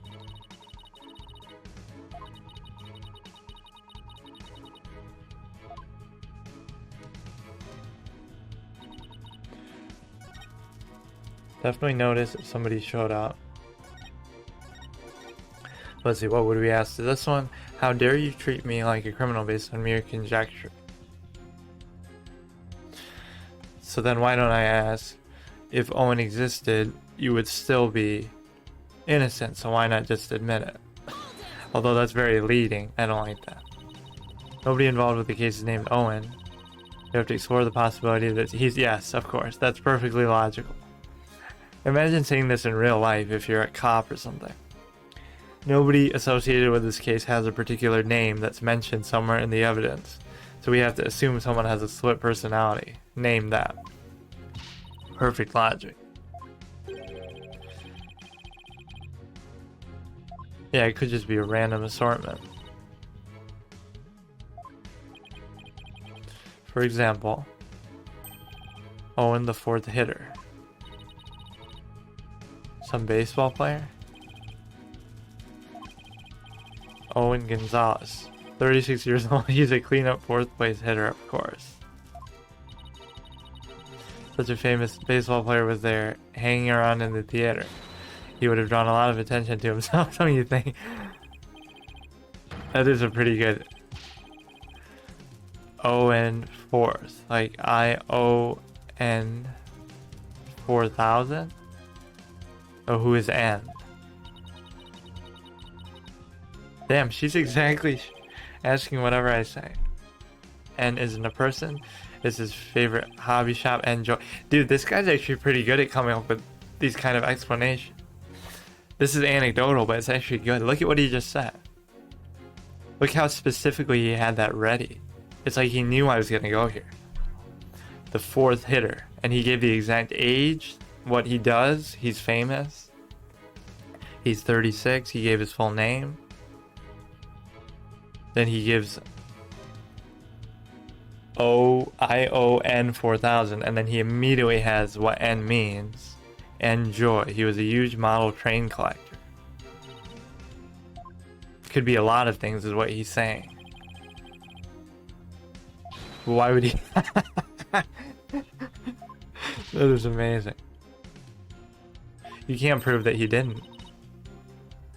Yeah. No, I can kind of buy that, because you gotta prove. The burden of proof is on you, not him, right now. Or her. 0 and 4th could just mean about anything, which is completely fair.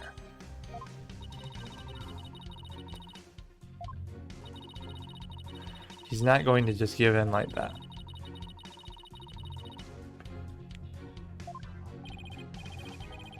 But if he's not aware of it,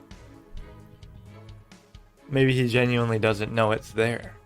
But then he could admit it and say, I still didn't kill him. He wouldn't know the difference. She's having a perfect day in court. You can't even talk shit to her right now, dude. So we gotta press the third statement and then present proof. I'm not sure exactly. What if you were unconscious? So she had the flashback that he went unconscious because of some kind of stale noodles or something. Not sure exactly what it's gonna be. Discovered victim's body. The dog, the dumplings in the yard.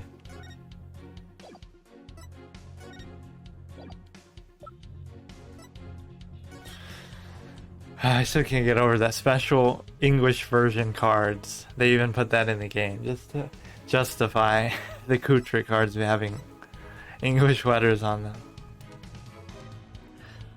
So all the flour could have made him sleepy and something, or he ate the dried noodles in the fridge because they said there was one left.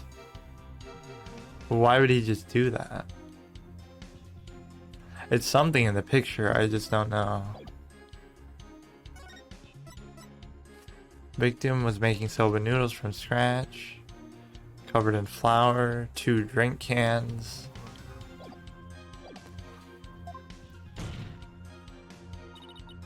You 3 share the same memories. What if he has separate memories?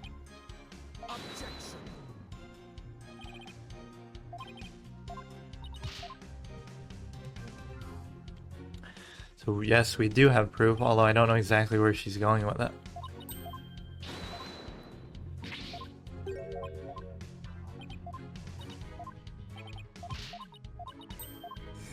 I don't get what she gleans from this. Let me rest. If I were a lump of flour or undone noodles, you done.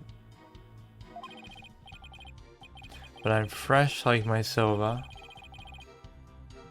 3 freshes. That line gets cut off too. So they weren't properly cooked, so they made him sick and he passed out. Is that what it is? Let's just say yes. Let's see what we can figure out. Give me a clue in what you're saying. Right here in the crime photo, it's the flour.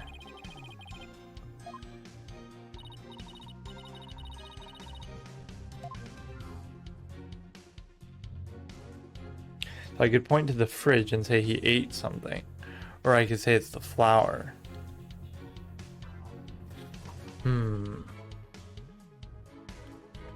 Or this one thing that he ate out of here, but it's right there. That doesn't necessarily have to be it. Or the TV could have bumped him on the head since he's so clumsy and he bumped his toe into it. Whatever.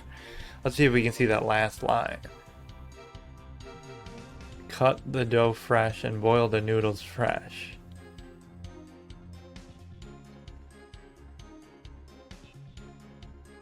Maybe if I were a lump of regular flour dough.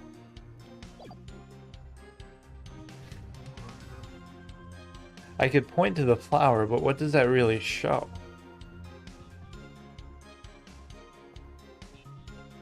Just that he breathed it in and it caused him to pass out.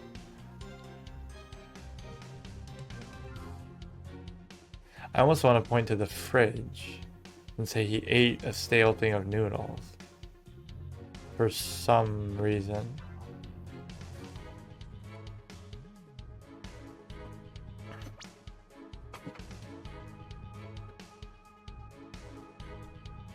They show us that flashback for a reason.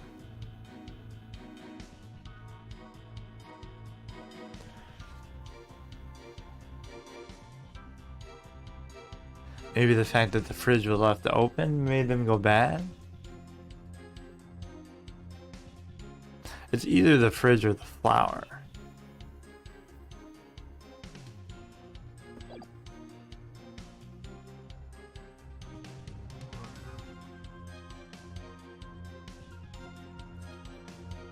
This is kind of a little bit tricky.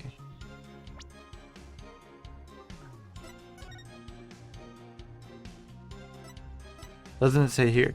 Victim was making noodles. Room is covered in flour. Does flour make people sleepy? I don't know.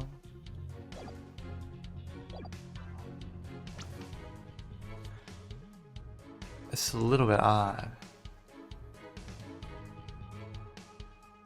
Let me rest. Maybe if I was a lump of regular flour dough for undone noodles. You done noodles. But I'm fresh like my soba.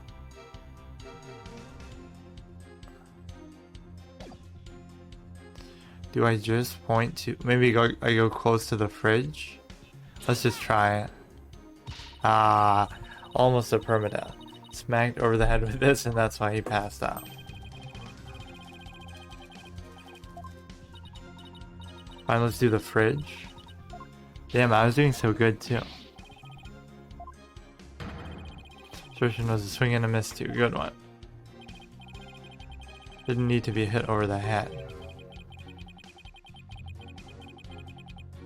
Yeah, it's something to do with Bucky. He's been eating something bad or he drank that liquor or whatever it is.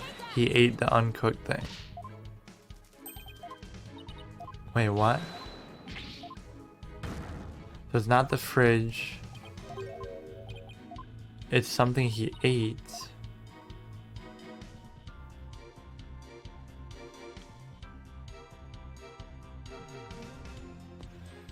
This thing? Or the drink? Or what? Maybe the food itself?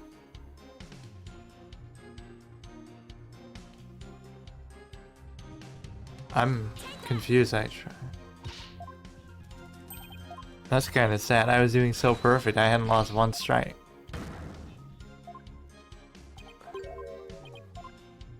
I don't know. It's the food. That. I don't know what we're really going on here. Huh. I haven't saved it all day either, so if I get it wrong, oh shit. It won't let me save what? Oh no, that was dangerous.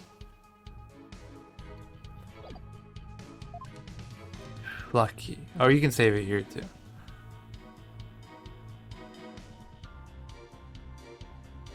I don't really know. Why? Why? Can you explain to me why? He just drank it? How can you prove he even drank it? Rice wine. It's not even wine. Silly girl. She's only 19, dude, relax. Made of rice and people get drunk from drinking it. She's not happy about that. Sake, end of story. Ay caramba. I recall Tornado to often have a drink or two, so how can we prove that he drank it though? Okay, that's true with a lot of things. That was kind of just random, to be fair. Like I said, sure, it could be that, but...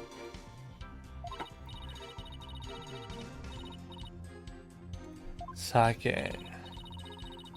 Drank too much and passed out. That's when your fourth personality emerged and killed him for no reason. We still wouldn't have a motive, would we? You're not even old enough? Yeah, you are actually, but... Red bean. Bun. But since we really dislike sake, we said no, thank you to that. Believe it or not, we're real weak when it comes to booze. Well, that would support my theory. So how do we prove he drank it? I had a sweet manju bun, and I didn't drink any sake. I mean, there's really nothing to prove.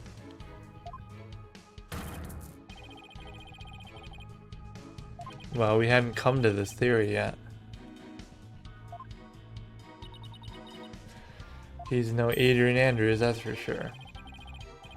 No trace of the witness having touched either of the glasses natural. Not even in the past.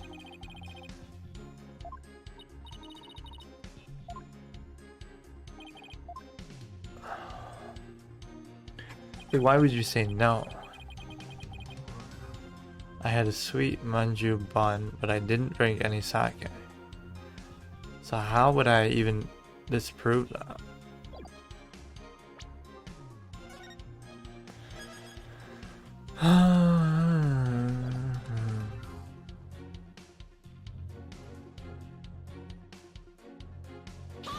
What would I ask to this?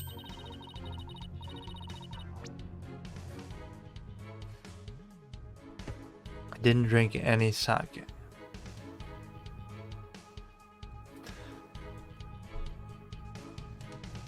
But he did offer you something? I could ask, or if you had drunk any, it would have certainly made you pass out. Which you just admitted anyway. I don't really know what to go with there.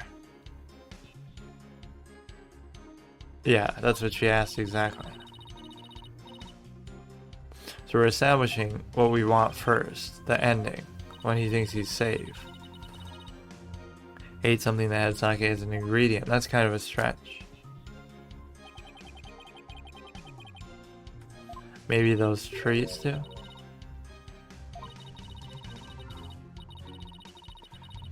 Man, this is getting really far out there. He didn't drink any sake. He might have eaten it. Assuming he's telling the truth.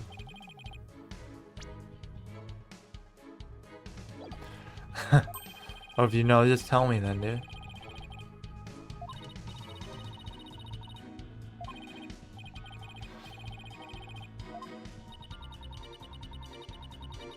Something that contains sake.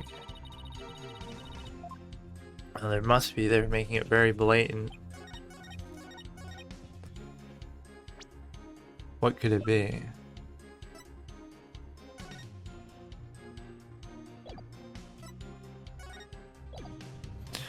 Could it be the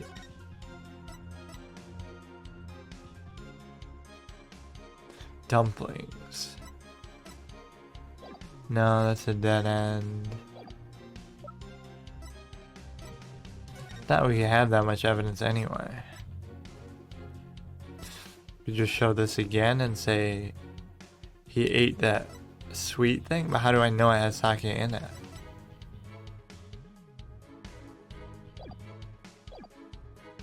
What else do I even have that I could show?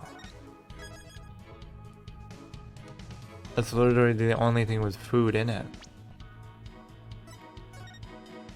It has to be.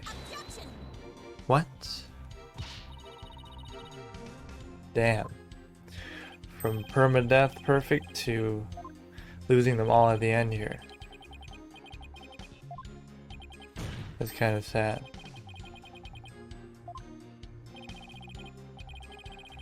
If Panda says there are none, it must be true. So just say there is one. At least we won't get beheaded for this one.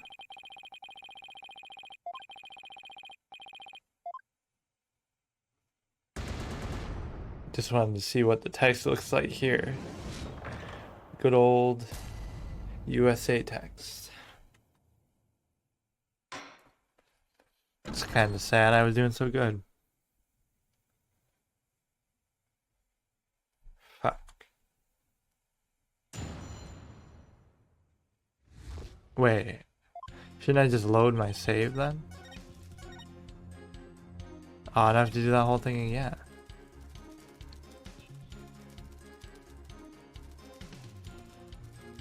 So we have to push for the one statement.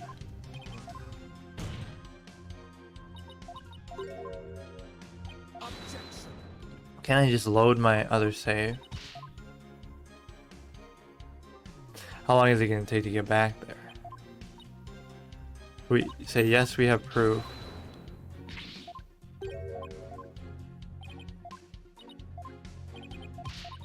So just say yes, I have proof. Show the thing, the sake. But it's not the picture apparently. What else could have sake in it? The fuck? Yes, it's a sake bottle, which is completely... I mean, it's equally likely that any of the other things are it too. So you say it's this thing? Apparently. Not intuitive at all. There's nothing connecting him to that. That claim shouldn't even pass. Like, sure, he could have drank it, but there's nothing to support it. No fingerprints or anything.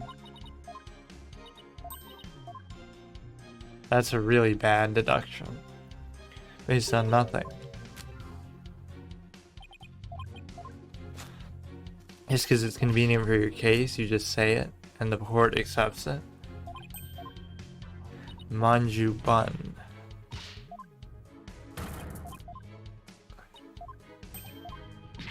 Wow, this takes a lot of time to get through. So what's the point here? What did he say here again? I forgot. So he didn't drink it and we believe him. He would never lie, of course. So we have to prove he ate it somehow.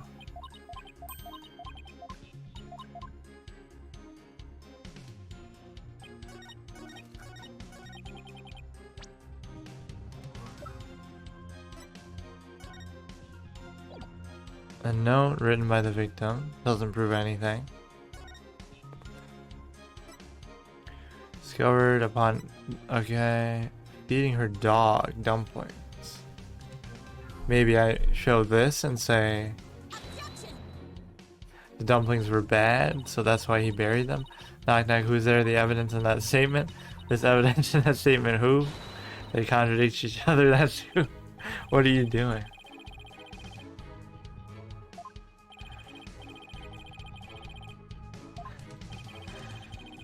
Neither applause nor leniency defense. Cut me some slack. We haven't heard that thing. Well, okay. Yeah, I'm not really getting this. It wasn't that.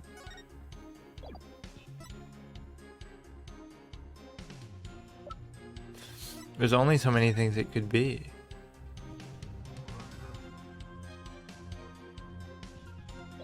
Like, it wasn't that.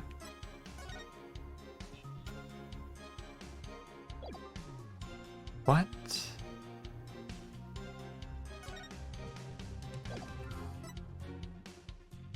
I don't know. I don't know what it is. I have no idea.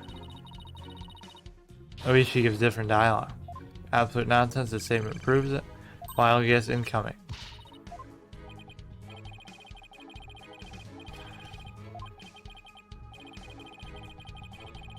Oh yeah, take that's word for it. So it should have said that's a brilliant contradiction. Eat 2 widgets. I have no idea. What is that? I don't even get it. It's the same brand as the sake. So it's like the I don't even get it though. It's a Camel brand, but it's like a piece of paper. Oh, it's part of that wrapper. I mean, I was pointing to it before. Maybe I was one step ahead. I pointed to that box in the suite. I don't know.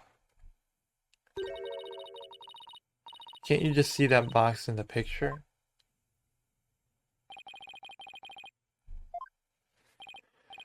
Oh, I have the paper from... wrapping paper on the box of manju buns, which also had sake in them, apparently.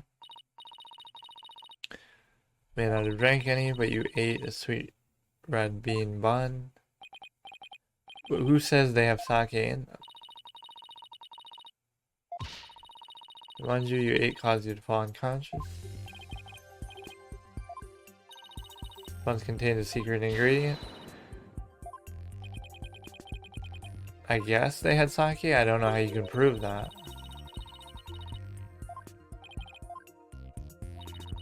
Yeah, but that doesn't mean it. I guess so. Same company can't make different products. They have to make all the same shit, apparently. So if Coca-Cola makes a bag of chips as a parent company, those chips must contain Coca-Cola. Now I know. He didn't drink, but he ate it. Alright. I mean, it's not like it's very hard to figure out if that's what you're going for. It just feels like a stretch.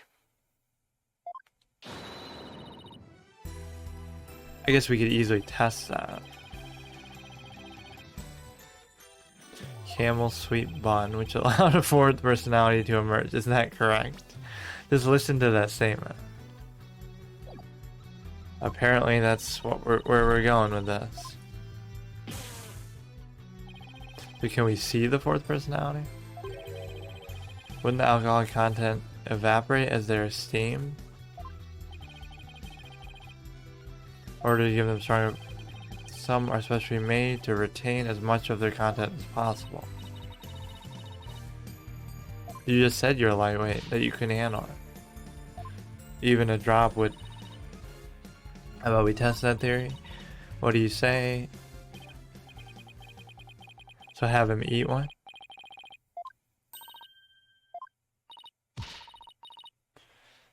Go buy some. Are you serious? Get one for me as well. Have your bird do it?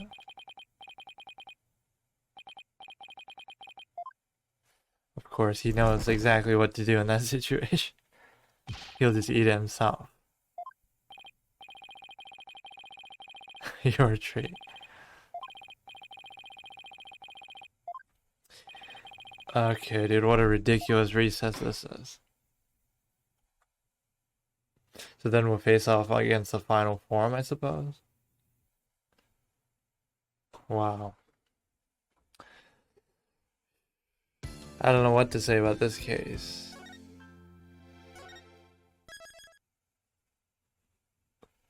Man, I was hoping this would be the really good one, so I guess case 5 will have to be. It started off good, but then it kind of fell apart with all that psychology stuff. Not the best, and even it's still going. It's still going, dude. Guess I'll finish it tomorrow then.